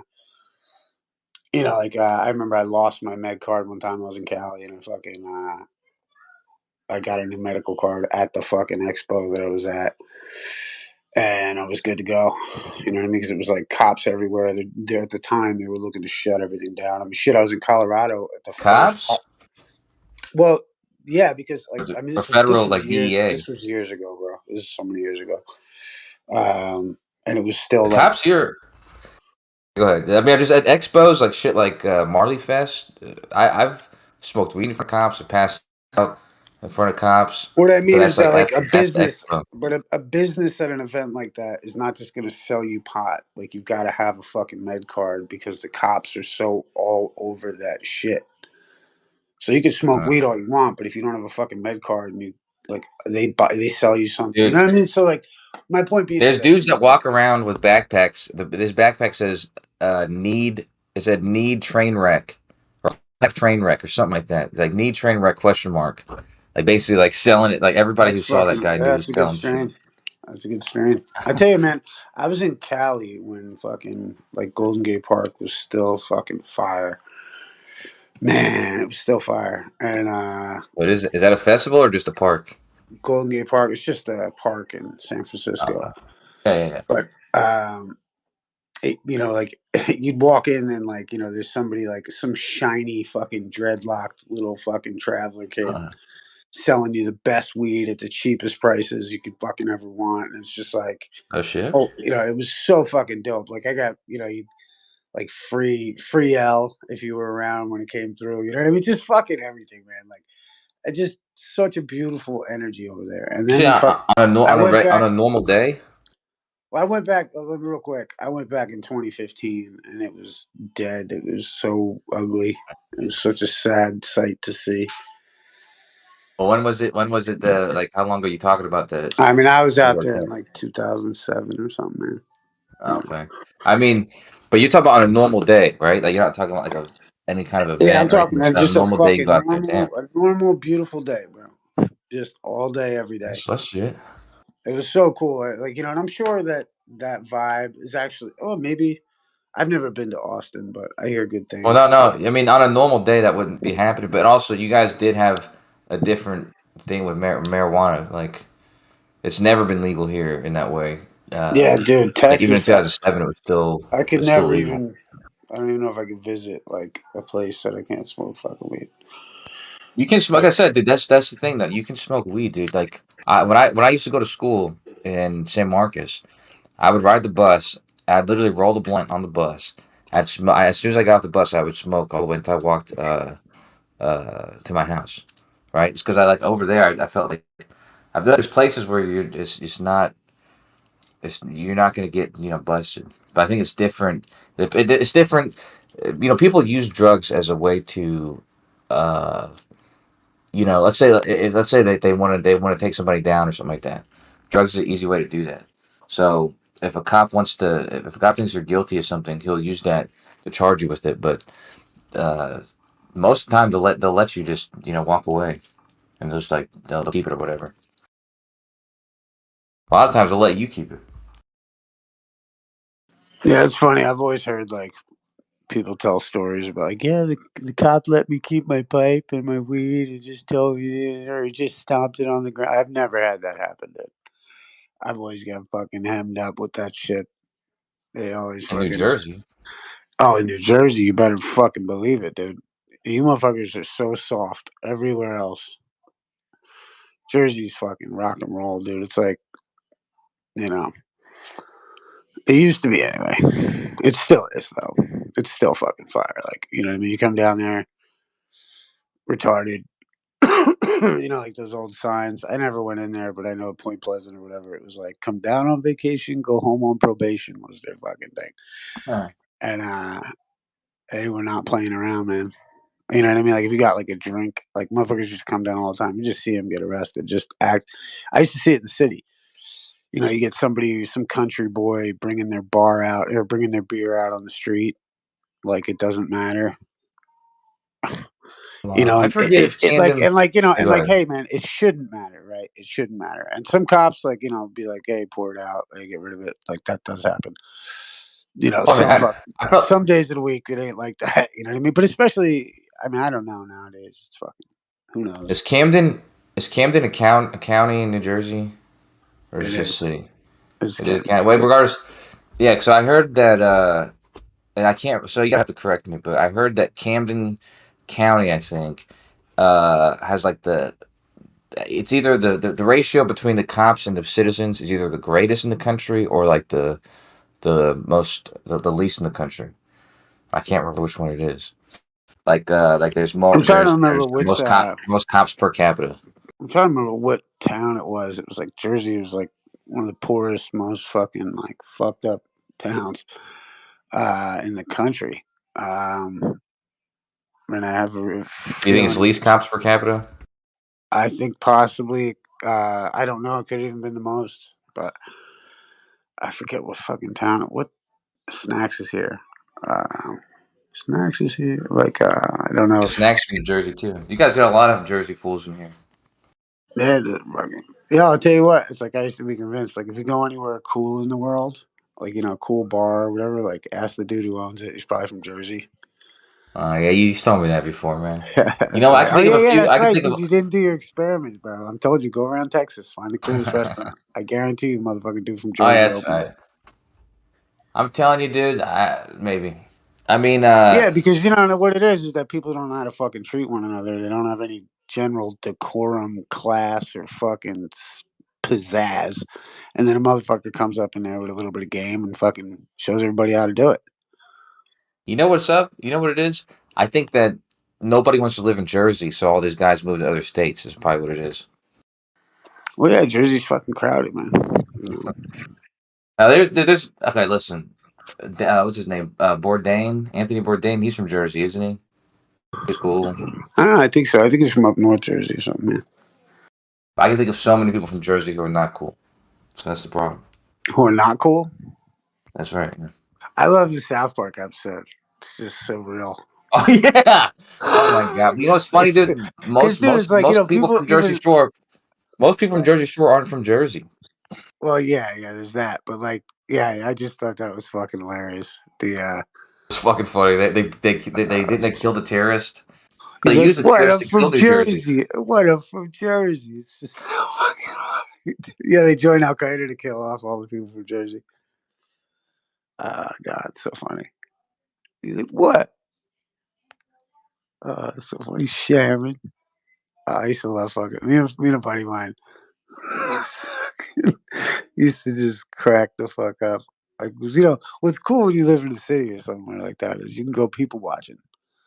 You know what I mean? You go get Yeah, ice yeah. cream. You go get ice cream. Just sit on a bench and motherfucker watch people.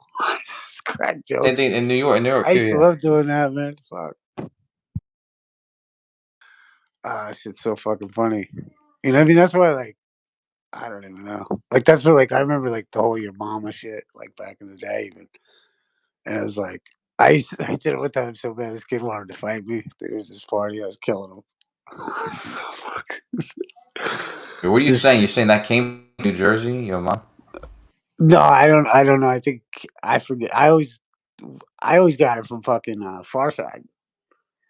Your mama is so big and fat that she could get busy with 22 burritos. I forget what but it was there was your mama jokes all the time. But I don't know. I used to that snaps book back in the day. But anyway, people watching, talking shit. You know what I mean? Like, just fucking that shit's funny. I grew up with that shit. Like, I don't know. So that's why I say, like, people from Jersey are fucking even shit. You just gotta. It's like the most fun. I don't know.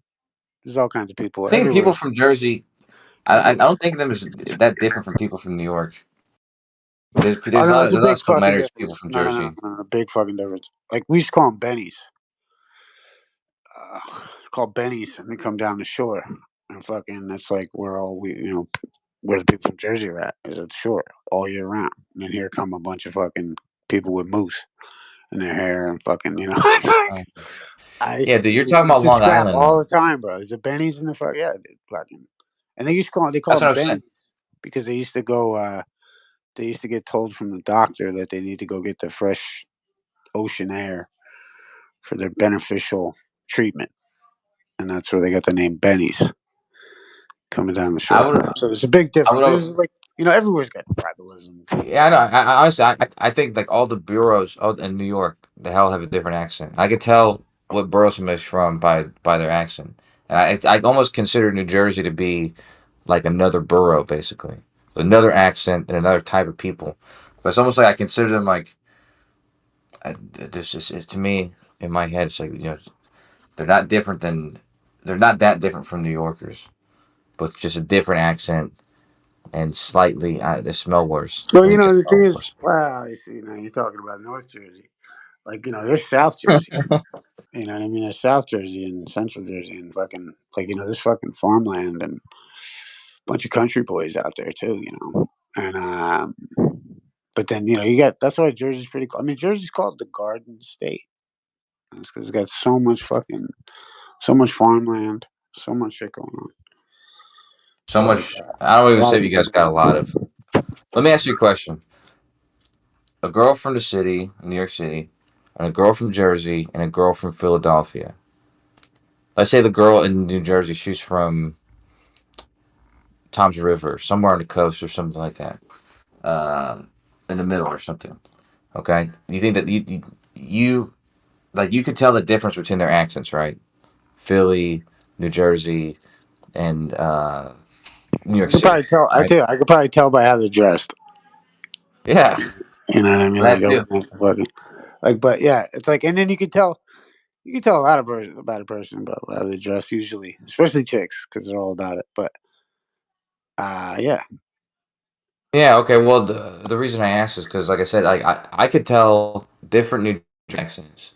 I can tell Philly from Pittsburgh, and I can tell like all the boroughs in the city. The only people that have a confusing upstate New Yorkers have a confusing accent to me because, yeah, no, it sounds like they should be from the city, but they're not or something. it's upstate New York sounds like New Englanders. Oh yeah, that's true. That's Upstate. true. You I know what I'm know. saying? That's good. Jeremy's the perfect example, dude. You're right, dude. It's like a Well, no, it's like Jeremy sounds like he's from Chicago. That's what that's worse, dude. Jeremy sounds like he's That's from worse. fucking Chicago. If He someone told me reminds me that, of I would think fucking that was like it worse. reminds me. Who is it? I was listening to like Frank Collada or some mobster, like from like Chicago. You know what I mean? Like that's so fucking That's a good Jeremy. point, man. What you said though about upstate New Yorkers, an accent, like a mixture, like it's almost New England. It's almost a mixture between like the Chicago area, like Ohio, Chicago area, New Englanders, and New York. It's like that's what that accent is, man. That makes a lot of sense, actually. I've never heard the Chicago on for the upstate there, but like Chicago, I always think of, like when people say dare. You know what I mean? I went over there or there. Yeah, I don't know. They fucking got their own way to do it. I don't know. I can't do accents. I can do some, but I can't do that one. But I can hear accents. I used to be able. I can do some accents. But then again, like I'm trying to think of like a Chicago, like that dare thing you're saying. I'm trying to. I can't think of what phrases make the Chicago Chicago the most distinct. I was actually just talking to a cop the other night, and we were making fun of people from New Jersey because I was telling him I'm originally from New York and he was from Chicago. What you so doing? you're making fun. Yeah, figures you fucking loser to be fucking talking about someone from Jersey.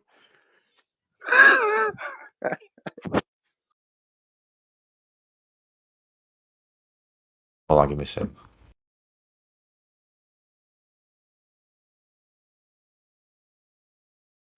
You ever been to Chicago?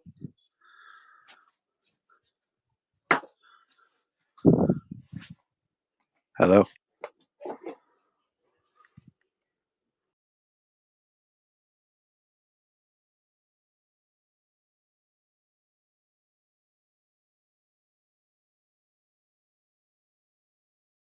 Sorry, man.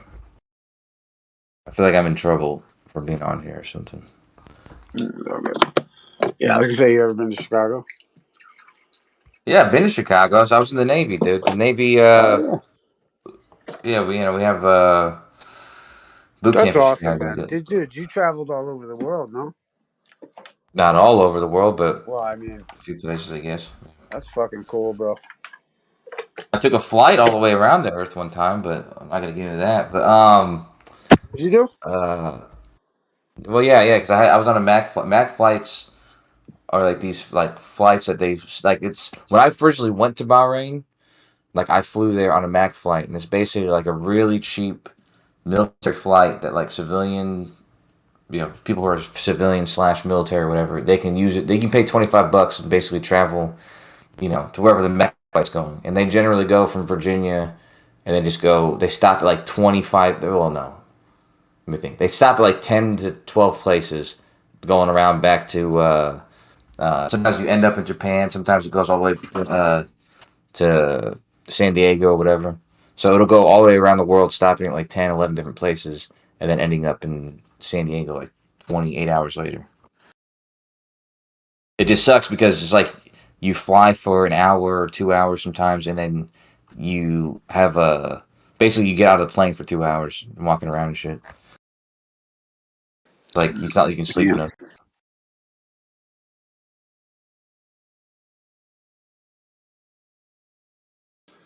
They're getting paid to travel around, I guess.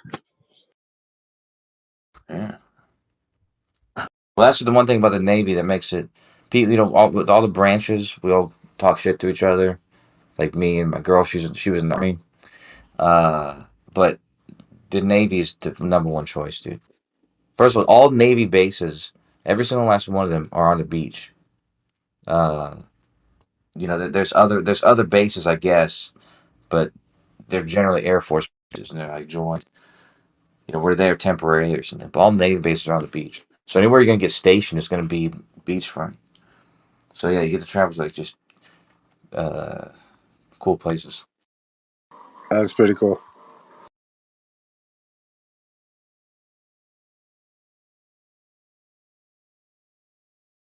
Plus, I smoked weed half the time I was in the Navy, and it's like so easy to get stuff past them.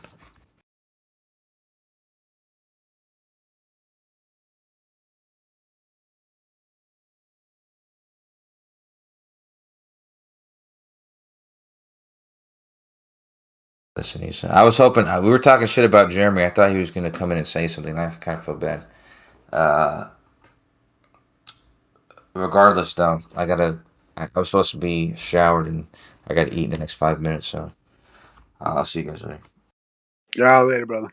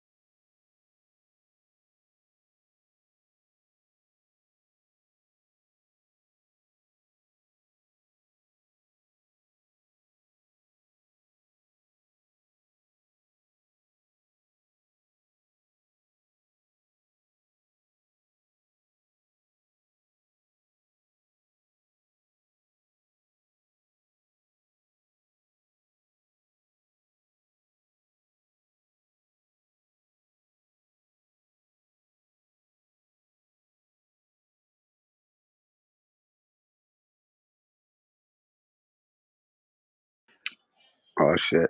You guys see the Biden's dog Commander bit somebody again, and it's like the 11th. It's the 11th person that he's bitten, and then somebody went to the Q drops. It's so funny how uh, You and mean QAnon had said something about that? Is what you're saying? yeah. So the 11 post 11 it says key military intelligence versus FBI, CIA, NSA.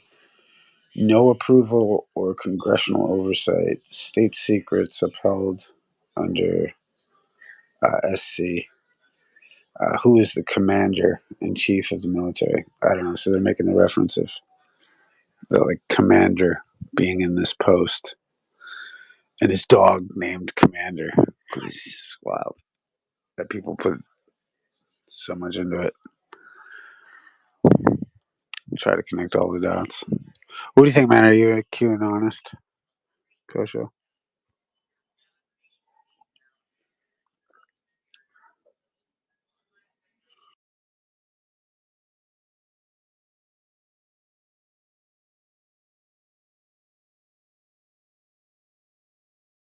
Told you, man. I'm supposed to be jumping in the shower. By him listening. But to answer your question, no, I'm not personally. But it's funny. Some dude, who was it? Nate. Nate earlier was bringing up this theory about the the New Testament. What was he saying? He was saying it was written by somebody called Q. There's a theory that was written by somebody called Q, and the other Bible or the other Gospels get the story from this Q. And I was like, what the fuck is that supposed to be? Q? Like, is that like QAnon? Or I don't know this, but it's called like Q theory of the New Testament or something like that. I was like, is that related to QAnon? I don't even know. I'm getting back in the shower now. Yeah, it's pretty interesting.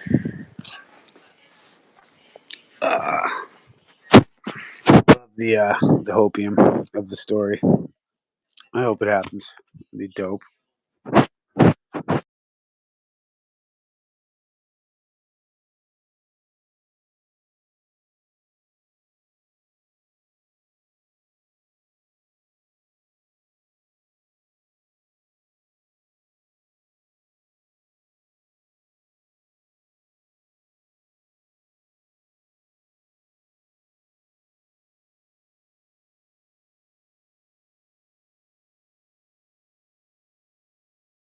All right, do some shit. Peace, guys. I'll be back later, maybe.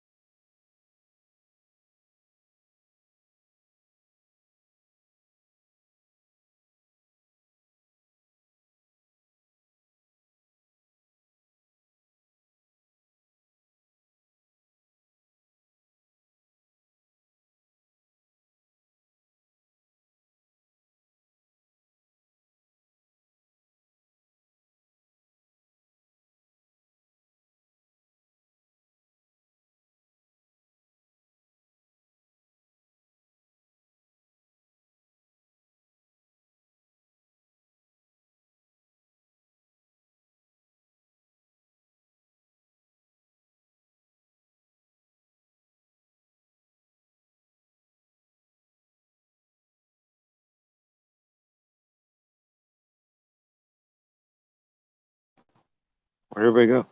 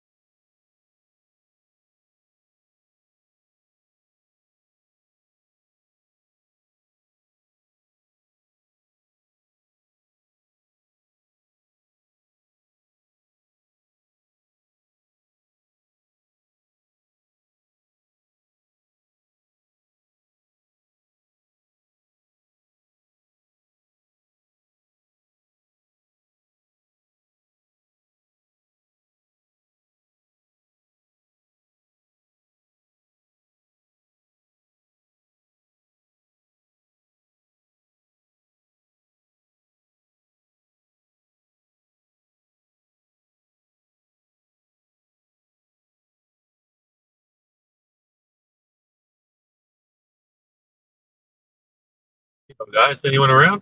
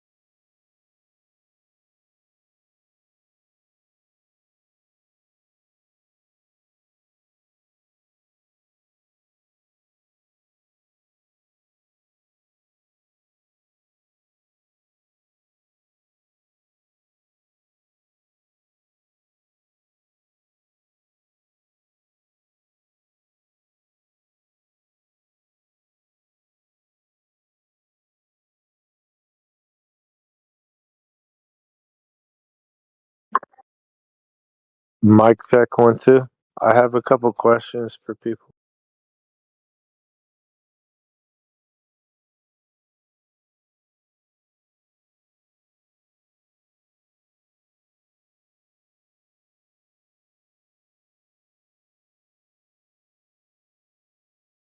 Hello, Geo server at 2:09 a.m. Central Standard Time. Is there any communication response?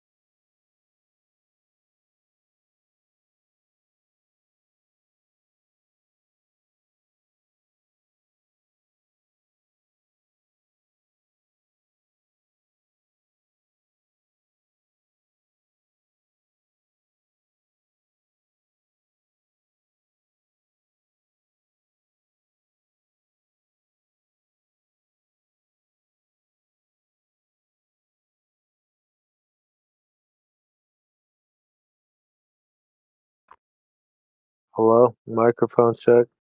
Is anybody available to talk?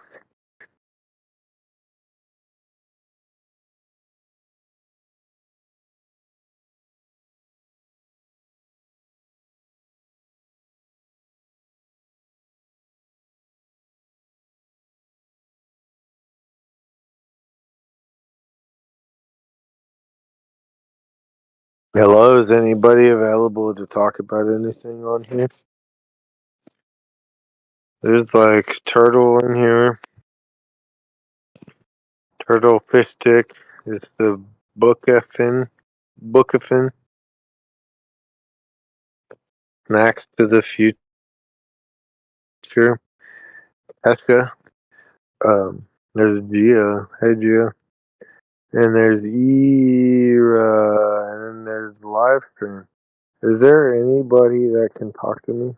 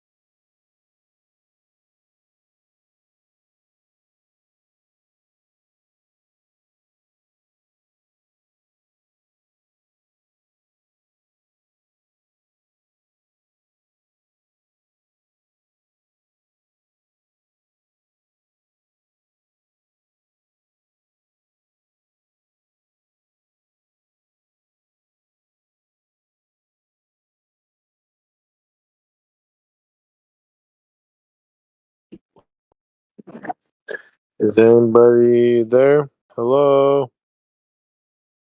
Hello? Anybody debate the globe late at night? Anybody there to debate anything late at night? Hello?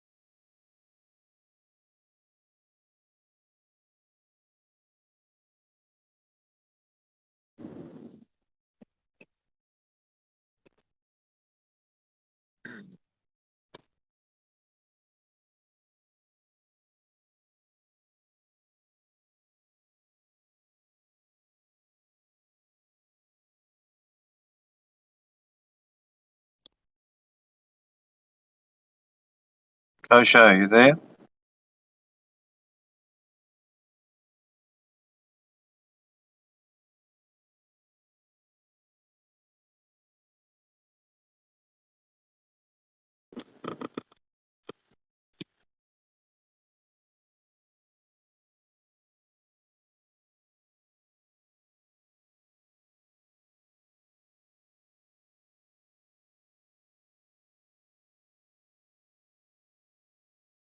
No one's chatting. No one's chatting. Kosho, are you there?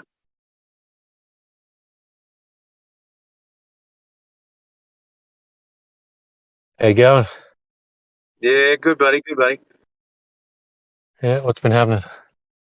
Not much. I had a crazy brain thought last night. I want to run it past Kosho or Zanuck. That's Oh that. yeah. Yeah, I'm good. I'm good. If we got, here's a question, right? I want Zanuck or Kosho to answer this. If we got every person on the earth, and if we gave, those little starting blocks that runners, sprinters use to take off.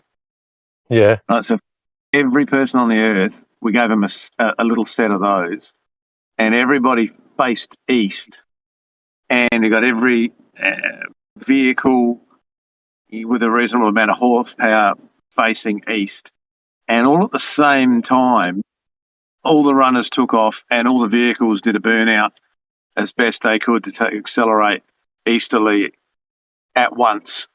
Would we slow down the rotation of the Earth? I could see where you're going with that straight away. Yeah, interesting. seriously, I don't know.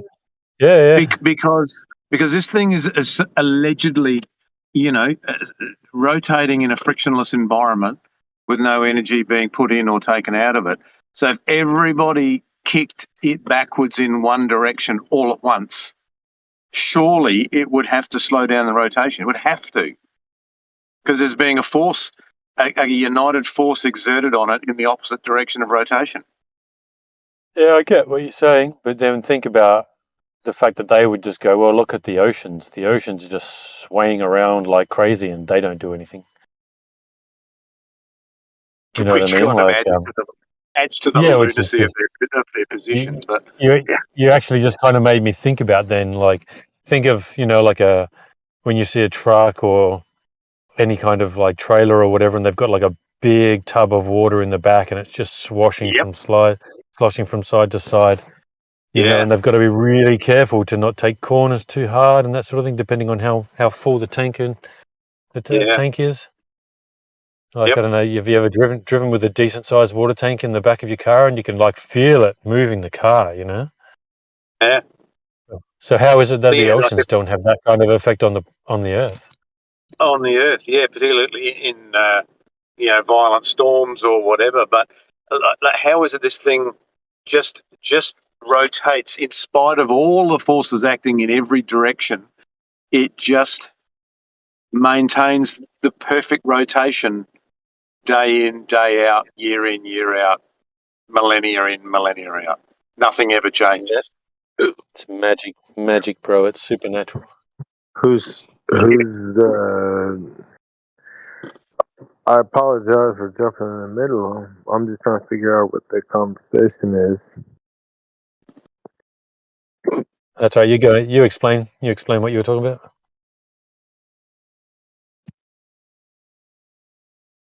Huh? Hold on. Where'd you go, bro? Do you want to tell him what your question was? I was just... Oh, no, the other guy. FE Evangelist. Sorry, somebody tagged me in a comment about explaining something, and so I just saw it. It says, Fresco and Flowers, what you got from Truth Prevails at 2:21 a.m. So I was just trying to figure out I didn't want to like interrupt the conversation, and so You're right, man. We're just shooting a few ideas around. If you got something to change the topic, we're up for it. What's the Yeah, topic?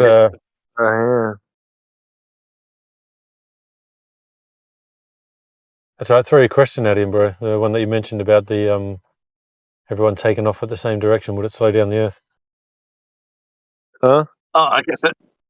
So, Flowers, are you a glober or a flatty?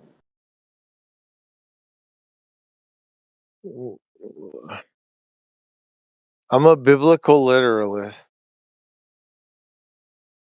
Okay, well, that in itself has that's another discussion I could have with you. But so you would, Well, see, depending on who you talk to, they'll both argue that the Bible says different things. But I'm assuming you're of the flat, stationary, motionless, on pillars, covered by a firmament, yada yada yada. Yep. Yada yada yada, around there somewhere, yeah. Yeah. Okay, fine. Well, so you're kind of on our side of this argument anyway. So, okay. Sorry. Yeah. I just don't know anymore. Like, I don't know what's going on anymore these days. Servers, man. Yeah, the world we live in. Yeah. Okay. Hey, as you're a Bible literalist, I've got a quick question for you.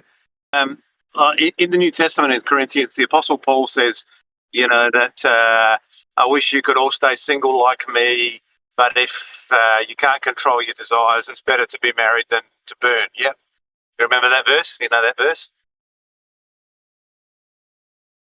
So what's the question associated with what So the question is, in the Hebrew text, in the Old Testament, God said to Adam and Eve, go forth, be fruitful and multiply. So how is it under Pauline theology that he would have us be celibate we're better to be celibate. But if you're going to burn in your lust, I guess, or your desire, then I guess you can go and get married. That's better. Whereas God actually, that Pauline theology is antithetical to what God said in the first place. How do you? And Jesus was celibate for that matter, as far as we know, I guess. But yeah, that's like I said, that's antithetical to God's command in the Old Testament. So it's a bit contradictory, isn't it? It could potentially be, man. There's a lot of stuff that are discrepancies for sure in scripture.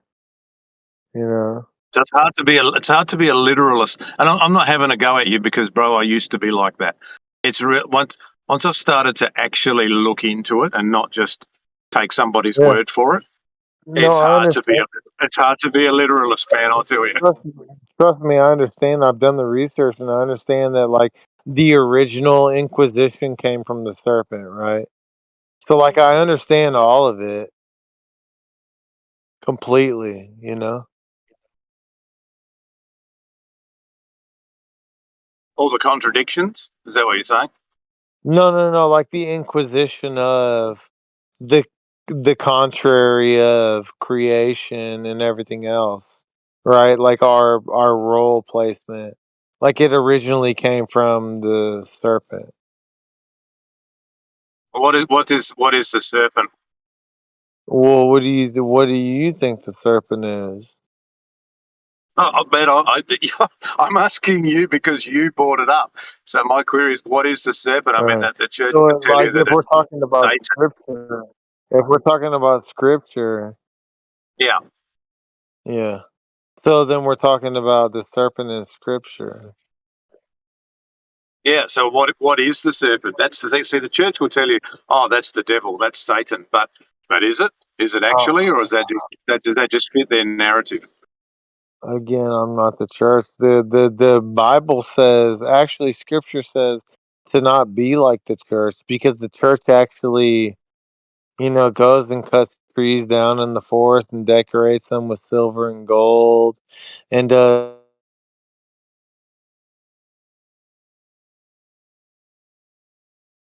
Yeah, you went dark, bro. but the Yeah, you're church gone. tradition Sorry, man. does Sorry, you dropped off there for under the about guise 10 of seconds, bro. the church. Say again. Sorry, you dropped off for You about 10 dropped seconds out. there. Oh, We missed wow. the first part.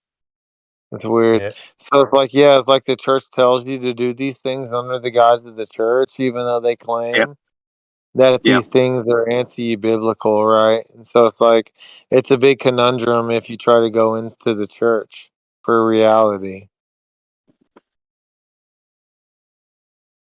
Oh yeah, I agree with you completely. But I mean, there's so much New Testament that actually is diametrically opposed to what the Old Testament says, and yet it's You think? supposed to, Jesus is supposed to, come to have fulfilled the law and all of that. Well, when you say like so much, can you name 3 different like topic points?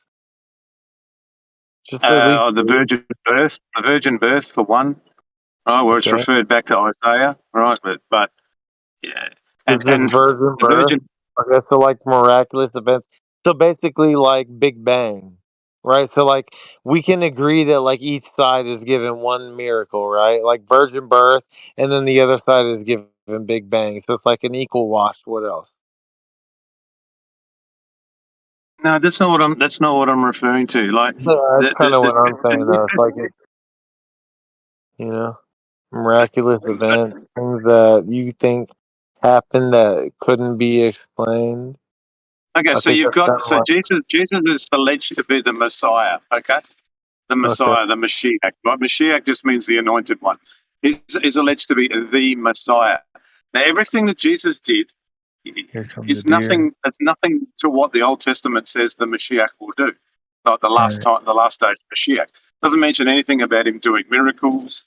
It doesn't mention anything about virgin births. It doesn't all the stuff that Right. supposedly qualifies him. Doesn't mention anything about him dying, rising again on the third day. None of that is in Tanakh.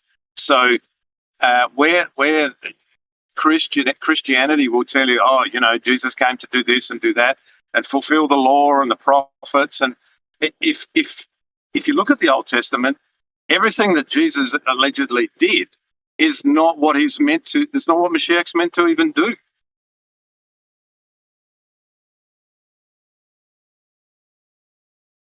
It's antithetical. The Messiah doesn't die and then rise again. Show me that in the Old Testament. And yet in Luke, I think it's in Luke, Jesus actually is quoted to say, as it is written, I'll die and rise again on the third day or something. As it is written. Well, where is it written? Find me where it's written. Different areas and archaeological findings and historical findings that he literally was crucified and then was risen again. There's there are over 500. Oh man, I'm sorry. Maybe I didn't explain it well. Alive after death again. Jesus says, I don't let me understand where I've you're got the coming verse. from this point. I've got the verse here. Let me read it to you. Where Jesus says, where are we? Here we go. So it's in Luke 24. Luke 24. Okay, Luke 24. Jesus says, "This is what is written: the Messiah will suffer and rise from the dead on the third day, and repentance for the forgiveness, yada, yada, yada." That's the words of Jesus. Now, when he's referring to as it is written, where is it written?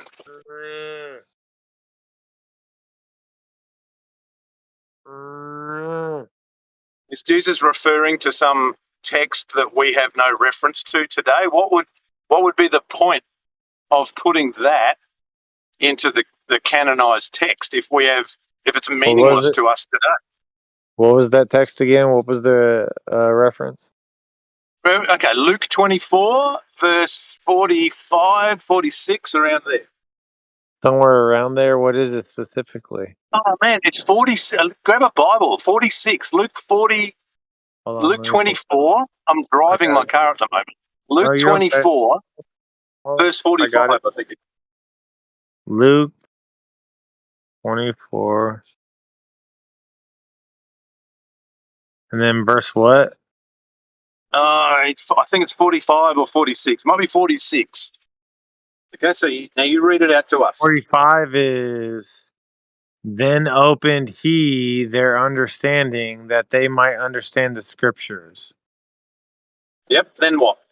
46 is, "And said unto them, Thus it is written, and thus it is behoved Christ to suffer, and to rise from the dead the third day." Okay, beautiful. Now you've read it out. Where is it written? Where is what written? Bro, Jesus says, as it is written. What is he referring to? Where is it written? He's referring to Old Testament scripture, bro. Okay, To which where one? it was prophesied that he would show up and that this would happen. That's what he's referring to. Because where Old is Testament happened way before he came about. And so there was scripture that there was a belief ideological system in place around scripture that he would show up and be this savior and this Messiah. And then when he showed up and started referencing it, that's why the Pharisees got pissed, because they were like, "Who the fuck you think you are? Like this could never be an actual human that shows up. Like it's literally got to be God." There was a misunderstanding of their ideology of God. So when Christ claimed that he was God incarnate through man, they sacrificed him and killed him. No, bro, you can't just make up a story to No, that's suit not what you making up a wanted story. to That's say. exactly what happened in history, you fucking idiot. Jeez, hang on, just bear with me. Jesus said, as it is written, the Messiah will, suffer and rise on the third day, blah, blah, blah. Exactly. Where is That right there. where is that written? He says, as it is written. Where is it written? In the Old Testament. You got to go back Okay, and cool. study the Yes, Old cool. Testament. Now, where Go Where? study it. Go figure Because it. Go find it. my argument is that that's not written in the Old Testament. So that's a fantastic claim made by Jesus. So you Now it has to be backed up. think that Where there's is it written? nowhere in the Old Testament? You don't think there's anywhere in the entire Old Testament where it's written that Jesus will rise and Yes, that be is the what I'm Messiah? saying. Yes, that's what I'm saying to you. Even though when he talks to the Samaritan woman at the well, and she That's the says New only Testament. God, listen, and she says only God can blah blah blah blah blah, and he says I am he that you're speaking of, as in reference of he is God. So is that not an example of what you're saying? No, my friend, that's New Oh, how Testament. come? You Explain need to how go not. to the Old Testament. You're Why not answering why my do I query. have to go to Old Testament to prove that point? Because I'll I explain to said you you why. could go to it. I said I'll you could go explain to to it, you. but you can also stay inside No, the New Testament and reference it because no, you. Jesus specifically told the Samaritan woman at the well, she was like, "Well, only God can do this, only blah blah blah," and he said, "I am He, I am that which you would speak of." Okay. Yes. Okay. That's not through of the belief system. That's him claiming that he is the Son of God because that's specifically what she referenced. So what are you talking about? What I'm talking about is at the time. Okay, so at the time, Jesus, just understand. At the time Jesus was alive, the New Testament did Was the not woman at the exist. well not a? Oh, so the woman It at the did well not. didn't You've exist. not. Have you drunk? Have you been drinking? Listen to me. The New Testament did not exist. So the woman at the well didn't exist. I give up. No, you don't have to give up. You can continue. Did the woman at the well exist because she was mentioned in New Testament The scripture? writing. Okay, so the So you're claiming that scripture's lying and that she didn't exist? okay. When That's a you're ready, I'll slippery give you the slope. answer. You let That's me a know when to go. slippery. Yeah, that's You a let me know slippery when to go. slope. I just want you to know that you're on a slippery slope. Continue whenever you feel comfortable. Okay. Okay. So when were the Gospels written? Do you know? Pre-existence of Christ. It's not a true question. When were the Gospels written? There were gospels which accounted to his existence before, which was in New Testament, or I mean, I apologize, Old Testament, right? Old Scripture Hang on. that Hang on. attested to his You birth and his existence from when Old yeah, okay. Testament. Okay. So I'm talking to you about the New Testament, the What canonized about text, So you're saying New Matthew, Testament Mark. is not an No, you indication have of to Old let me Testament? speak. I want to You make have to sure I let me understand where speak. you're coming from, bro. I'm sorry. Oh, you will if you let me speak. So tell me about the New Testament. The gospel, okay, the New Testament, the canonized New Testament was probably put together in the year 200, something like that, 300. But what I'm saying to you is the Gospels, Matthew, Mark, Luke, and John, that's where you have got your story of the Samaritan woman, right? Out of those Un- Gospels. under Do you know the when? under the like ideology of the of what you just said, right? Like who? Wait, what are the titles you just said again? Say them all Are you again, drunk? real quick. Are you drunk, No, man? no, Are you no, seriously? No. no, no. Seriously, like label them all again. Okay. You label like 3 or 4 different authoritarian Matthew, positions. there's four Gospels: Matthew, Mark, Luke, and John. They're No, your four beyond those. Gospels. No, the government agencies that you labeled out loud. Those What? people, not the scripture. You said something about different government agents. Like what? Oh, dude, yeah, that. Seriously, what? What's up, Okay, you're guys? not drunk. How's it Hey, you've going? been on the pipe. You must have been on the pipe. You are way off topic here. So I'm just going to bow out of this because it's a bit pointless. Okay. There's a what type of pipe? What's going on now? How's it going, guys?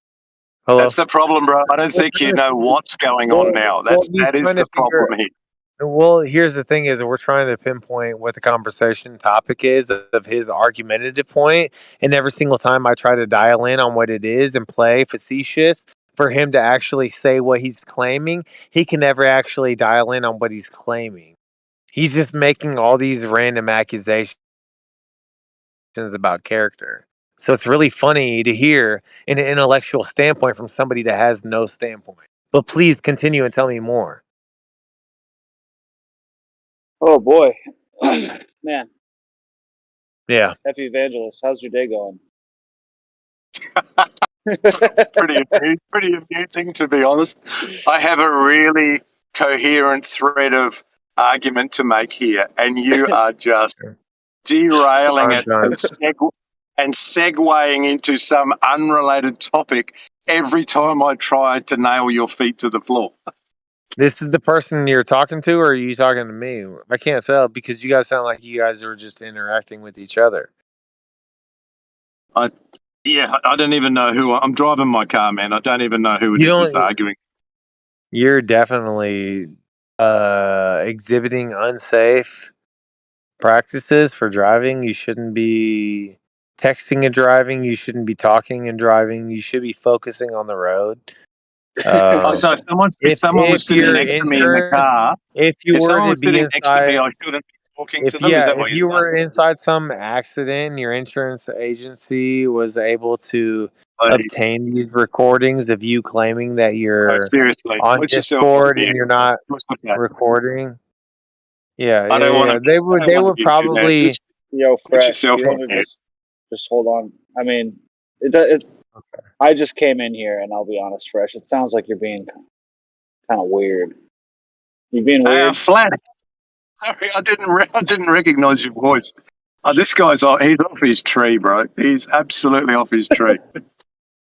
That's a new one I've never heard. Off his So tree. you're damn point oh. You claim flat Earth side, but you defend Globers every chance you get.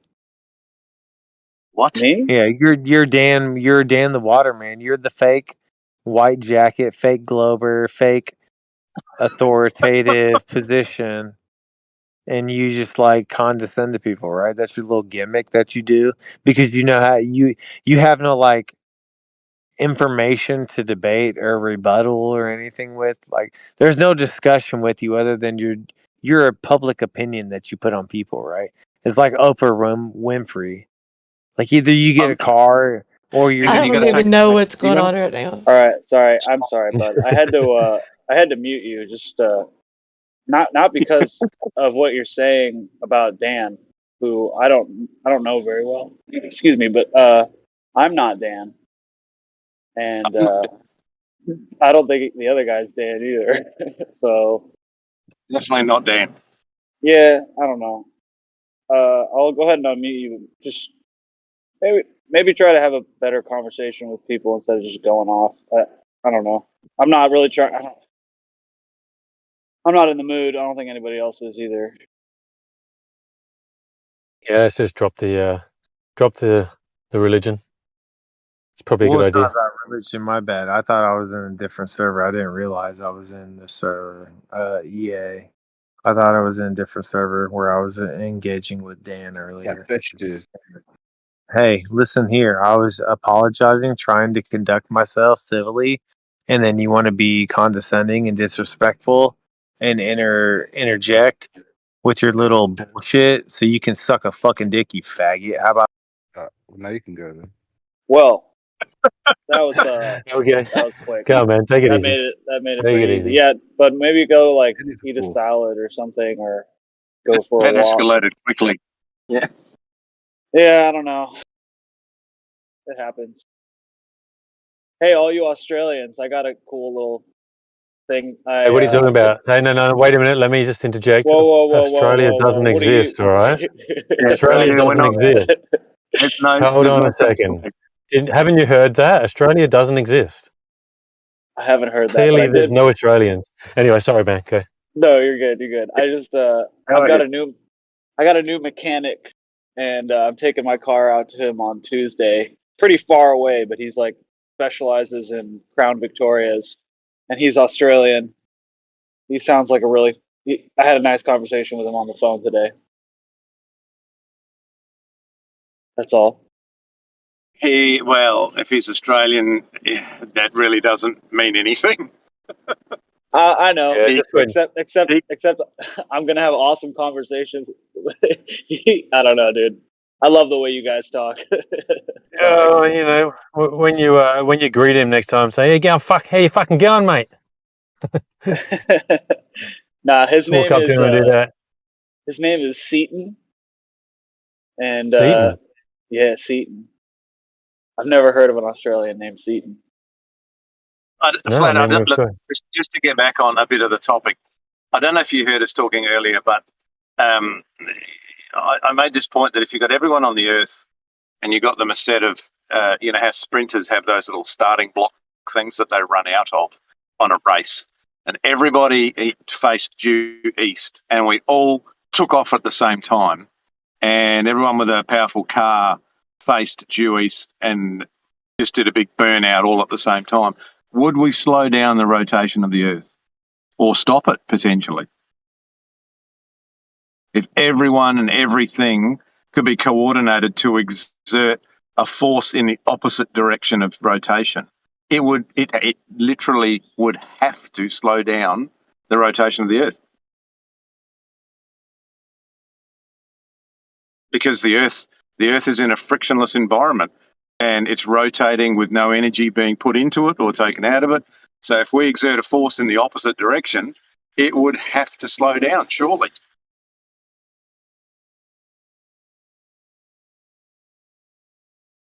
Yeah, I think it's an interesting thought.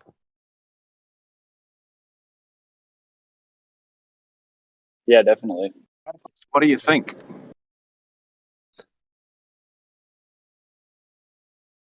I mean, yeah, it makes sense. Didn't Superman do something kind of like that? Yeah, but literally, it would flew have around to, and made everything go backwards.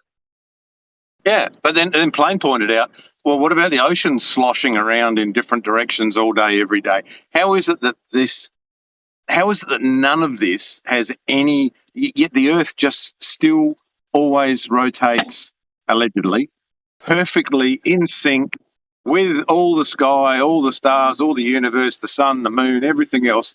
Never loses a minute. You can predict what things will be 10 years from now based on the perfection of the sky clock. And yet with all these other factors at play, ocean movements and whatever, why is it not affected?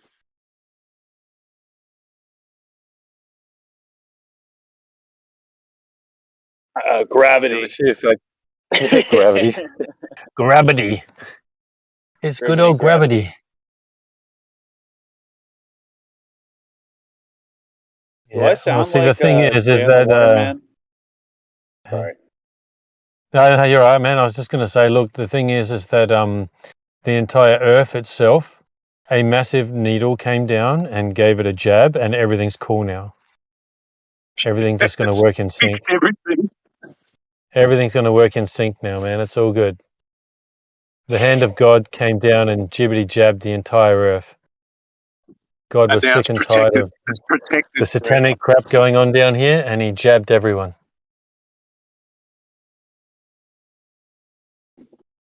Who knows, man?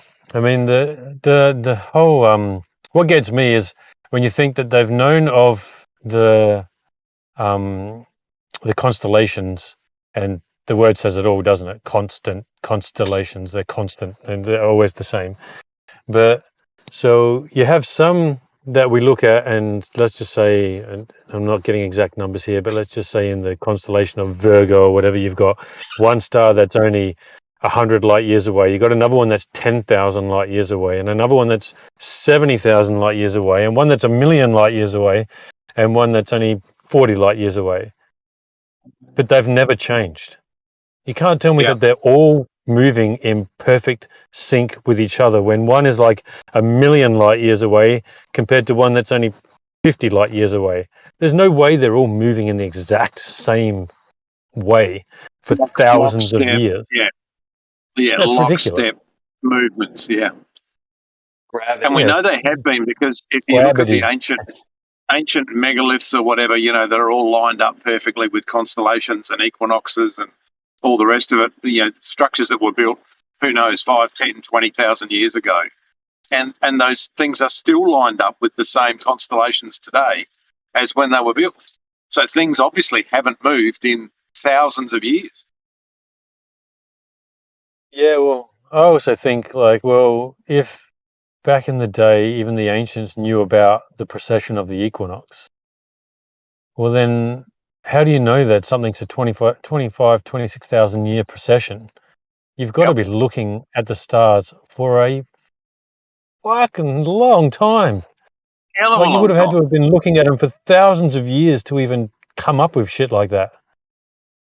If not, 1,000 years to do that. And we get the story that they found out about, or we've known about the constellation since, what was it, like basically 3,000 years now. So more than 1,000 years into the BCs. But how long were we trying to figure it out before that? And then work it out. Oh, well, okay, over 26,000 years, the Earth's going to travel the equivalent of 5 light years. Yeah. Everything's going to be the same. Traveled 26 trillion miles and nothing's changed.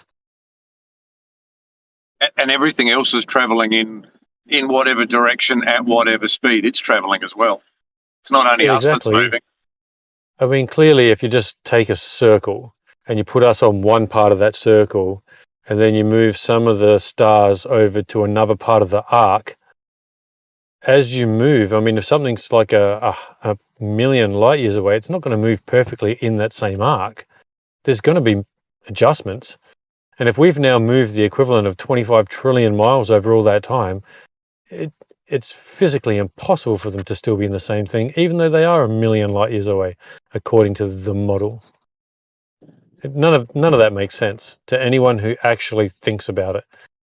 Yeah. To just sit there and say like, oh, well, they're just too far. You wouldn't notice, bro. That's just like leaving your brain at the door.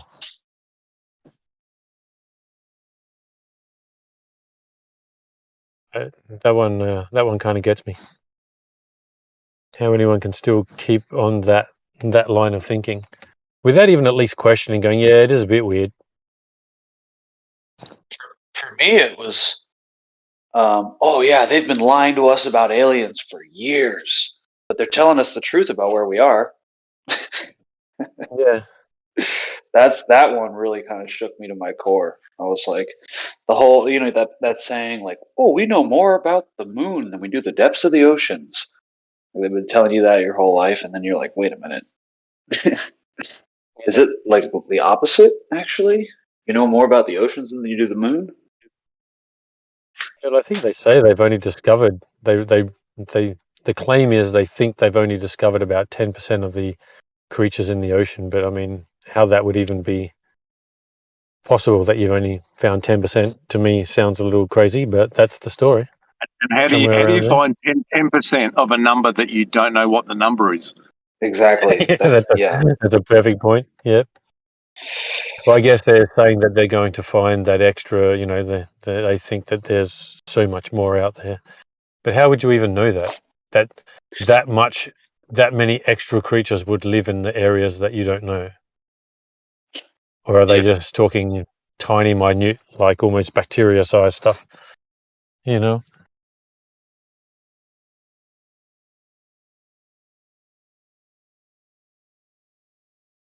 Maybe they're just sort of thinking on, well, visibly this is what we can see, and visibly we can't see all this extra stuff, so we're just extrapolating that there is more than likely this amount extra again on top of that. Oh, hey guys, and I'm going to keep this really cryptic, all right? But I was just watching Dr. Campbell's latest video, and I might drop that in the chat. But he's just going on the latest ONS data, which comes from England.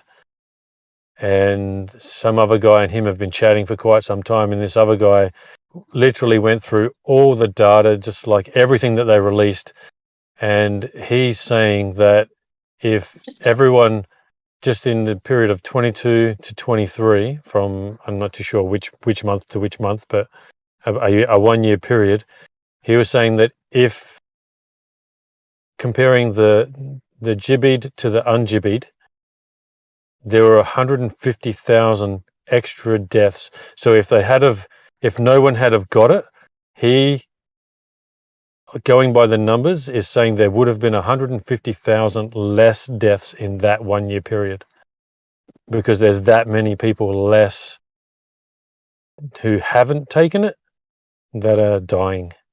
So the death rate is worldwide or in a particular country, or what is it? it would be through the England, probably England, Scotland, Just Ireland. in England, yeah. I was going to say Yeah, that yeah. that number sounds low if you're talking worldwide, but if it was just England, then yeah, that's a frightening number. It's a frightening number, yeah.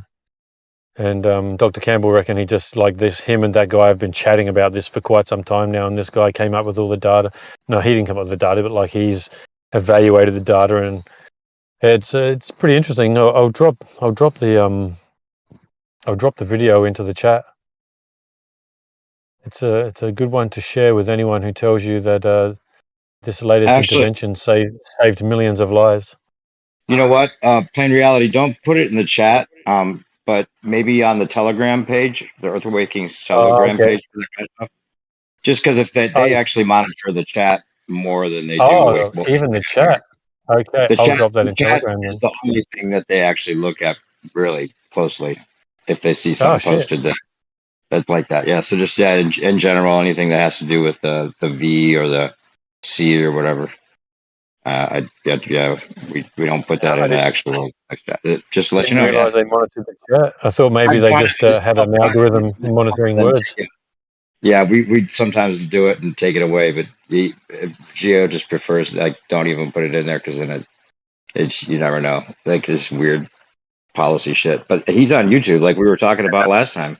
That guy, why is that guy's YouTube channel up? If we can't even have a post to his video, but it's not the YouTube channel. It's more like the Discord weirdness in the what people post. They can get the whole channel taken down for stupid weird shit. Yeah, it's quite funny because you hear him being sarcastic in his own little way, where he'll be saying something and he's like, "Oh, but clearly we know that it has nothing to do with this because we're told that it's safe and effective." Oh, is he sarcastic in this one? Because he's pretty straightforward. Yeah. He's getting pretty straightforward these days. Like I think, as a human being with a brain, he's worked out that we've all been lied to. I was really surprised, like I said, when we first talked about it. Like that guy was like, I thought he was a shill because he was saying all good things about it to begin with, and then he totally 180. He's the perfect example to show somebody that, was going along with the program at all, or still is, because he was like, a total like real doctor. It seems, at least, like he's a real doctor that's now telling the truth, even though he thought it was all good. Sorry, someone else is popping in there. Yeah, someone else. Yeah, I was just going to say, I saw. Sorry, just earlier today, I don't know if you saw it playing, but the Australian government is going to have an inquiry into our response to the whole minestrone crisis that existed a couple of years ago. Yes. We investigated ourselves and we found that we did nothing wrong. It's beautiful. It's beautiful. What I saw was they listed the specific terms of reference of the inquiry, and pretty much everything which could turn up damning information and results has been excluded from the terms of reference. Yeah. So, unusual harm or unexpected death increase, or they listed all the things that were not going to be investigated as part of the investigation. Oh, it's crazy, man. There's a Substack, and I dropped it in. Oh shit! I dropped that in chat as well. This was a week ago or so. Again, like I'll have to make sure that I don't drop anything like that in chat again. I didn't know that was a problem, but yeah, there was a guy here. I'm not sure if he's a South Australian, but he requested all inpatient visits and all emergency department visits from 2019 to the end of 2021. and he got Yep. 2019 and 2020 as basically controls, and then throughout 2021, the increase in hospitalizations that we had was just through the roof. And anyone who knows anything about, Australia and South Australia especially, is like we had virtually nothing going on here in 2021 at all. Like it didn't start here until 2022. And in 2021, you had more than 5,000 extra people went to the emergency room department because of heart, chest pains, and it was just exponential. Everything, brain disorders, chest things, it was just through the roof. Skin disorders, you name it, everything went crazy. But there was only really one thing different that happened here in 2021. Yeah, did you guys hear did you hear Whitson on here earlier? I'm sorry, go ahead. I was going to say, I was being facetious. Said that the La Nina weather pattern that caused everything. Oh yeah, yeah. Did you guys hear Whitson and Shane talking on here earlier about the Marburg stuff and the zombie apocalypse? I kind of caught the end of that, or the last sort of maybe 10 minutes or so, 5 minutes or something.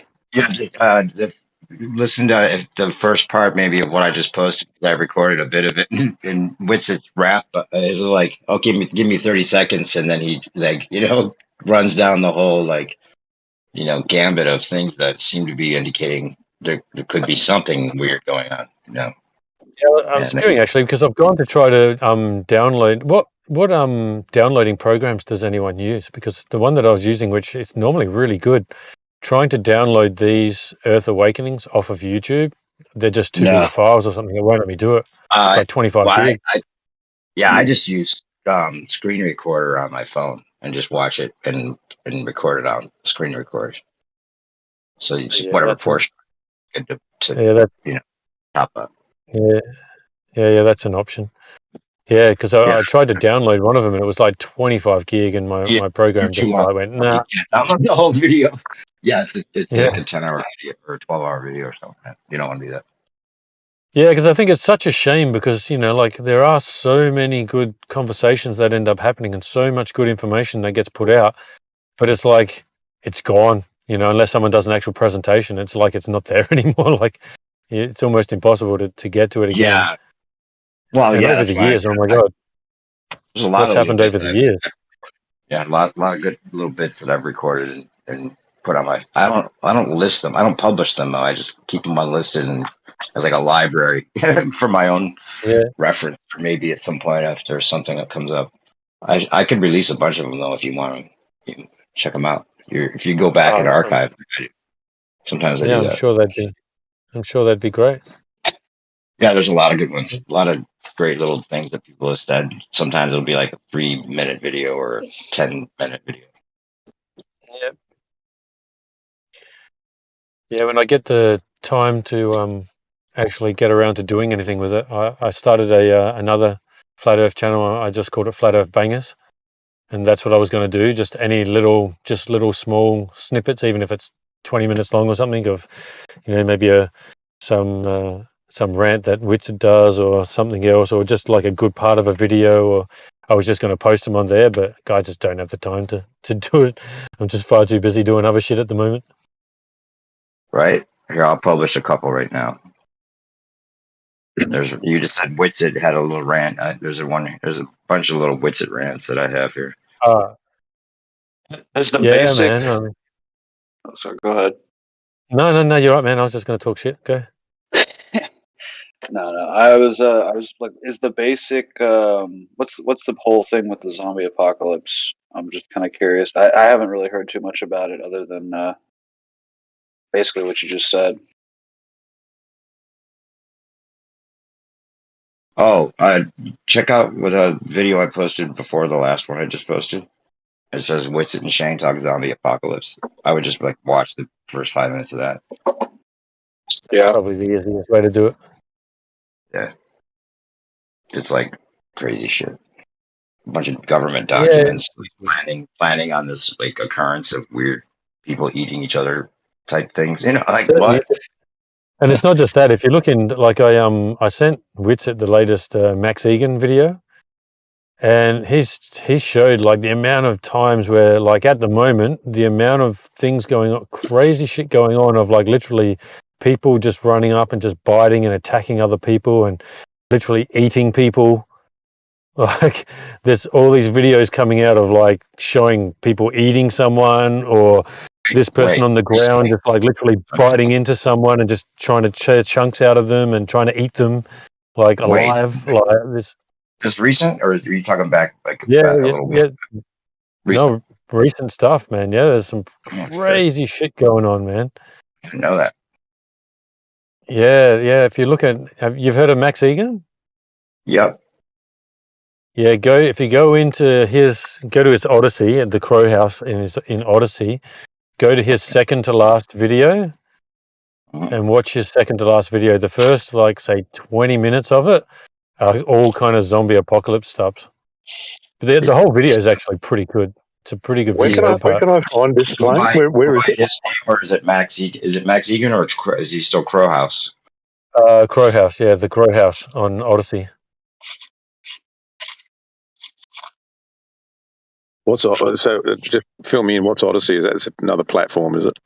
Yeah, Yeah, Odysee is just another platform. You know, like a YouTube or a BitChute, Rumble, Rockfin. Oh, they're called the New World Rising. No, 7 months ago. Okay, Reese's most recent one. Yeah, go like not his very most recent, but the one before that. Okay. Remember when Max Yeah, Egan, worth watching the whole thing. Sorry, go. remember when he figured out the Matrix and he's like, I am Neo. It's actually me. The soul. Remember that? Yeah, Remember where when he for a day? He's like, I think he's like, and the Earth's flat, and I'm also Neo from the Matrix. Those are crazy. Who's doing the? Is it the government that's doing the zombies, or is it Satanists, or who's doing it? Alien zombies. I don't know. Oh, okay. Zombies from another part of the planet are trying. He said it so Yeah, I don't know. I don't know. It sounds. They've been playing that like World War Z movie. Have anybody see that? Have they been putting that on TV lately? Just recently, like only a couple days ago, that I noticed that, and I was like, haha, it's funny. What's it talking about? And World War Z's on, haha. But What do they have to gain from making people into zombies? Like, cui bono? well, actually, that World War Z too, I think, is connected to some kind of Gatesian situation because it is the outbreak movie. You know what I mean? That like, oh my gosh, this could happen, kind of thing. You know?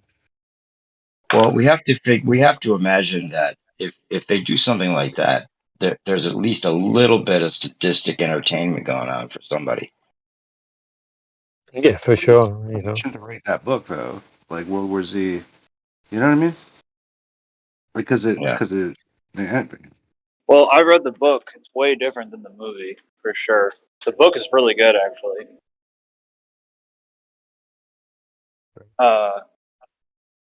How was it different? How was the book different than the movie? The book is a collection of stories from people, from like characters who never really meet, just existing during this zombie apocalypse. Whereas the movie follows.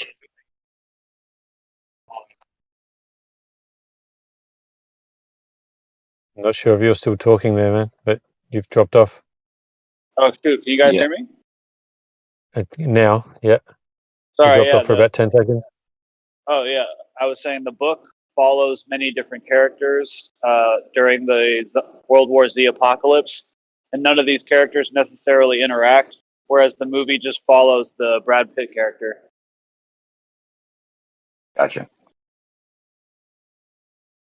Yeah, the benefit, I guess, according to what some of the ideas Witsit was talking about, was that, well, if it is a population control thing, that would take care of that, obviously. But just to get people to get so freaked out by this happening, or anybody that got the thing before is now controllable, possibly through an electromagnetic light type effect that they could do, and basically it turns you into this, flesh-eating person that they can control with light, which they've already done with mice, and that works. And it's called, what did he say? I looked it up. I have it all noted here. I'll send you all the links that he posted in Telegram if you want. A bunch of them. But what was that one that they had as well? There's literally, I've seen one where there's some technology that that was gotten, or that they came about. When we say they, we all know what I mean by they in general. Where I can't remember what they called it, but something to do with the god something, where literally they could put sound into your mind and make you hear words, like you could hear things. Voice of God. I forget what it was called. The voice of God. Okay, there you go. Yeah. So if you look at that, and if you go through that kind of thing, and if you go through looking at, well, maybe there was something within the jab, which is why they wanted everyone to get it, why they tried to push it so hard for everyone to get it. And then with frequencies, like, are they literally just tuning people in to being more susceptible to these things as well? Maybe something to do with frequency will actually make people go a little crazy. Yeah. And then they'll run Maybe to the FEMA camps. That was the other part of it. The idea is to get us to run to the FEMA camps at some point, right? Yeah, well, remember back, wait. what was it, like 7 or 8 years ago? Sorry, where they where everyone was pointing out within all these FEMA camps and all these different places there were those black coffins. Sorry, you can go on now. There was something recent, I guess, too. There was even like more and more, like more than usual. And this guy, I guess, is showing all the coffins that he works where they're being stacked, and he's showing on video like this is more than usual. They're all being like shipped all over the United States. It's weird.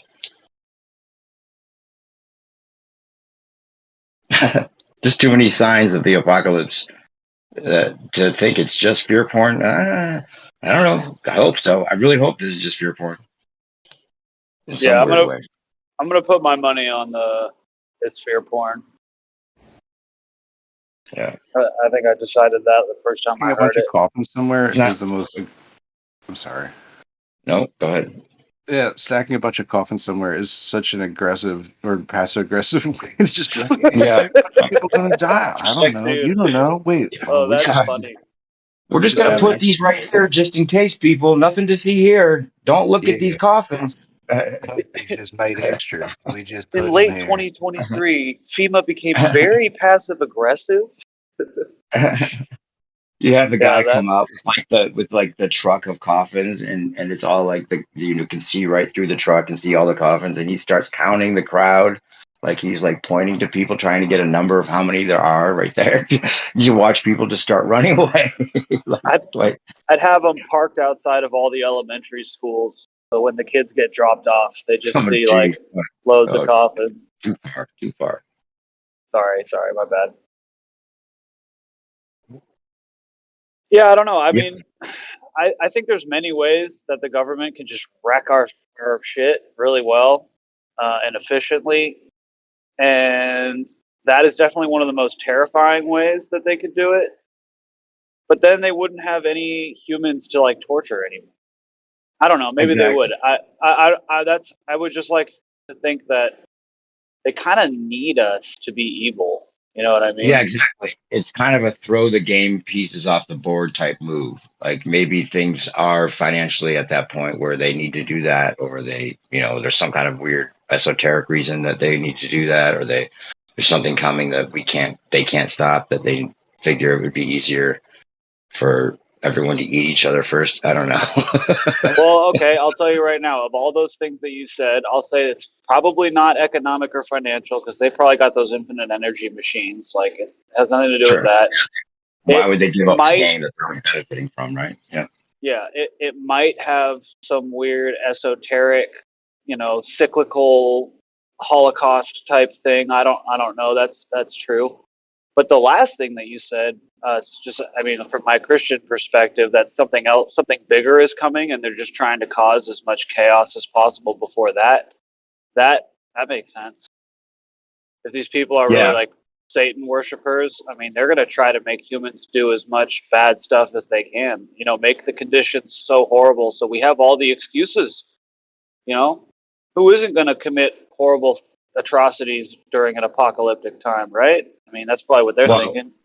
yeah. Also, what they're thinking is if we create the apocalypse, we're going to get a whole bunch of true believers out of it somehow, and we're going to have our reincarnation of the Christ figure in Trump come in and somehow seem like he saved the day or whatever they're planning with this biblical shit that we've been expecting with the Kraken and all that. Who knows? The Yeah, light show I've might. been hearing a lot of Trump Christ stuff lately, and Mhm. I'm not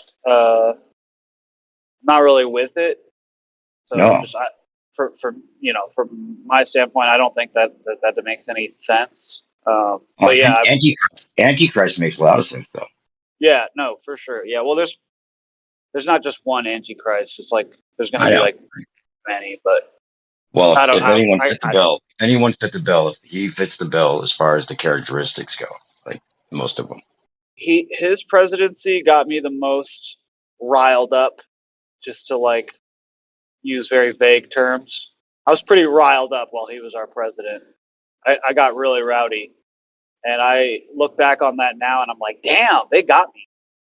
They got me Yeah. good, dude. I was ready to go. I was like, sometimes I hear these conversations. I'll come in the morning and I'll hear these like SEs talking about like we got to take the country back, and I'm like, bro, you have no idea. Like, yeah, I Well, hear you, but I don't even know if that's the solution anymore.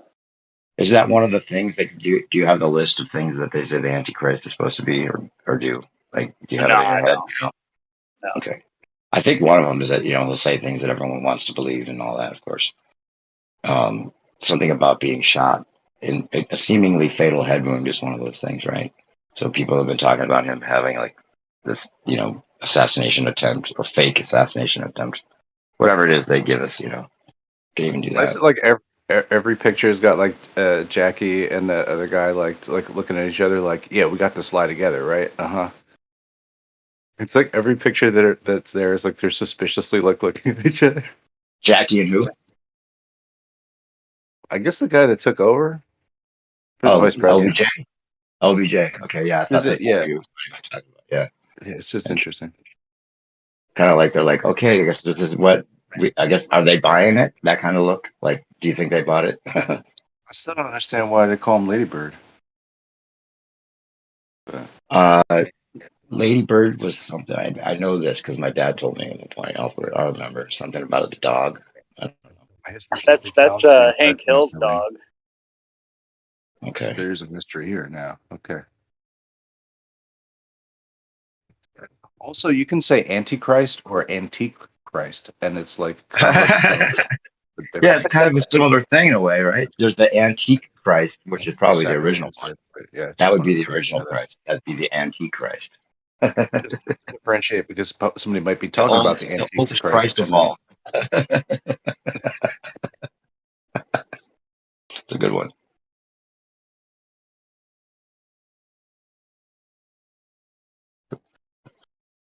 The most valuable one, we'll say that, to save ourselves from the blasphemy. Ask like roadside, like tabletop, like sales. You know, fun fact: saying things like "God damn it" or "Jesus Christ" or anything like that's not blasphemy. What? Yeah, because those aren't even the right words. They're not even the right words Blasphemy. anyway. No, it has I don't have a nothing to do. blasphemy. It has nothing to do with saying specific words at a specific time. It's more like if you claim Christ, but then you go and like murder a bunch of people and say that it's justified because of Christ or like because of some Christ thing. That's taking the Lord's name in vain. God willed it for me to slaughter this village. That's blasphemy. That's just what I learned in church, at least.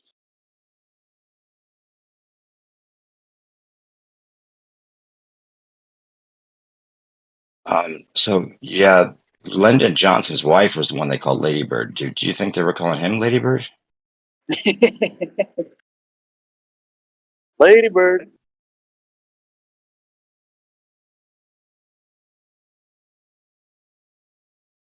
Her ladybird. It's just a His wife bird. was no, his wife was Right, don't named say that. Lady Bird. What's her given name? Well, no, she just She got. was obviously some type of MK Ultra sex slave.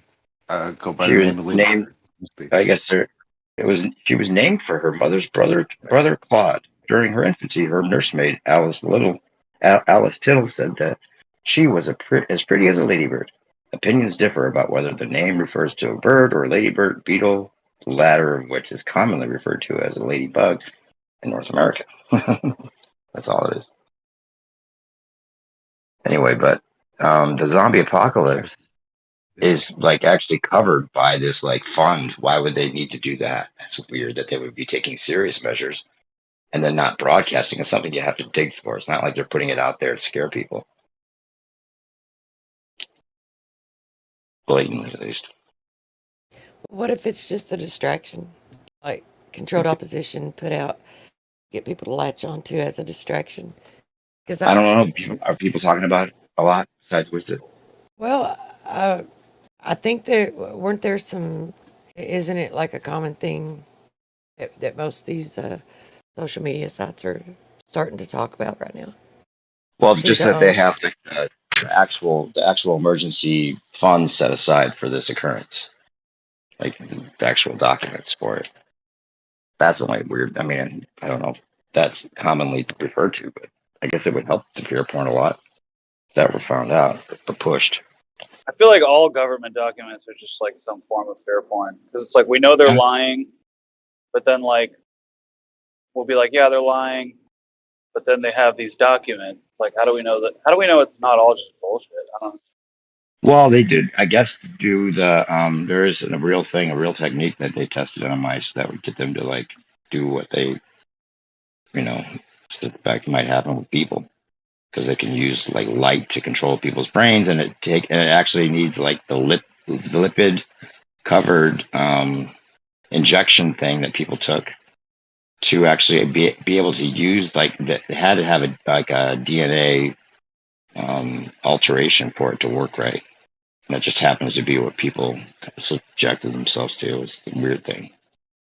What about this? There's the psychological manipulation that they do through device monitors and directed energy weapons that they can take any town out that they wish to and wage silent wars through, the psychological manipulation and weather engineering anywhere that they want to happen.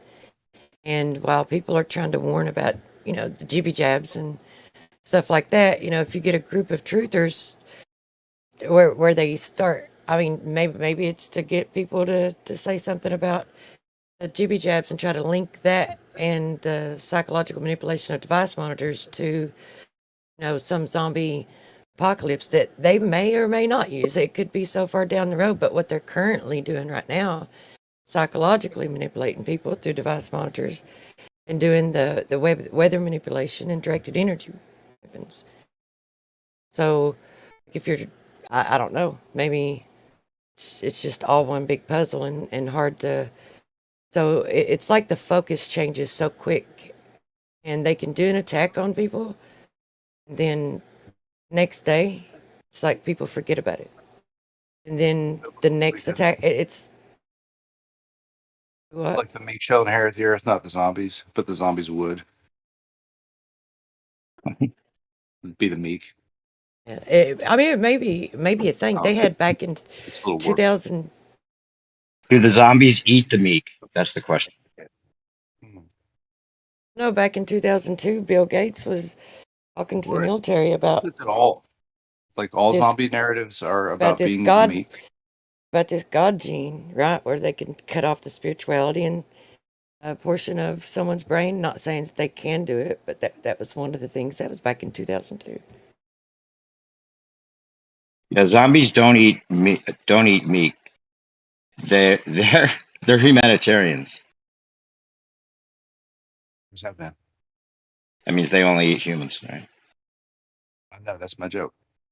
I know. I took it from you right there, right in front of you. Thank you. That's a. It was an honor of your wit. I was going to announce that it was your joke to begin with, but I liked feel it. so. Didn't I feel didn't honored. get enough credit at the time. I'm reprising No, it it's because okay. no one laughed. Nobody thinks it's funny. No one's ever thought it's funny. No one did. It went over everyone's head. They were They'll They still were think thinking that there about are what they were going humanitarians out there, right? Okay. I give all my money to vegetables. I'm a vegetarian. Thank you very much, everybody. Anyway, sorry, trouble. Sorry, truth. She was getting all serious, and we were being all jokey. we're talking about eating people. I mean, tough one. Well, if they do a zombie apocalypse, I mean, I guess China and Russia would just like take over the world, huh? Because America would be pretty screwed. How many dogs they have in China? I Maybe don't think the it's Chinese. I don't think the slow. Chinese would do that to their own people. They're like way too. Their people are down with social credit systems and stuff. They don't need to turn them into zombies. Russian people, they're just nuts. Like they're just down for whatever. So they don't need to turn them into. You know what's ironic is that maybe the scariest part about the whole thing is how obvious it is, like how crazy obvious it is. What they've done is wrong, because it means they're not investing in the long term future of this country if they would do that to these people, to us, or any country. Like it's not a long term investment if you're gonna make this evil act like totally obvious for everyone to see. Like that's that's a throw the pieces off the game board type thing right there already. It's like shit. That's what 9/11 did too. That was one of the thoughts about 9/11 was like, well, it's so obvious. Why would they do that if they planned on like having people trust them forever? From That's not 9/11 to zombie apocalypse in under 30 yeah, years, that escalated quickly. right. Like, well, we're gonna do the zombie apocalypse anyway, so 9/11 is really not that big a deal. People just get, just hold on, just wait, hold my beer, right? What's crazy is like the last 5 years and the next like 10 years could just be like summed up in the history books. It's like, and then there was a C-word pandemic, and then that led to a zombie apocalypse. It just like right. skips over everything. The end, yeah.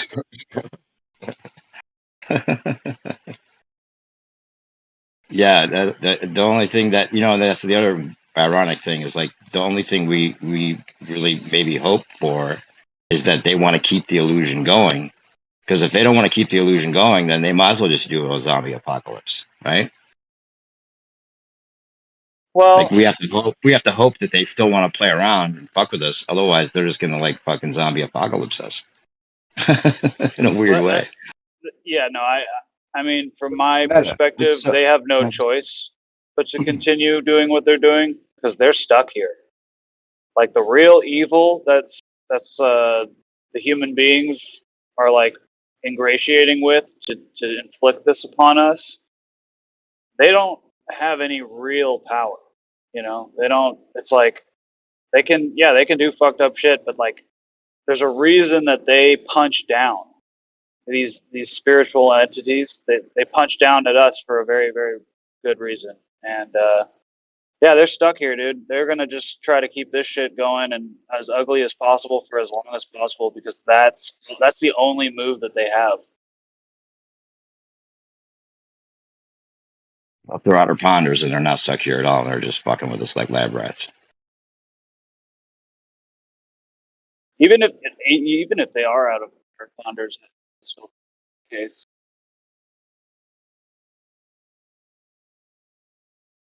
Like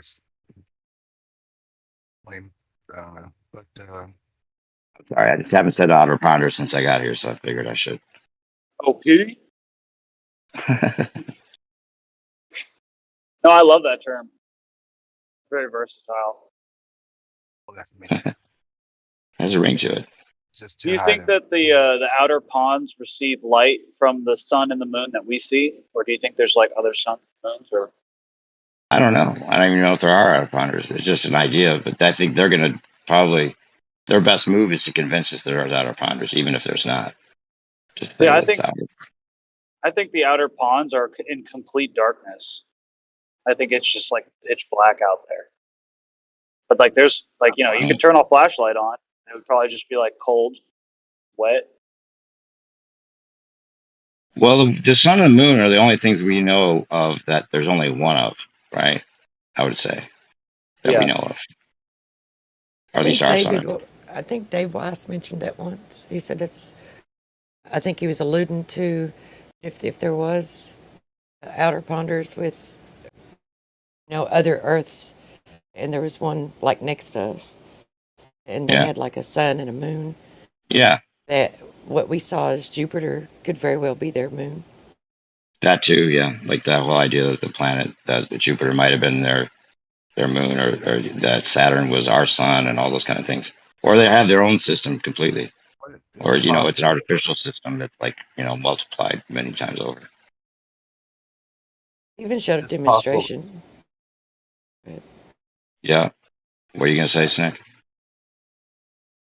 it If possible it's what? just basically a circle lying next to another circle, you know what I mean? Next to Yeah. another circle, or if these are outer ponds, or if there is just a flat topology with the structure of poles that occur, and then the poles create the toroid, and then the toroid creates the sun and the moon and stars and all that stuff. That like basically we could have our own private world where we think that there's an incredible infinite universe, which is just like caused by our limitation of instrumental Mhm. development, right? To be able to actually measure these things, we just trick fucked ourselves into thinking that everything that we ever see is the infinite cosmos, when in fact it's just like only here. It's like local, actually. Do we trick ourselves, or do they trick us? It seems almost like it's designed to trick us. It has to be what I said though. For that type of like a flat plane, like an infinite flat plane, where Yeah. just Earth populated, like a thing like an Earth with sun, moon, and planets and stars all the time, built Yeah. in the same table of elements, built in the Right. same shit with the same basic rules. Maybe even Right. piggybacking off of a neighbor's genetic stuff that might have strayed into it. Yeah. Anyway, that's an idea. Mhm. That there are just many worlds idea of a flat Earth, just like Mhm. it's laid out like a bubble wrap tiling, just like. Yep. Yeah. Multiple petri dishes. I'm just kind of thinking back about the zombie thing. I think the only thing that could prevent that would be a massive paradigm shift, like a bunch of people figuring out that the Earth was flat, and just like the whole argument, coming into the Overton window or something, figuring out that the truth about 9/11. Uh, that would either speed up their plans or just totally ruin them. I'd love to see a Yeah. renaissance in my lifetime. Again, about the obviousness of it. Like, it's so obvious with what we just went through and what we're going through. And then 9/11 was just so obvious when it's not something you decide to have an opinion about. It's something you find out. And when you have something that you find out, that just becomes like the good joke that, you heard freshman year of high school. By your senior year, everyone has heard that joke. It's not new anymore. Everyone heard the joke. You didn't decide whether you're going to hear the joke or not. You heard the joke. And that's how the truth, in this day and age can actually eventually get you, I imagine, where it's just like, oh, that's ridiculous. Most people will have that opinion at some point because it is ridiculous to believe it.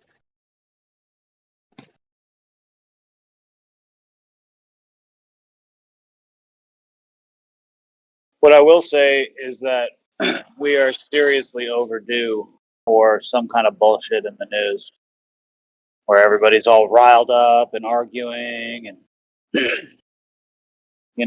it's been a while. People have been really riled up about Ominous. anything. Well, October 4th is supposedly some weird date. They have some kind of like emergency broadcast test or something weird going on. So Nice. Yeah, and then I guess the 11th is like somehow, I don't know. There's like a fourth, but then Witcher was saying something about the 11th is the contingency date, like the backup date. Why would they need a backup date? I don't know why. I don't know. I'm not big with dates, man. I've fallen for so many fucking dates. The first one was What was her name? what's that? What was her name? Her name was the fucking Mayan calendar, the December 2012, dude. I was all loaded up with my guns. I was like, Yep. Yep. oh man. And then I've been hit with September 23rd like 3 years in a row, like way before, like 5 years ago. That happened to me. So when I started hearing people talk about September 23rd, I kind of just kept my mouth shut because I didn't want to fucking piss on anybody's parade. But Yeah. I've been got with that. They got me with that one a couple times already. And the same guys, it was funny. It was like somebody was mentioning Christopher Green in here the other day. And if you know who he is, ANTM, ANT or something, AMT radio, talk show. Anyway, he's like, you know, someone was mentioning how it's funny he can just like talk about the world ending, and when it doesn't happen on that date, he comes back the next day like he never said anything about it. Like, but a lot of people did that with the 2012. It was like David Wilcock and a bunch of these guys who were just putting it all on the line, like their whole reputation. If this doesn't happen, then I'm, gonna completely be embarrassed, but they're not. They just come back like, okay, now. But you know what? In a way, in 2012, the world did end. It's just the end of the world as we know it, because that's when Flat Earth kind of officially might have been launched or whatever, right? However you want to call it. That's kind of like if you had the earliest date that people would, as more than a few at a time might have like learned that the Earth isn't a spinning ball. Around there. Still around there. Like, I don't know what the earliest. It's too bad we don't have like a Wikipedia of like these things like as they happened and occurred on the timeline. That'd be cool. Have you ever heard? Was I telling you about the isotropic or isometric timeline stuff? It's an interesting theory. You could actually try to figure out if it lines up. But I guess that this guy called in to, I think it was actually calling into IPS, but it was an interesting theory. It was like this date that is like there's these key dates that this isometric predictive programming type stuff goes on, like, or not predictive programming, but basically 1989, I think he said was the date. And then if you count the years up from there, then the years go like as far as what would happen in that year goes back the same number of years from that key date. So like you can line up 1972 to 2022, and then events from that year seem to line up, in a similar way. I actually copied the text from it. I'll put more of a detailed explanation for anyone interested in the chat where the actual numbers are right. Yeah. I think I told you about that when you were here, right, Snake? When I talking about that? I might have mentioned it.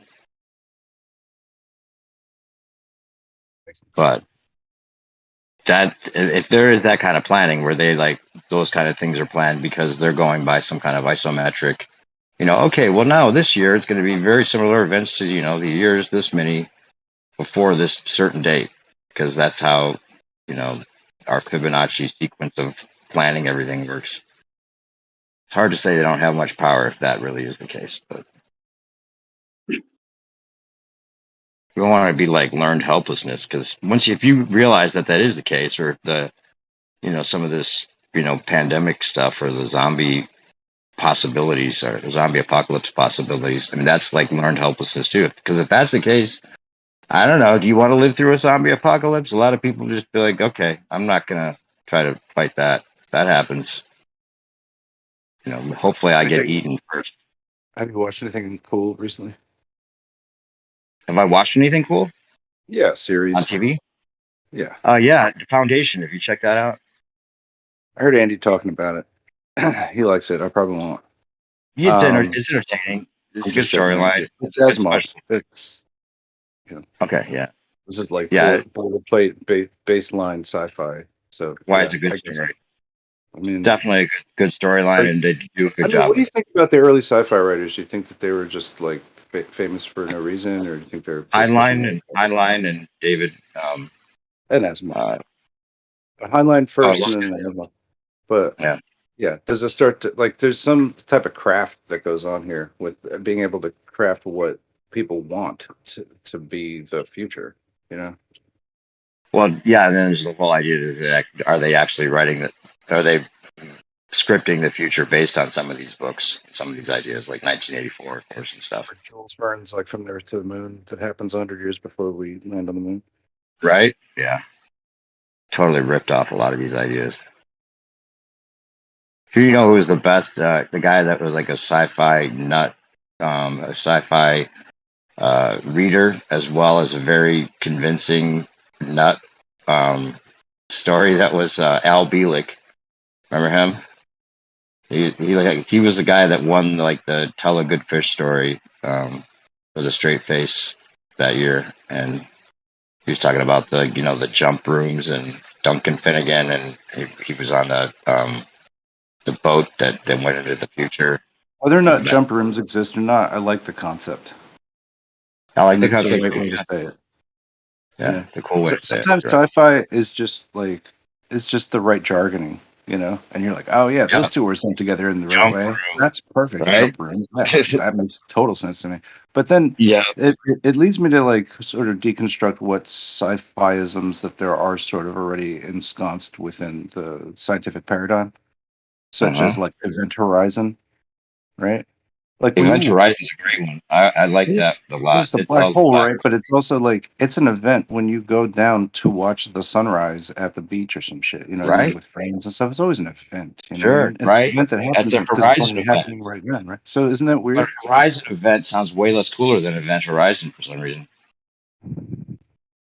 I just mean it's like it's sort of obscuring the true meaning of I know what you're saying. I know, but you know what I'm saying? I think there's Isn't that a bunch weird? of these to be explored. Probably. Horizon event doesn't have the impact that Event Horizon does. I don't know if it's because of the way they explain the Event Horizon at the black hole, or if it's just the way the wording is, sound of it. It has a ring to it. Americans wouldn't say it like that. Event Horizon is like something like a French person would say. It's the Event Horizon. You know what I mean? It's like I don't know. It's Americans say Event Horizon. We're talking about black should holes. be the other way around. But anyway. Well, yeah, it's the wording on a lot of these things that makes it. I'm trying to think of some other good ones, like the light speed, for sure, is a good one. Just the sound of it, even though if it's just like referencing the speed of light, or some of the Star Trek ones that they use for like tachyon particles and what was some of the warp speed? Warp speed's good. Warp drive, yeah, and a lot of that came right straight from the science fiction books. But Foundation's more Gravity is sort of one too. Well, I like to say, and I know it didn't come from this, but I like to say gravity is the combination of grave and deity, right? Like a dead god. The dead god that is, to replace the real god with the gravity. A deity, a grave deity, or a serious deity. You could interpret it both ways. Grave plus deity. Right, it's pulling you down in the grave, like 'cause it's you're falling into the earth. Right? That has the implication there too. But that's not what they say. It was my idea that might have been where they came from. Kind of my Bro Sanchez Bro Sanchez decode deep inside. The Bro Sanchez that I have deep inside somewhere. Your inner Sanchez Comes out sometimes. My Demochism. The best Demochism I always have to say was he came up with ionosphere. I ain't on no sphere.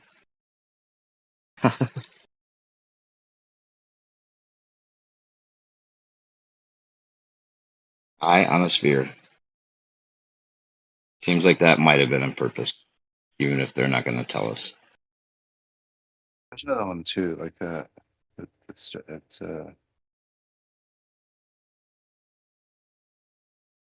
you can't say spear without fear. Right?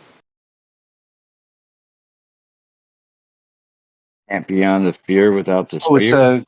It's not conspiratarded, but which I may have partially coined, but the conspiratarded.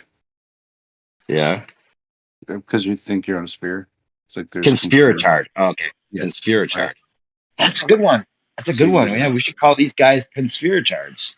Yeah, they 'Cause are by I definition. hate the term Definition, that's conspiratard. Actually, I've always hated that because people that use it in a derogatory well. way. There are But then we because use it's it. meant to We be. kind of took it over like the N word. You know, like we say it about each other as like the N word with black people between each other. We can say it between each other. But people that are actually thinking we're stupid for looking into conspiracies, they're not allowed to. That's offensive. Like the absolutes to me, you know. Like either everything you look at is a conspiracy, you might be conspiratarded. But if everything you think is perfect balls, doing around balls, Right. made of balls, then maybe you're conspiratarded. Then you'd be conspiratarded. Yeah. Yeah, it Exactly. goes with spheres, and you're retarded Yeah. about it. And Yeah, really, that's because the it's common. conspiracy. They're the they're the conspiracists, really, because they're like trying to Conspiracists, right? convince people of these spheres things that are like everything's balls everywhere. It's They're the ball conspiracies, right? conspiracy people that You got it. that's the Yeah, conspiracy that everything's balls, right? Everything it's the small is balls and everything big is balls. conspiracy. Conspiracist. Yep, it all works. I like it. Like put that one in the in the lexicon right now. Mark Yep, it down. I'll enter that into the database. Okay. Get the glossary out. Make some room. Insert the fake Cherry MX keystrokes here. There's another zombie apocalypse movie or show I was watching too called Invasion. If you like that kind of thing, that and Black Summer are two good ones. If you want to just like get a glimpse of the future we're about to like you enjoy here pretty soon, you might as well just watch those. You know, so that maybe those would be worse, like even worse than what we're gonna have to go through. So at least it won't be that bad. It's the only upside. Like you watch those and it's like, oh, well, at least it wasn't as bad as that movie. But did you? What? Well, one, they're coming out with a Westworld movie. Maybe that's Oh, interesting. really? Maybe not. That movie AI is going to come out, and that's going to be a fucking just a good movie. Ah, it's just called AI again. I think so. No, is it? Wait, what is it called? There's a big movie on AI coming. The Oh, Maker. okay. About The AI. Maker is it called? Okay, I haven't seen a preview. They're doing another Beetlejuice, by the way. If It's that. got the. Is it the guy from Tenet that's in it? Oh, I don't know. It's like the. Snack and I went to see Tenet when we went to a movie together. Like it wasn't a date. We're not trying to say that, Okay. but it was a date. Back close to each other. Yeah, we sat a seat I did apart. kind of get tired towards the end, and I did lean my head. No, It was great though. It was one of those movies that you really, you're glad you saw on the big screen. That's what we wanted to find. And the thing is, it was almost like I wanted it to start over again as soon as it was done, so we could go back and like catch a lot of those things. That's the kind of movie it is, and rightfully so because it's backwards and forwards the same, and there's a backwards forwards thing in the whole thing. So watching it over again would be. I still want to watch it again. I haven't seen it. Have you ever watched it since we watched it the first time? You gone back and watched it again? I haven't yet. Probably 10, 12 times? Yeah, see, that's the kind of movie it is. I hardly watch anything twice, I'm honestly. trying to get to it, yeah, in a way. Because the ending happens so fast, even though it's the beginning of the middle. But don't even get into it. Yeah, I want to look into how the making of it was done even closer as well, just beyond what I already heard. With It all like no comes out of special. a Roman block, right? The whole the name of it, and it's about it being like the same forwards and backwards. It also like edges on some fringe, maybe conspiracy stuff in a way, just how that all works. Some of the Can I just theories say, about sorry time guys, but travel, there's never been a conspiracy. right? Just planning by people in secret. Yeah, no, it's just people getting together, just deciding that things will be good for everyone else. It's not a conspiracy. It's just people who know better than other people deciding what's good for them. Can't you be down with that? Why can't you be down with that? Well, the only problem is they define what good is, and we don't agree. Well, that's because I'm too stupid to know what's good, and you probably are as well. So you need to just accept that these people are smarter than us, and they know that, if you need to die, then you need to die. I mean, come on. Right. Isn't it You great know. that we have these anti-flat earthers in here reminding us that we should just be stupid and believe everything they say? We should be Yeah, thankful for well, them. I mean, I believe everything they say. Oh, okay. Well, then you're I mean, right on board. That's yeah, I awesome. mean, I come wish on, I could man. get there. Someday I might. How could you not believe, like science? They explain Say it the word so science. well, don't they? I'll just say the word science, man. That fixes No, everything. but you've Science. got to be able to Enough to believe in explain it. things. If you can Yep. explain things, job done. Yep, exactly. As long as you can explain it, never show it, never demonstrate it at all in any way, but convince people that they should believe it because it's science. Perfect. That's Yeah. all we At the need. end of the day, you guys are all wrong, and I have science on my side. So I just go by the body of science, and whatever the body of science says the consensus is, then that's what's going on. Sorry, but I just needed to throw in there that you guys are all wrong, and everything's just a coincidence. There are Well, no young conspiracies. man, you might have believed in the globe, but you didn't understand the model. And now I'm here to re-explain it to you, and then you'll understand. That's Right. basically what we go through. Yeah. It's like a re-education program. It pretty much is. That's what they think. I think they think of themselves that way, or actually, they're being paid actually as that person. Like there might even be a service called re-education, Globe Re-education that they work for. They might take a Skulls. paycheck from them. Well, isn't that pretty much what they call some of these FEMA camps, like re-education camps? They were actually, I think, in China, and that they were, and even here in Australia, I think they were literally talking about how they were getting these centres for people who needed to be quarantined, and if they had anti-ideas, they were going to basically be reprogrammed. In a sense, they didn't say it exactly that way, but that's what they were saying. They were going to, explain to you why you're wrong.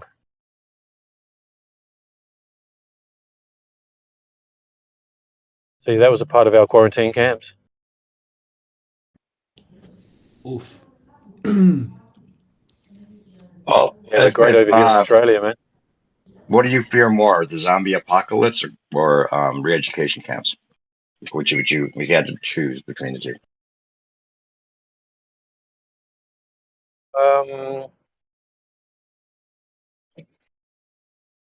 It's an interesting one, isn't it? Because the re-education camps is basically the government mafia coming along and forcing you into them, and the other one is you got a fighting chance of, and at least I guess you get to kill zombies, and you can kill them at will, and that's all good.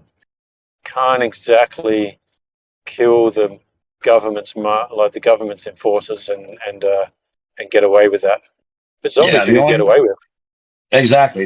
I think it's an easy choice, except for the fact that you could just pretend like you're re-educated and live longer. Maybe that's the only. Yeah, the only thing that would shit me about that is that they're going to want to jab you. Yeah, that's true. Yeah. And then you'd be a And zombie anyway. yeah, and I'm literally at a point where I understand exactly what's going on with those things, and I would never even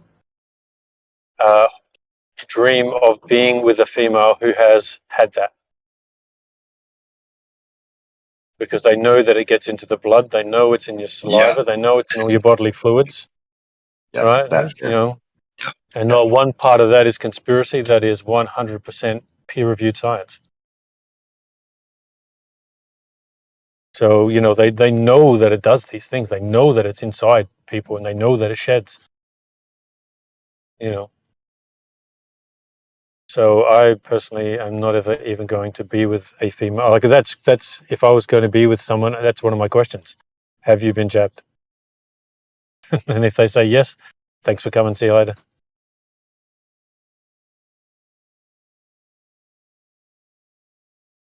may seem harsh to some people, but I'm not putting myself. I'm not giving them any opportunity to get that crap into me. In that way, anyway. Probably just throw it in the air.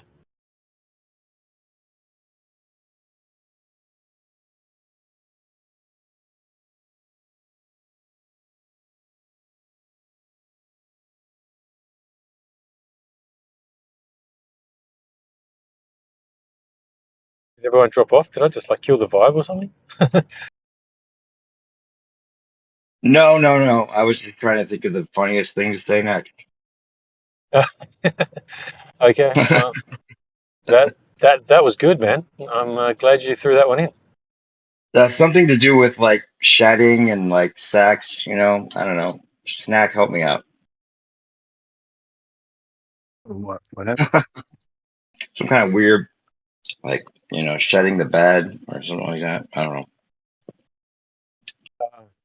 So you hooked up with her, and then she shed it. Then she shed the bed. What would you do if a woman shed the bed? Right? Something like She's that. so hot she could shed the bed, and I'd still do it. Sorry, Dude, we she have another totally shed female. the bed on me, man. She shed the bed on me, and I totally got the thing she had. We She we did shed have all over a me. we did have another female in the chat, like in the voice chat, didn't we? Let's not be too derogative. Yeah, let's not do In that. any way. No, In fact, we haven't heard enough from Truth. What's up, Truth? We kind of like went all weird and silly when you were trying to be serious about this shit. But there you go. It's great to hear a female voice sometimes. You know, it really breaks things up. Gets rid of Yeah. that like too much of that testosterone energy. Sure, exactly. So sorry, I don't know her. I've heard her on here plenty of times, but I'm Truth still trying to prevails. get with Oh, everyone's names. she's a legend. Yeah, I've You heard her. gotta She hear. says a lot of good stuff, man. Yeah, She she's says a all lot of about good the stuff. vibratory frequencies and the power of intention and all these kind of things that are really cool. Like Russell, Walter Russell, and all this. She did a whole presentation that I can link you on vibratory frequencies. It's really good. Yeah, cool.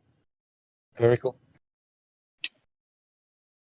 Eden's another new one in the chats these days. Interesting to listen to. Shout out to Eden. Truth, are you there? What's up? She just listening or is she gone? She leave? I'm not looking at the chat.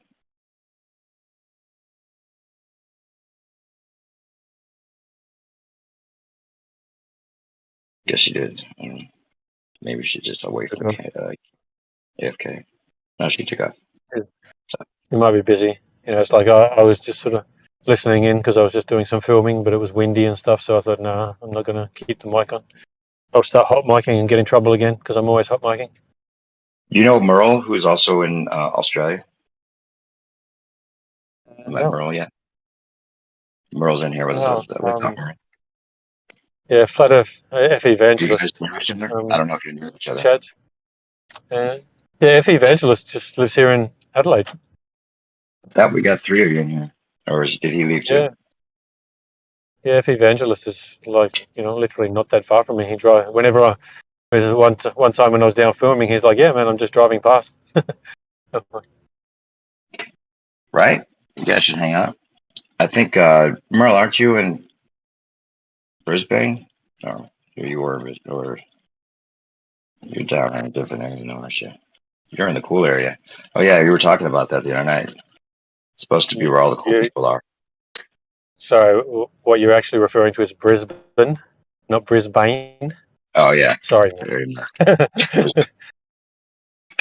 What's the coolest area in what's the cool area, the hip area in Australia? In Australia? Yeah.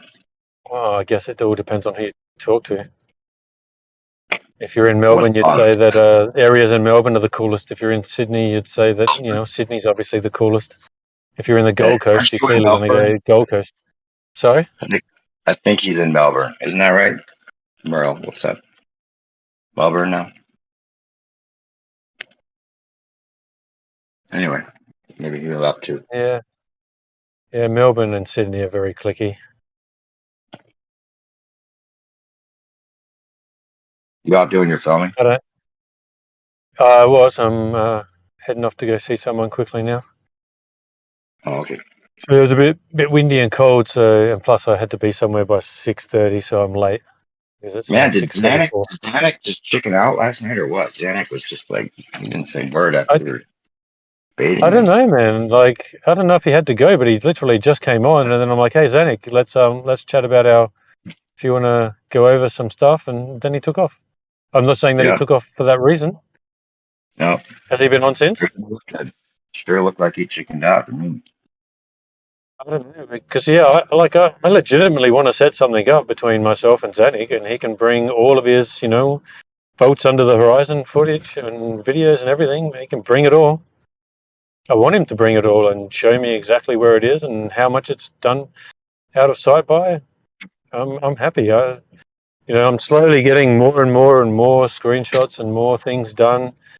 More information on the shots and that. So it's only going to get worse for anyone who wants to debate about it, because the more I have, then just the more data I've got showing, like, well, here's another 200 examples of what I'm telling you about.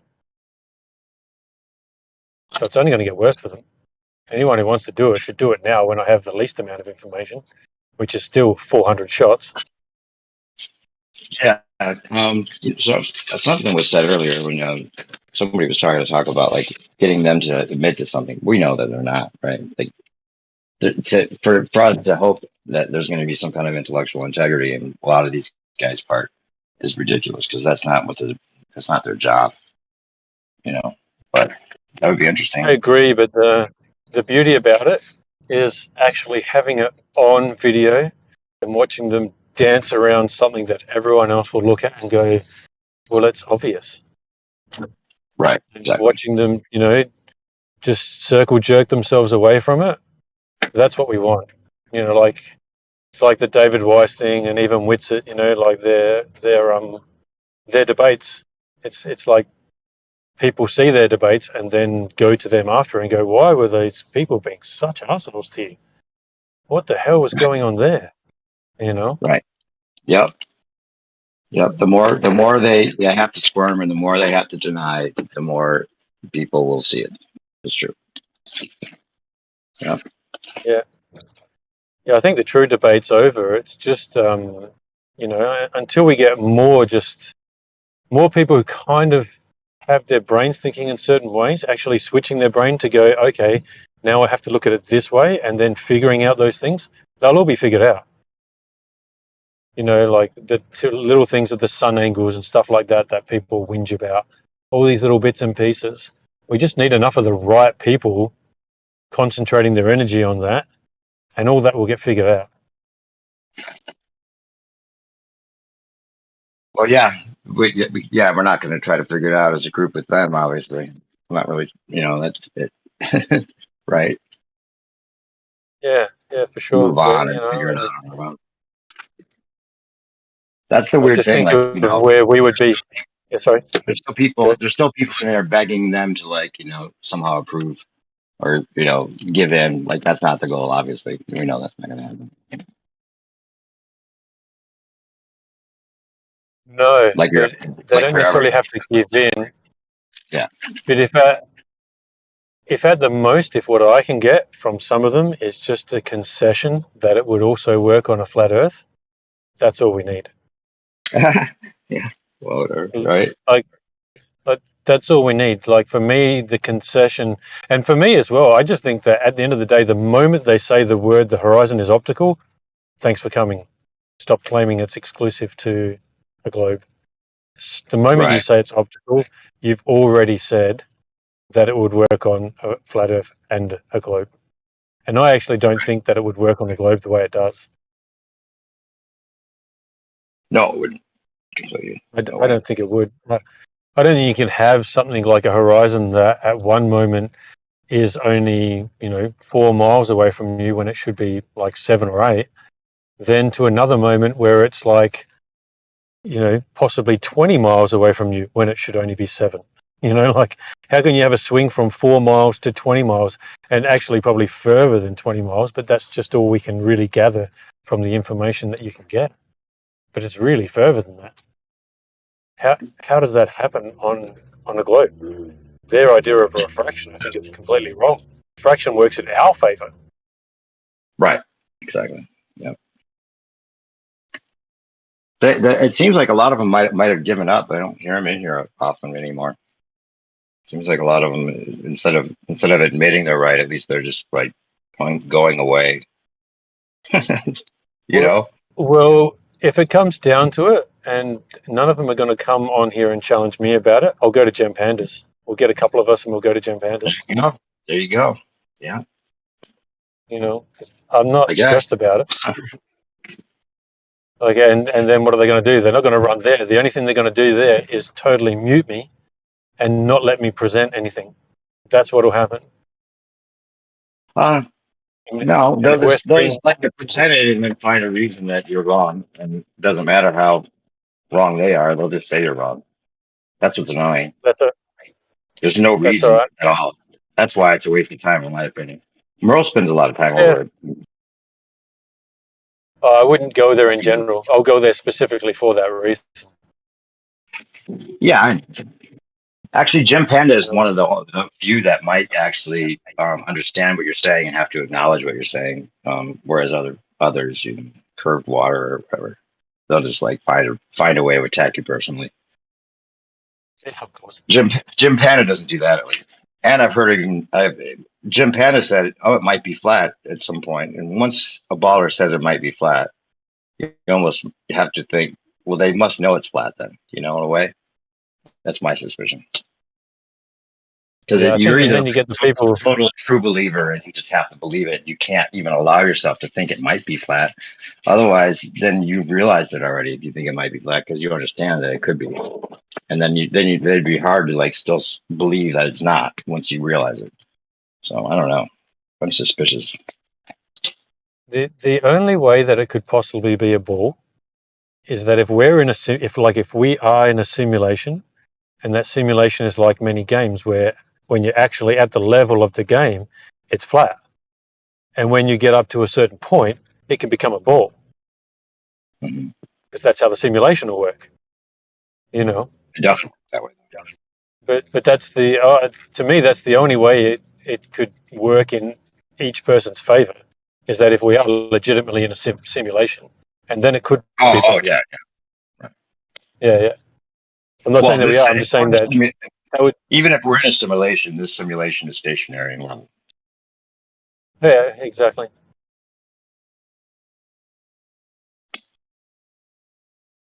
But yeah, you could somehow have this God mode where you're like, okay, now it's a ball because it's a simulation. But there's nothing that tells us nothing about this simulation that would indicate it's a ball, other than that God mode. Okay, you're going up further, and now all of a sudden everything is moving, even though there's no effect of that on Earth. But yeah, in a simulation, you wouldn't need to worry about the effects. You wouldn't need to worry about the dynamics, which is totally what they leave out again.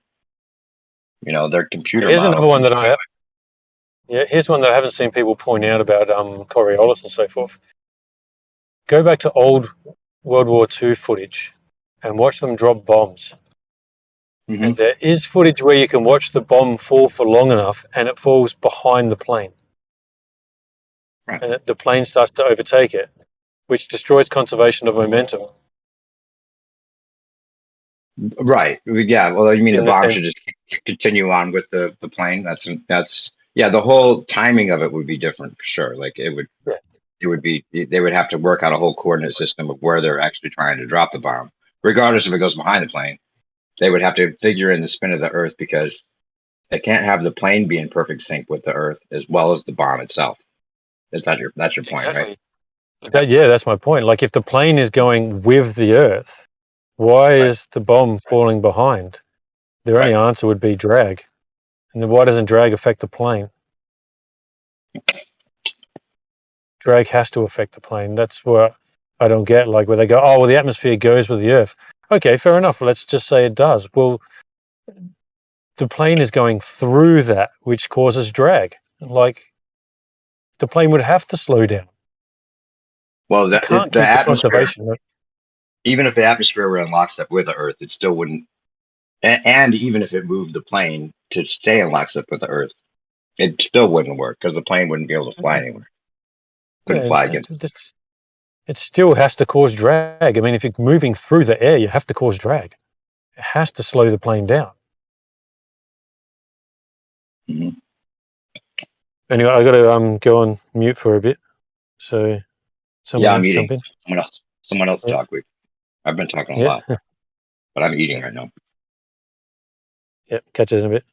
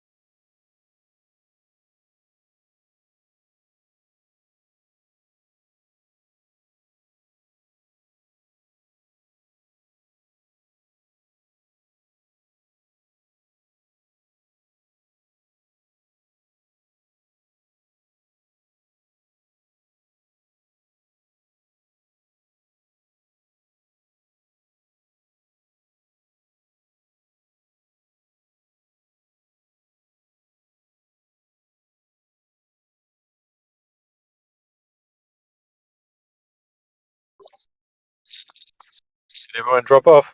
No one around anymore?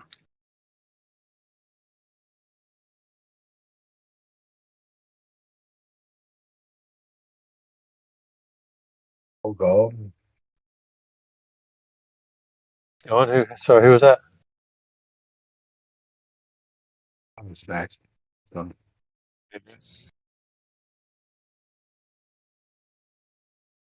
Not for you today, bro. Oh God. What time is it where you are? 20 a.m. Late AM or early AM? You know, what do you mean? Like I was up all night? No. Like, what is it, like 6 in the morning there, or is it more like 2 in the morning? Well, it's exactly like 5:20 in the morning. Yeah, right. So you up early, or I'm up haven't slept yet? early. I guess I'm up Oh early. yeah. I think I woke up Yeah. about 3. 3:30 Jesus. somewhere. Yeah. What time did you crash? That's a good question. I don't know.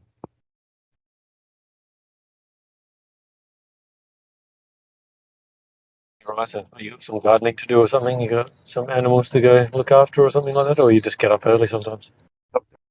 It wakes me up at 3 o'clock. I'm not sure what it is. You Doesn't just always wake up at happen. 3? Around there, yeah. Just randomly? Quite often, randomly, yes. And I'm surprised when I sleep I through it. And I'm like, huh, okay. think is that spleen? Might be the spleen. Like the Chinese would say, that would either be your spleen or your kidneys or something like that. I think around 3 o'clock in the morning, they say the energy of the regeneration of your organs, the energy is around your spleen or your kidneys around that time. How's your creatinine levels? Have you had anything like that checked out? Have you been checked out lately? No. Right down to getting checked out. How about that? Yeah, but I'm just trying to remember back to the days when I was looking into all that. Yeah, I'm pretty sure that it was like kidneys or spleen is what the Chinese would say. Sleep schedule. I've earned it. Unless you're just going to bed early and you're just waking up. Like, how early, Like if I went to bed at 6 o'clock at night or something, maybe waking up at 3 is okay.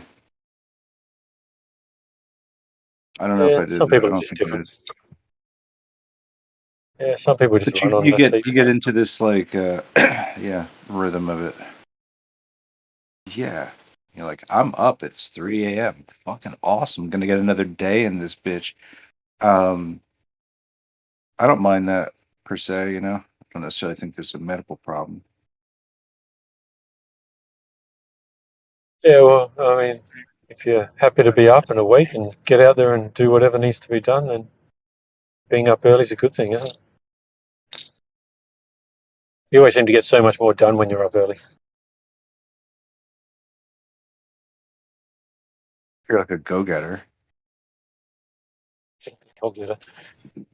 Yeah. It's just funny to think Well, about, everything's got to be kind of like in a flow or something, man, because it's just like the amount of operations, just like driving a car, like just an hour of driving a car. Like how many different operations are you really doing? Like how many times do you check? I don't know. We're doing a lot of shit, even when it seems like we're not. It's funny.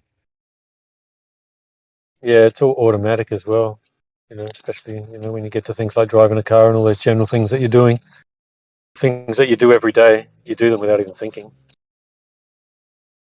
Which has to be that way. You can't be continuously thinking about tasks that you're doing all the time. Yeah, but then Imagine if you had sometimes to you sit are, there or thinking, sometimes you have to, or whatever. If it's like rainy or something. yeah, for sure. That's when your brain will switch to a different mode, won't it? Yeah, I You're suppose not you have running to. on autopilot. Then you're becoming more conscious of what you're doing. Yeah, sure. You know, and then even when you are being, sorry, go. It's just a lot of focus to bring to everything every day, all the time, to get things done. Some people like are really into being taskers because they just like have the list of shit to do already stuck in their head, you know, and then it's easy for them. They're like actually like relieving stress rather than like adding stress by doing the thing. So I don't know. I think it's just it depends on how you're built, you know. Yeah, what I've noticed, the people that make the most amount of lists are generally the people that have a more kind of like anxiety. And writing a list and making sure they get tasks done relieves their anxiety.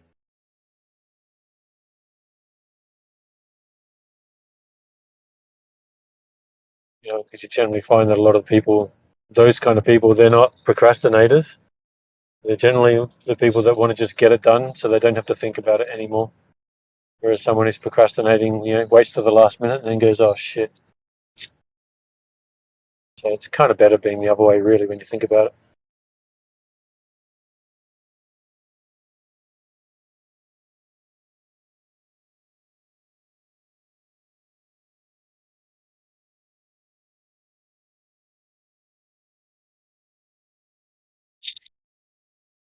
What state are you in over there? Seems like, you know, because it always gets quiet around this time because it's obviously sleeping time for most of you guys. There's something together here called the New Jersey to Australia connection, which is that we're for some period of time the layover, the primary connection point between all communication on the flat Earth. There's just nobody else fucking awake. Yeah. But in about, another 2 hours it'll start to heat up a little bit. It might. 2 Yeah. 2 to 3 hours. We'll see. You guys get going wake again. back. Yeah. The Midwest, if they're not fucking with it, you know what I mean? And we'll have nothing. Because we'll be waiting for Russia. You know what I mean? Then we'll get to UK. So it's only the people. Like right now, we should get like a jazz Aconda sighting or whatever. He should fly in here, half bombed. You know what I mean? Tell us we're all paranoid and fuck off, have a smoke, get her done. You know, that's the end of his day, I guess. Or is it the beginning? I don't know what he does. This axis, though, between just for a couple hours is like this is the jump off, man. Australia to East Coast. Yeah, so you're more on the East Coast? I'm on the East Coast, but East Coast people don't really wake up in my sleep cycle. So Yeah. So Jersey, is that what you just said? So that's kind of near New York, isn't it? That general direction? oh, it's real close. Yeah. You might as well even say they're the same state, but they're not. So don't say that. You'd be wrong. Don't say that. The New Yorkers will get upset with you. I don't know how many New Jerseys you could fit in a California, but it's a teeny thing, you know, really. New Jersey is? I America think itself is there are actually a smaller pretty big place. states, but it's pretty small. Yeah, America's actually a massive place.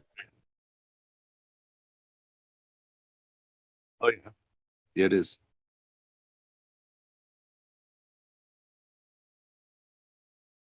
I remember the other day I was doing something and someone had Texas is mentioned a mystery. Texas. Yeah, it's like it's so ridiculous, like to drive across that thing. It was kind of like Western Australia. Western Australia is almost half of Australia.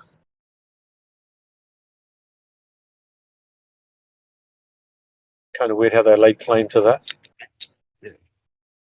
It's a really interesting layout. I haven't been like all to every state, you know, but it basically just like for me, I like the East Coast. It's like my home base, so I could kind of know it more, I guess, a little bit. Not that I've been all up and down it, but yeah, it's like fucking sea level. There's no mountains till you get more inland.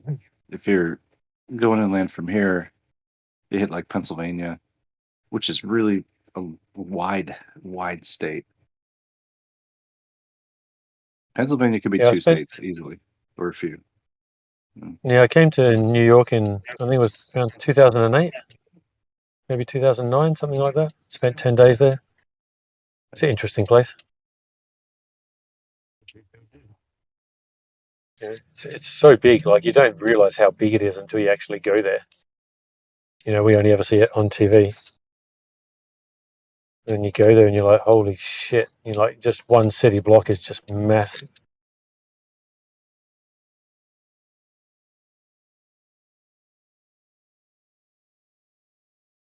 Cityfied, man. Right? It's like if you're on the island, it doesn't really ever look like suburban areas, like some places it does a little bit, but but it's highly populated, Yeah, it's just all city for like 20 kilometers or something, isn't it? Not that after that, it's like apartment houses, and it's not just like a home. You know what I mean, with like a front yard and a driveway.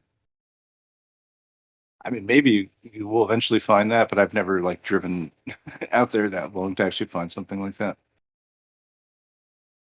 Yeah, it puzzles me how people want to just live in cities like that. I like to have space. Just like Manhattan, and there's like Brooklyn, and then there's like it's just like all these areas, bro. It's like a whole Grand Theft Auto map. Crazy. When we went there, because it was at Christmas, and because I'd always heard these things about the Bronx Zoo or whatever, so we decided to go check out the Bronx Zoo one day, and that was an interesting thing. There wasn't any animals there. It was like a zoo with no animals.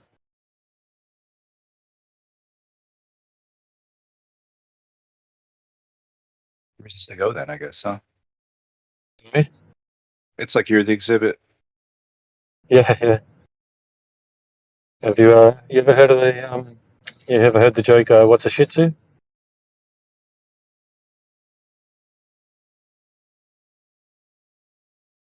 That's a zoo with no animals.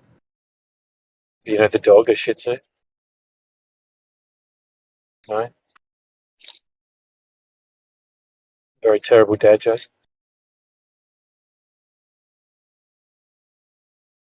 Too too far away. That's all.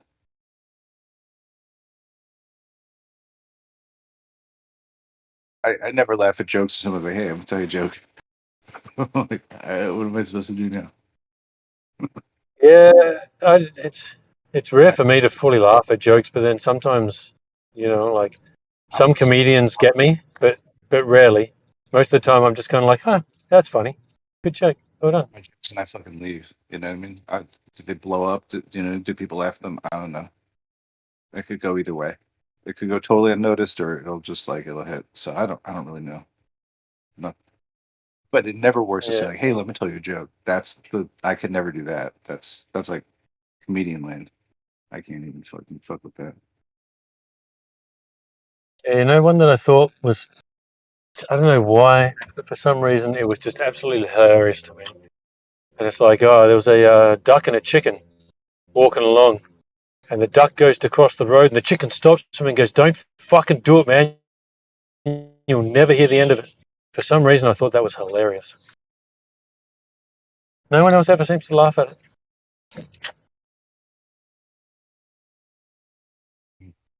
Where jokes at? Need that. You didn't get it? You didn't get the joke? Did you get the joke? You know how there's just like 1,001 why did the chicken cross the road joke? Like a 1990s like Australian frame of mind, and I thought it was humorous. That was good. That was good. It's not a recent joke, is it? I mean, That one that I just said? No, it's old, yeah. man. The art of chicken crossing the road jokes is kind of lost. Maybe we'll have a renaissance of it one day. Yeah, yeah.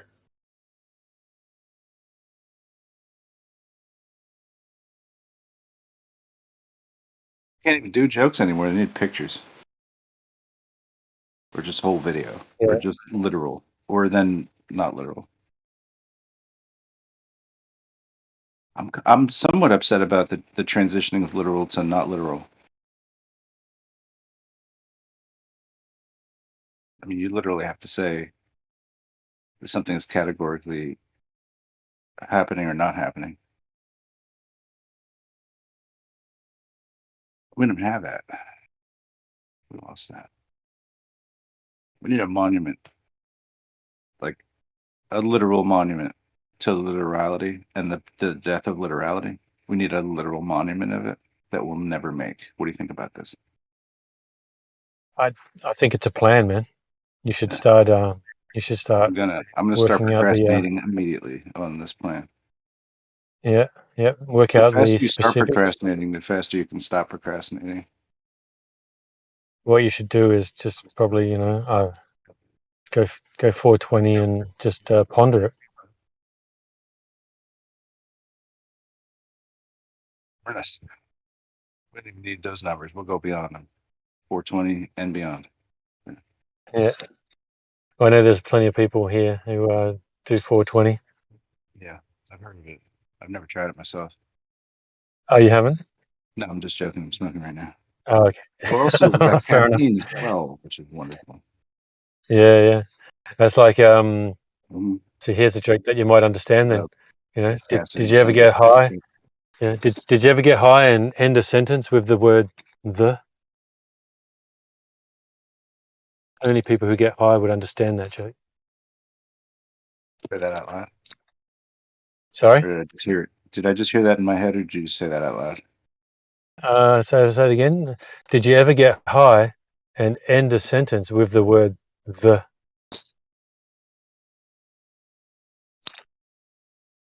No, You I haven't done that haven't. before? I don't think so. No, yeah, you haven't been high and then been like talking and been like, and the So the blazed that you the can't. the fuck. What was I saying? That there's never a second one. Well, no, I don't think Yeah, so.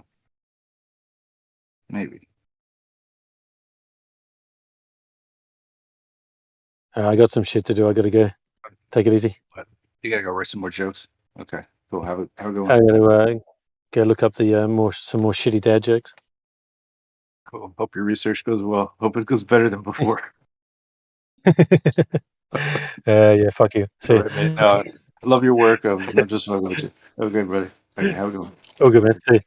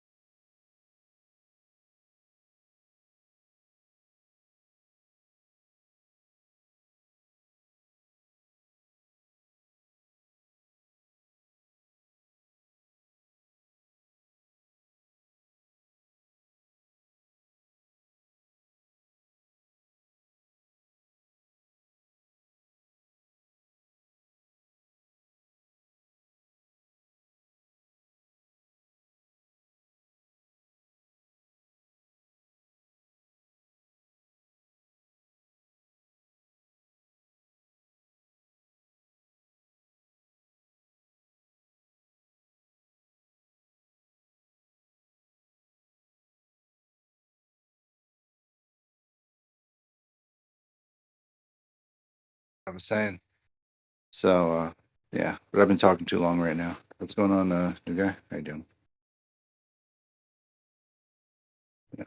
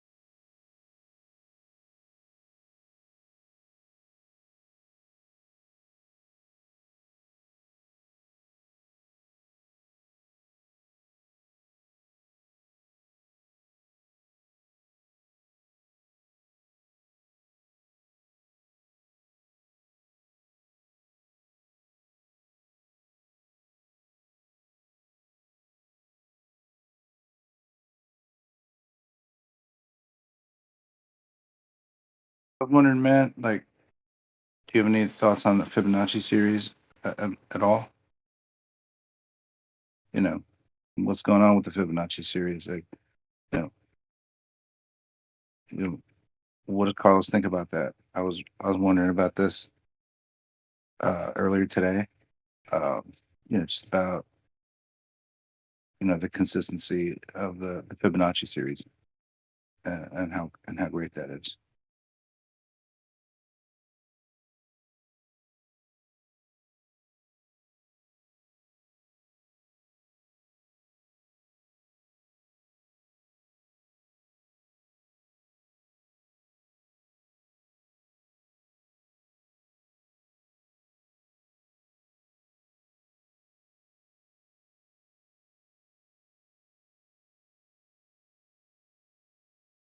Work that I do with Fibonacci series is differenter than other people's work with.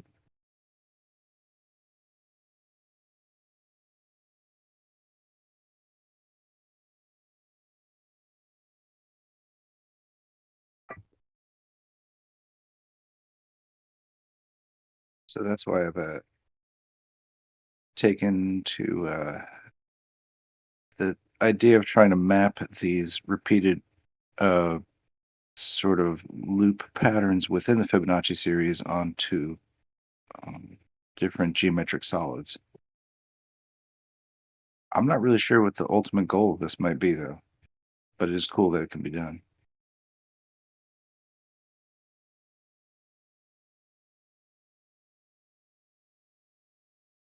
Which isn't really like anything crazy. It's just like making a like a dice or something. But this is a 60 faceted toroidal structure that you can map the first Paisano period of the Fibonacci series on, which is just the units column repeating over and over. Yeah. On and on. Which just made me think about like using this as a something akin to what's used in like electronic components. So instead of like a ferrite ring, you could have a ring that was based on this kind of signature of composition, the structure of where the numbers are in the matrix of it, and that the fact that it's repeating in 3 dimensions makes it kind of cool, unique structure.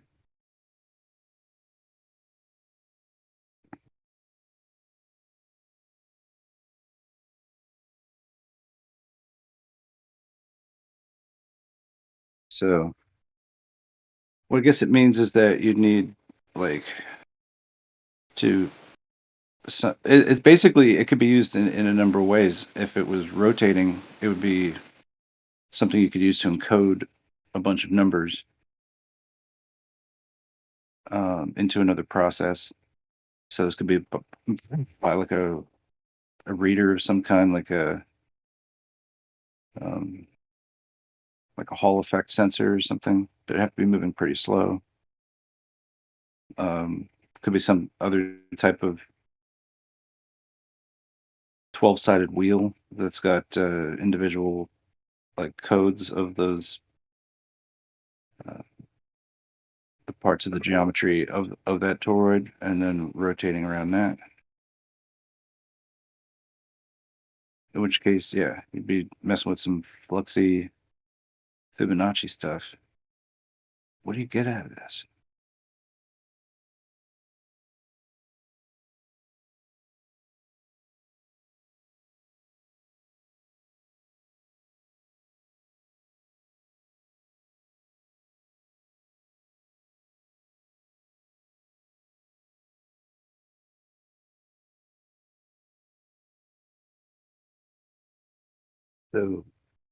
So yeah, I don't know. It's, I guess, part of my rationalization for being able to just find yourself ass backwards into some kind of knowledge is through the Fibonacci series and through my misunderstandings led to further misunderstandings, which eventually led to understandings that were more profound than any kind of understanding I could have learned from anybody that thought that they really knew what was going on with it. I think you have to fundamentally be able to give yourself the freedom to misunderstand something 100% before you could actually ever truly understand it on your own premises.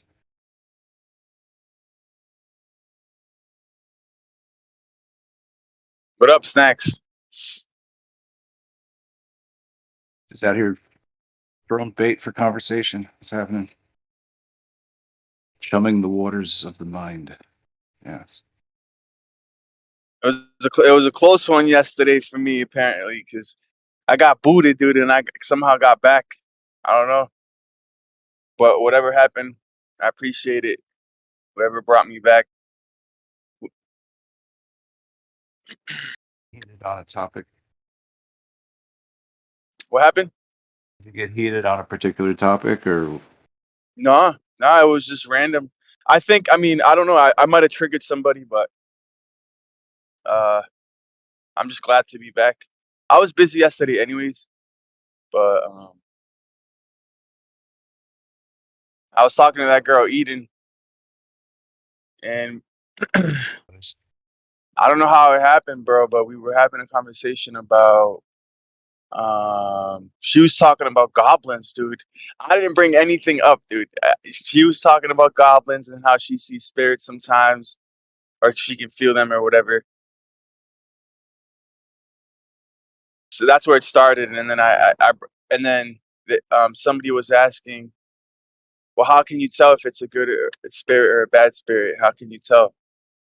And then I got booted like around that. But anyways, I'm back, so it's whatever. But yo, Fibonacci sequence. It's also like our attachment to whatever numbers that those are. So we can just do the Fibonacci operation on whatever old numbers if we were like, oh, there's not 9 numbers, or there's not a 0, or there's not a this, we could work it out. You know what I mean? So you could do it in different bases and stuff. Yeah, I mean, I never really got into the numbers like that, like gematria, because there's Hebrew sects that are Gematria. deep into This gematria. isn't gematria though. I know. It's completely different. I understand. You got pi, and then you got Fibonacci, and then you got gematria. What do you think that like pi is like double phi? It's like 3.14, but if you double Fibonacci, it's like 3.2. It's like if you just knock one number off, it's the same thing. Pretty much. But there's I don't know, it's approximately the it's same. all connected, bro. It's all connected because even gematria, the way that you do gematria has to do with patterns and numbers and like fractals, literally, dude. And it's so insane that I don't even get into it. And we're actually advised not to get into that stuff because you start getting into the realm of mysticism, and we're not really supposed to go down that realm too much. But there is something there. There's definitely something there. Go ahead. You have some kind of rules for speech or something like just as far as like what sounds to be pleasing or not, or what sounds to be like if people spoke in some kind of crazy demon language, or whatever, it would be like, man, those people, they talk like devils. It's crazy, or something. We would hear it. It would sound disharmonious to us. I mean, I think because essentially, like, even though you hear me as a voice, really, like that those sounds, if you scale them down to the size of what your ear hairs are actually hearing, is just a series of clicks. So I'm like a bunch of clicks decoded as the sound that you hear me as, and yourself too. So it's like a bunch of rhythms going on, basically, and so they can form their own kind of like, I don't know, problems, basically disharmonies and distemperation. So I think that there are some kind of combinations of sounds that shouldn't be, almost like Lord of the Rings, or like I like to go to Lord of the Rings. So with that being said, right? Like I brought the same thing that you're bringing up. I brought up before, like the fact that certain sounds sound demonic. Like it doesn't matter how you sugarcoat it and what lyrics you put in it. Oh, it's Christian heavy metal. Oh, it's Christian death metal, Norwegian death metal. Yeah, right. You know what? Just overall, like mnemonics and the whole ability for things to kind of retain the the meaning of something and yet sound different or be two different words and sound very similar. I mean, there's that. There's like the idea that basically like, I mean, do you think that we process things on a strictly linear basis? You know, like your sensory perception, like what you see and all those things. Like when you read a word, are you reading it only left to right, or is that just because like what you've been sort of trained to do? But is the setup of the human perception just to like have it both ways, or to be able to flip it back and forth, or whatever? Like, are there reverses of like words that you subconsciously would partially process, but that you don't ever use in speech? Like, I don't know. I But mean, anyway, there's a. I mean, I think it's called the palindrome, palindrome, something like that. palindrome, I might yeah, be mispronouncing it. There's a palindrome. couple different words that kind of goes into like reading from right to left. Like, do you have words that mean something from left to right and from right to left? The process of just like that different places like would read right to left and some read left to right or front to back or back to front. Palindrome says a word, phrase, or sequence that reads the same backwards as forward. And palindrome is a real phenomena, and it occurs a lot in the Hebrew. It's actually normal. In the English, it's not supposed to be normal. Like the word evil, people use it all the time. Evil backwards is lived. The units of the Fibonacci, at least the 60s, so the units, so that's always going to be the ones column of any Fibonacci number. When you arrange these in their orders, they are palindromic for sure. They're following like stacks of like odds and evens and fives, or they'll mix fives with evens, and then the zeros will blow out to the yeah. It just, or it stacks itself. Like basically this it's so beautiful. I wish it was easy to display it. It's pretty insane because this is a method that scribes will use, or people that study the scriptures, that you can get more juice out of the etymology of a word. It's insane. Once you get into etymology, not all languages do this, bro.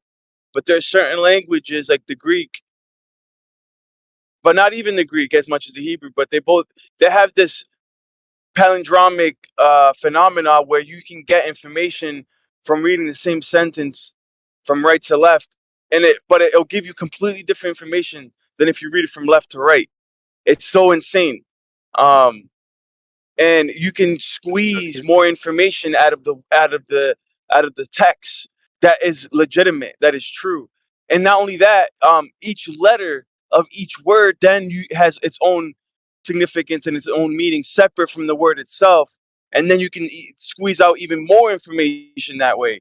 It gets to a point where if you know what you're doing, you can squeeze out so much information from a text that they'll be left wondering how the hell you were able to come up with what you came up with. And it's the ability to be able to dig into the dynamics. And just like photography and video and music, it's all about dynamic range, right? And how much data you can pull from the image and the sound and whatever. Everybody has, I mean, Same thing with the text. It's about yeah. dynamic range and being able to actually go into each word individually and extract information. You can't do that with the English. You can't do that with Latin. You can't do that with any of these languages. Go So ahead. there's like, yeah, I mean, there's just like, there's a lot there to unpack.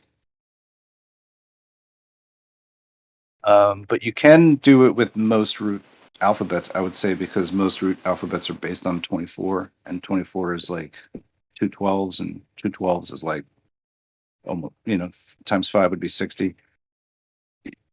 You've got like synchronous things that are going on there that create geometrical alignments, just because of the size of the sample set that you have, and like it is pretty involved. It is pretty amazing. And when you start like, combining this into like basically breaking down the human, these letters are basically the phonemes. These are like the sounds of the utterances that become words. You know, because like in Sanskrit, I think primitive like Chinese alphabet is actually only 24 characters. The hieroglyphic alphabet is 24. I think they're in the Old Kingdom. You know, like these original complicated things that we find like later on, like don't begin from I think the core of the idea of an alphabet or the idea of being able to write things down past that, you know. But then, like, who would that have been held by? Most people probably would just been about like icons or like a symbol or something like that. I think for some period of time, because if you don't have like a civilization in which you have like scribes that are like doing cuneiform tablets and sending them to people, if you didn't have that kind of system, if you were just like living out basically in the wild, you know what I mean, in the medieval past, you know what I mean, like you wouldn't have no need for writing things down or it would have been handed to you from somewhere else. You wouldn't have generated it yourself. Just like runic alphabets probably would have been sufficient for most things, and you wouldn't have been writing them on a parchment or I don't know what. You could have been writing them on maybe some leather, something enduring that's gonna, you know what I mean. You know, you Well, can't get rid of staples. Good. runic usually was written on stone. The most And ancient writing, yeah, it right. was on Well, stone. and it's the calligraphy of it is such a is developed in part because of what it's etched on, like that it's easy to make that like indelible on some kind of rock or whatever. Um, that's important, you know, for the heuristics of it. So these languages and shapes and stuff, like they just develop out of like usage. You know what I mean? But I think there are core sets of these alphabets, and if you like look at the root races that these expand into, you know, um, that you would see that like it had a genesis point and then fragmented and became other languages, became other alphabet bases and stuff, you know, or was adapted for those regions later on. Like somebody brought that shit to somebody else, maybe. I love talking the history of language. I do like clothing that language Alphabet. and the way that we communicate. The animals too. In my philosophy, you know, and that we could communicate with animals and vice versa. That animals could communicate with us. And if we hard, it sounds insane. It sounds like a dream come true, but that's apparently what we used to be. And the point of it all is to restore it. It's restore back to that point. But there's a lot of work to do.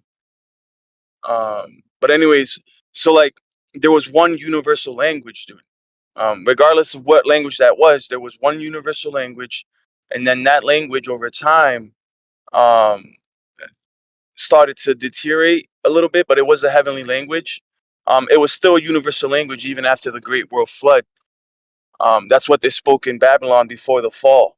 But after the fall, and how this was accomplished is beyond me. I have no idea. But the scriptures are consistent with the division of the nation. 70 different languages sprouted up overnight, almost right. Now you could now academics would say, "Oh, well, no, it was a period of 10,000 years, or it was a period of 5,000 years, whatever." Right? Regardless of the time frame, something happened where from one universal language then came 70, almost instantaneously.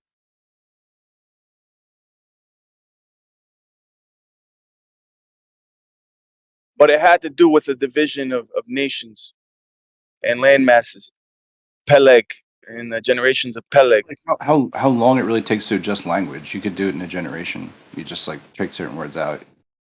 People utter that word, you take their tongue out. I don't know. Like you can you can limit the spread of what vocabulary happens.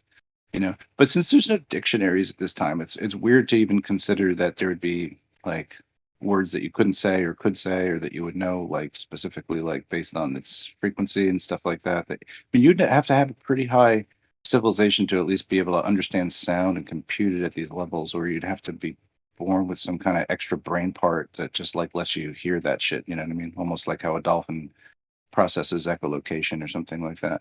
But there, I found it, and I wish I could fucking remember what it was, but there's like these people like up in the maybe it's the I'll say Pyrenees Mountains, but maybe I'm wrong. But they dress in like this white linen with like some colors on it, you know what I mean? And they're basically like kind of Basque Spanish or something. Which is like I guess more original, like maybe dating back like a long ways or something. And their language is said to be like handed down by people who were like bird people. And I find that interesting because it's a little bit like those tablets that we see of the people in the bird costumes. And Oh I my find that kind of goodness. interesting because people wear bird costumes in ancient, whatever, American Indian cultures and things like that. And how the bird sees a lot of things, and the bird's like a bunch of different emblems and logos and stuff like that on flags. And well, whatever, man. Is there something like some kind of shamanic culture that like spread this information like way back, you know what I mean? That like the original magi before, the people before, like these I Hermes Trismegistus type lines or whatever. And that's why I find that Lord of the Rings is like a fun thing because that Gandalf character comes from like another land and he like just like goes into human affairs and tries to like do his thing or whatever. Hell yeah. And kind of cool. I always loved Merlin, Gandalf, Randall, Golf, or whatever the other guys. I don't know. There's so many of those sorcerers or Yeah. magicians. Right. But it's like that We idea, used like to, it seems to actually have some kind of. Oh, hey, Carlos, what's up, man? hey man, we used to speak in code when we were at high school, so the teachers couldn't understand what we were saying. So if we wanted to say like bird seed, we would say bittergerd sidagid. And if we wanted to say like how are you, we would say hadagal adaga yudagu. Is that like pig Latin? And we got really good at doing it. And it's like we were able to talk so fluently without any hiccups. It's just adding that increment to the word. So how is hadagal, adaga, you, yudagu. Birdseed is bittergerd sidagid.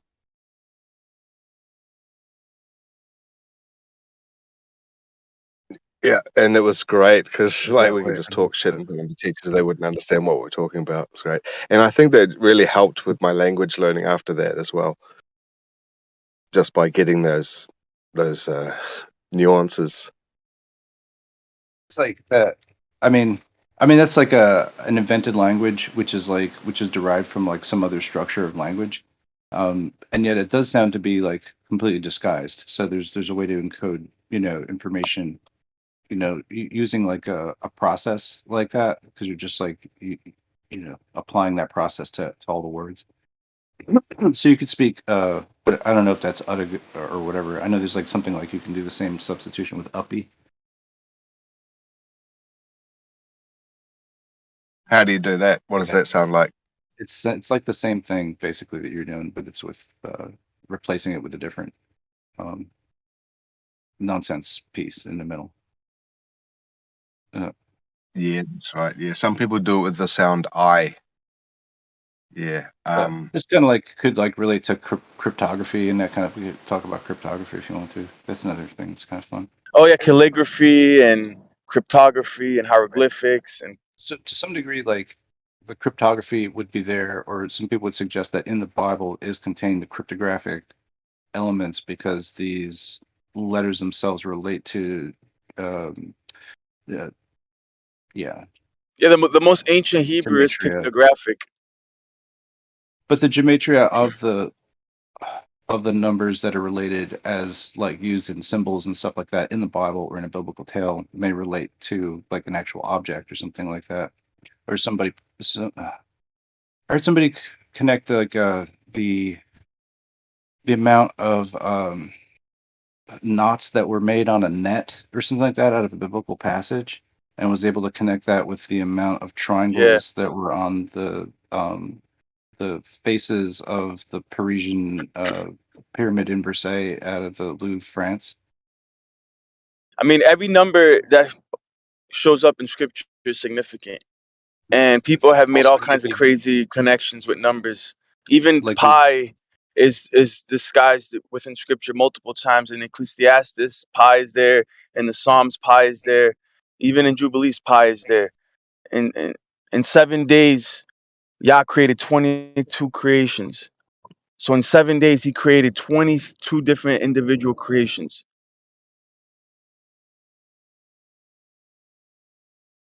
That's pi. Thank you.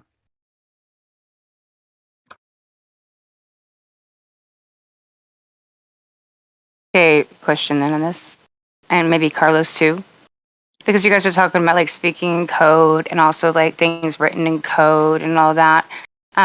Doesn't that cause confusion? Like my whole reason is, why do you speak in code? You know, Carlos, like you said, saying you speak in code so the teachers wouldn't know what you're talking about. So you're not wanting people to hear and have the information that you have or what you're talking about. You're trying to keep secrets or be, you know, don't hear me. I actually don't want to speak in code. This is why I bring it up. And we don't want to speak in code because we want people to hear what we're saying. So when we have to do it now, it seems like it's retarded and stupid. We shouldn't be doing it. We should be actually standing up against it. You know what I mean? Because we actually want people to hear us. I don't want to be hiding. I don't want stuff in code to confuse people, because that Bible's wonderful. And you're right. There's numbers and there's code and everything, but it's confused because it's not being talked about, right? It's in code. So if we can break the code, then everybody knows what you're saying. That's where I want to get, where everybody knows what we're saying and we're on the same page. The only way you can get there is to not speak in code. Is my only viewpoint on it. So is that, Carlos, how you get, you get what you were saying too? You were saying like nobody knew what you were saying. You're making up your own language for a reason, a code. I mean, do people understand that? Go ahead. When you're a really young age, you learn that from your parents, because you learn that they're actually speaking in code, so that they can talk adult stuff, and the children, they don't get like persuaded or that have any influence at all on, like, you could talk about what presents you're buying for Christmas and where you're going to go tomorrow, and you can have a full conversation using actual words, and the kids just won't know what. It's not like big words, it's just speaking in such a way that the Yeah. children won't pick up on your plan. No, it's just like me saying, Tom, back in the day, my ex, I'm like, does the dog need to go O-U-T? Because if you said out, it was like, oh shit, the dog already knows what the word out means, right? The sound and everything. But then they started getting smart on that, and I couldn't even say O-U-T because my dog was like, I know what that means. So the code didn't work anymore after so long. Just like with kids, they can pick that shit up too. Over time, though, it takes them a while usually. But code is always done so you don't have other people hear and know what you're saying. Yeah. And the message from falling into the hands of the enemy sometimes. Or that too. Now there's a purpose for code that can be used even on like people like us, our advantage, right? If we didn't want people to hear what we're having to say, or we're trying to come up with some information and playing something where nobody knows, right? But those few people, then yeah, you speak in code, or you wouldn't say certain things, you just wouldn't pass that information around. But I have a hard time speaking in code for the bigger purpose of information, because that to me is such a smack in the face, because it's exactly the opposite of what I'm trying to do. You know what I'm saying? For me, code doesn't work with what we're doing now.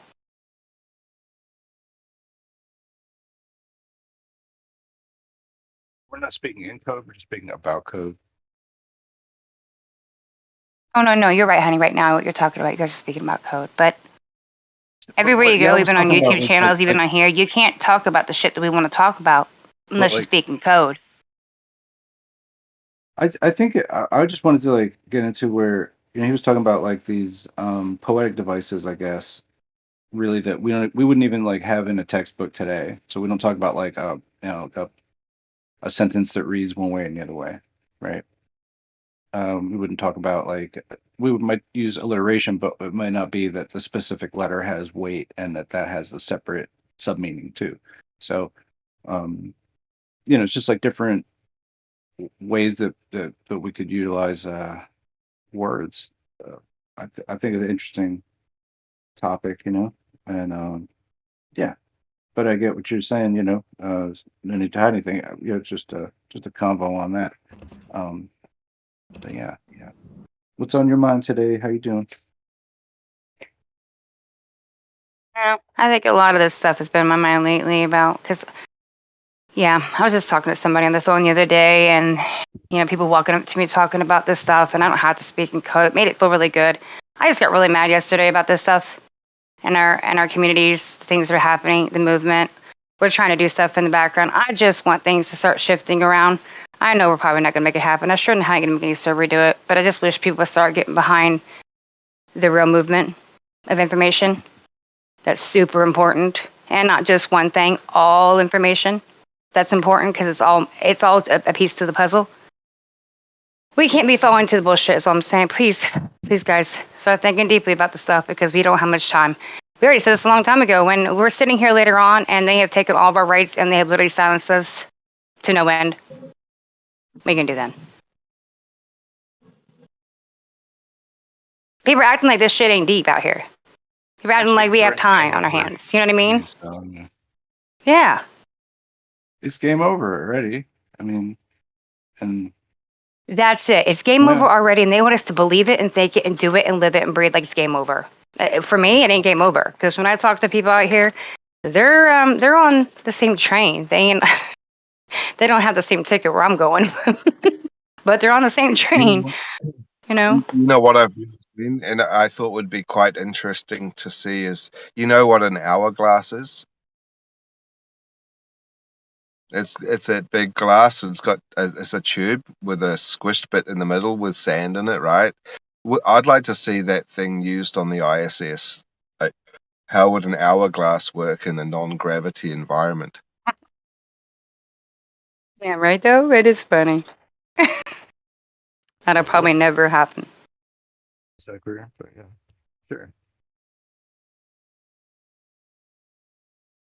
I wonder if an hourglass would work slower in a vacuum or here on Earth. The hourglass, that's like an anti-toroidal shape, isn't it? It's the thing. So are the days of our lives. You watch that? Wow! Oh my God, Yeah, but my grandmother used to watch that. mine too. That's how I started watching it. Yeah. What was the saying at the start of it? Like sands through the hourglass, so are the days of our Days of lives. our lives. Yeah. That shit gets programmed in your head too.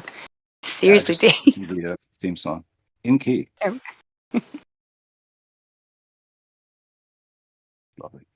Lovely stuff. Soap operas. That's what's made our women crazy, though, right? Yeah, right. Hasn't it helped to contribute to women craziness? I bet it has. I don't watch that shit anymore now. I don't really watch TV anymore. Unfortunately, some people around me still do. So sometimes it's on. I can't say that I haven't peeked at it now. There was a point in time where I'm like, I haven't watched TV in 5 years. Now I can't say that. I'm like, well, The Voice was on. Someone was watching the other day. I did watch that a little bit. It's okay. Hey, there's nothing wrong unless you can, use discernment. I saw a design of a funnel once a long time ago, and I wanted to try and replicate it because I thought I'd be able to get rich on it. And it's what a normal funnel looks like. Yeah, it's got this like a skinny bit that goes into the bottle, or if you want to put petrol in your car or your lawnmower, right? But it fills up really fast, depending on the size of the funnel and the viscosity of the liquid that you're pouring. But there was a funnel with like a double toroidal shape, and when you pour, you there's no way you could pour too fast. You could just pour and pour and pour. It would just suck it down the tube, just the shape that it was made of, and you could fill up a massive 200-gallon container in an extremely short amount of time. It through a small hole, a very small opening, just because of the shape of this funnel. I think shapes themselves are the physical manifestation of your Fibonacci sequence for sure in nature. we actually do sort of have a vacuum in nature, and that's kind of the process that the sugar takes in the stem of a flower. It's like a vacuum process. Oh, I've never seen that, but it sounds like what you're describing is called the Venturi effect. Mm. California. No, not the governor of California. Is he still alive? Look it up. Venturi effect. It's exactly what you're talking about. Well, if you have a Coke bottle and you want to empty it really fast, you just swirl it around, pointing down, and it'll just funnel out extremely quick as it spins because it's sucking in lots of air to replace the water or the Coke.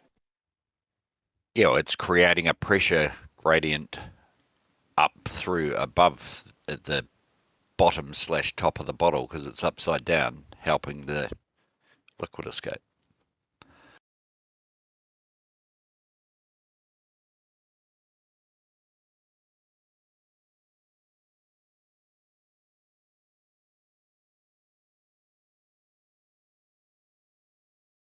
Oh, what a beautiful day it is outside, y'all. If you're not outside, please get out in it. It's gorgeous. Can you send some of your weather over here? Can you repeat that again, huh? My volume's on. I had to turn it back up. What'd you say? Can you send some of your weather over here, please? You get a bunch of rain. What's going on over there, sweetheart? It's just what's the word? Like if you could put a word to this type of weather, it'd just be crappy. No, it's really nice. We had a little bit of sprinkles and rain yesterday, but it's that air where it's kind of crisp and clean in the morning. Not too cold, not hot. Wear a little hoodie and be happy. Yeah. Uh-huh. Maybe the first day. I've had 4 crap days of hurricane. Sorry to hear that, honey. Stacey, Well. look at my picture on my avatar thing. Mm-hmm. A day before that, we had a forest fire that we were trying to put out. It was like 20 degrees, start of spring, and then the next day it fucking snowed. That sucks. Lucky, right? Well, yeah. not Winning. No, I'm kidding. We're kidding. Yeah. lucky. It wasn't threatening any homes or buildings or anything, but not lucky for the bank account. Well, I always felt lucky when I went with a whole bunch of girls of my same age on a camping trip to the mountains to do skiing, and while our parents were at home, we were just of that age where we could go out alone, and we went to the mountains. And we had to go to school on Monday. We would just pray that it was going to snow so hard. And every time we got snowed in. So us and 3 guys and a whole bunch of these girls. I don't know why, but we were just so lucky we're able to have like a really good ratio of girls to boys. Yeah, but we got stuck in the mountain home with, fireplace in the snow and sheepskin rugs everywhere. Really nice. Hilarious, man. Yeah, it'd be different if the ratios were the other way around. That'd be fucking weird, but I'm glad it worked out. No, well, you'd probably end up playing cards and drinking games, and you'd probably end up doing lots of crazy stuff, like climbing on the roof and howling at the moon. But yeah, when you got all the girls, you want to set the scene and maybe you go in the spa pool or sort of play a game of billiards, Yeah, you sort of calm down. Whether it was just a bunch of dudes, you'd be getting drunk and fucking doing backflips off the roof into the spa pool and Yeah, exactly. Or just taking your friend's parents' car for a drive, that really expensive car, and just doing some wheelies in it, and then bringing it back and trying to like rub off all the melted rubber from your tires. yeah, and then trying to say that the big bang in the fucking door was someone that fucking was trying to parallel park and crashed into you. Oh, you've seen that movie with What was it? Was that Michael J. Fox, that movie? No, it was Tom Cruise. Remember that movie? And they took their friend's car. What was that movie? Oh no, you're talking about Ferris Bueller's Day Off. Oh, right. That dude. Yeah. Who was the other actor with him? He was quite popular too. Yeah, he used to be in 2.5 Men with Charlie Sheen. Charlie Sheen. I'm sitting here with men from other countries, and I've actually traveled to the United Kingdom at least. I kind of know a little bit what goes on over there and how people act. Is it normal too for y'all to deal with men or women, who knows, in society right now that they can flirt or go around trying to get with people? I had someone yesterday pull up on me and do the peace sign. I'm gonna just do it that way because I don't want to say what it is. Turn it sideways, put his tongue through, right, and do things like trying. That's his flirting. And I was like, bro, you need to go on with your business and drive about. Get away from here. 3 times came back around and my ass kept doing it to me, giving these smirky fucking evil eyes, like I'll get you, bitch. And I literally, as a woman, I'm sorry, I ain't calling the police. I came up to him at his car and I was like ready to pull him out of his car and beat the shit out of him. That's when he drove off. He lives here. So I'm ready. I'm kind of waiting this morning to see if he's going to do it again because I'm not playing. Is that normal for y'all over there? That people act that way? Actually, Stacey, funny you mentioned that tonight because I was just at my friend's house and she had a text from a dude and was literally like, what are you up to tonight? She's like, I'm not up to nothing. What are you up to? Right. And he's like, well, I'm staying at your place, aren't I? And she's like, no, you're fucking not. No. Exactly. I think this happens all over the world. It's And fucking insane. in the Western world, and as a male, like I'm not old. I'm only late 30s, but I don't like the fucking balls on these cunts to fucking do that is fucking I know. amazes me. Absolutely. That's their mindset that that's okay in this reality. Just my brain is like, what the fuck? That's what we're dealing with. But my headspace goes to, I'm a grown damn woman. What are you doing? I don't know. If you can think that's okay to me, what if they did it to a child that's going to their bus stop or anything? I don't fucking know. These people are crazy out here. Yeah. It's messed up. Yeah, Yeah. I don't know. I don't know how they do it. I definitely don't agree with it. And like dudes my own age are fucking doing this. I don't know how they. I don't know where they get the You know what extra it is? injection of testosterone to fucking have the balls to do that. Can I have some? You know what? You know what it is though, because some of these women like being treated like that. Clearly, they have no self-respect. They have no dignity. They like being entertained by men. They like male validation. They like back in the day, girls would get offended probably, but now they like getting their butt smacked. Like I know because the mother of my child is one of those girls. Wow. You know what I'm saying? She's a stripper. Yeah. Like that's what Okay, she well, does. yeah. You Okay, know what well, I'm saying? you kind of asked for that, but at the end of the No, day, but she Oh, no, wasn't a no, no. stripper. Hold on. She wasn't a stripper when I met her.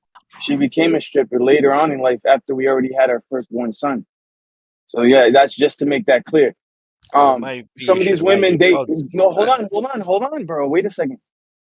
Some of these women nowadays, because of society's pushing them to be independent, right? They're leaving the nuclear families in droves, right? 70% of divorce rates are initiated by the woman, right? And granted, there's a lot of men that are scumbags and they're always horny and they're looking for the next piece of meat, right? There's no doubt about that. But you can't, you know what I'm saying? Like it's just the degradation of society on both sides. Both men and women are failing at life because women like they're being more promiscuous than ever. Yeah. Probably. You know what I'm saying? No, I know it probably is true. I mean, I'm not one of them. Me and my bestie, we were in relationships for long periods of times, before we even got out here in the world of single life and stuff. I am not single.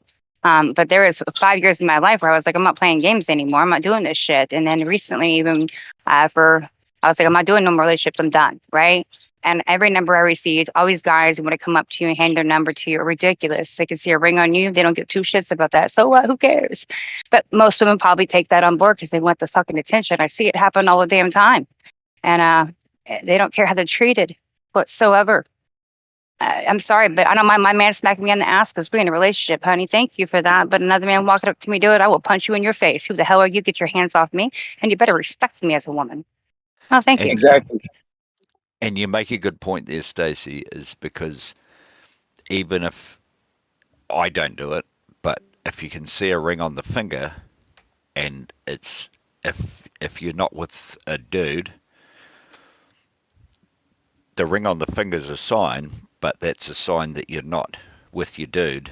And if you can go up, if you've got the balls, big enough balls to go up and ask for a number, and you give it to them, that tells the dude that he's in because you're not getting enough attention.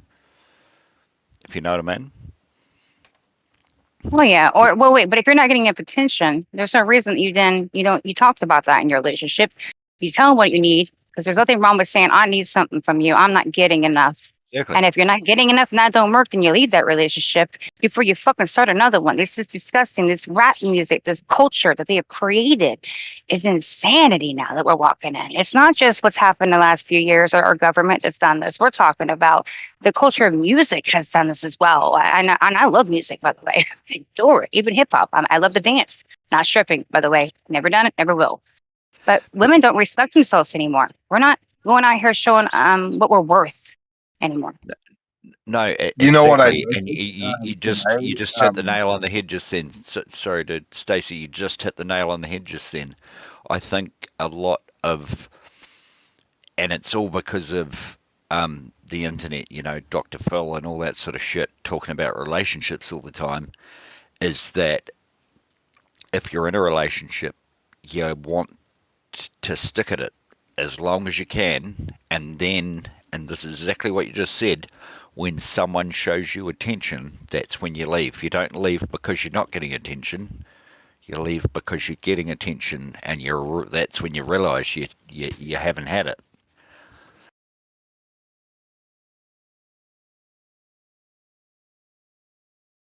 I was going to say, Or maybe I just went got to back from Venus and I don't know what the fuck I'm talking about. I was going to say I went to a school gathering with all the parents. Like, you know, if there's 1,000 children, you can just imagine how many parents there are, right? And just about everyone's married. But I noticed that just about nobody out of every adult there were wearing any rings. I don't know. Is that just New Zealand culture? I don't know, because like when I've been over to other countries, I see rings all the time, wedding rings, and you know, they're double rings. But like in New Zealand, I noticed that they don't wear wedding rings here anymore, or any type of ring. You know? Can't even afford it. Honestly, right here in America, you're not going to get married because you can't afford it.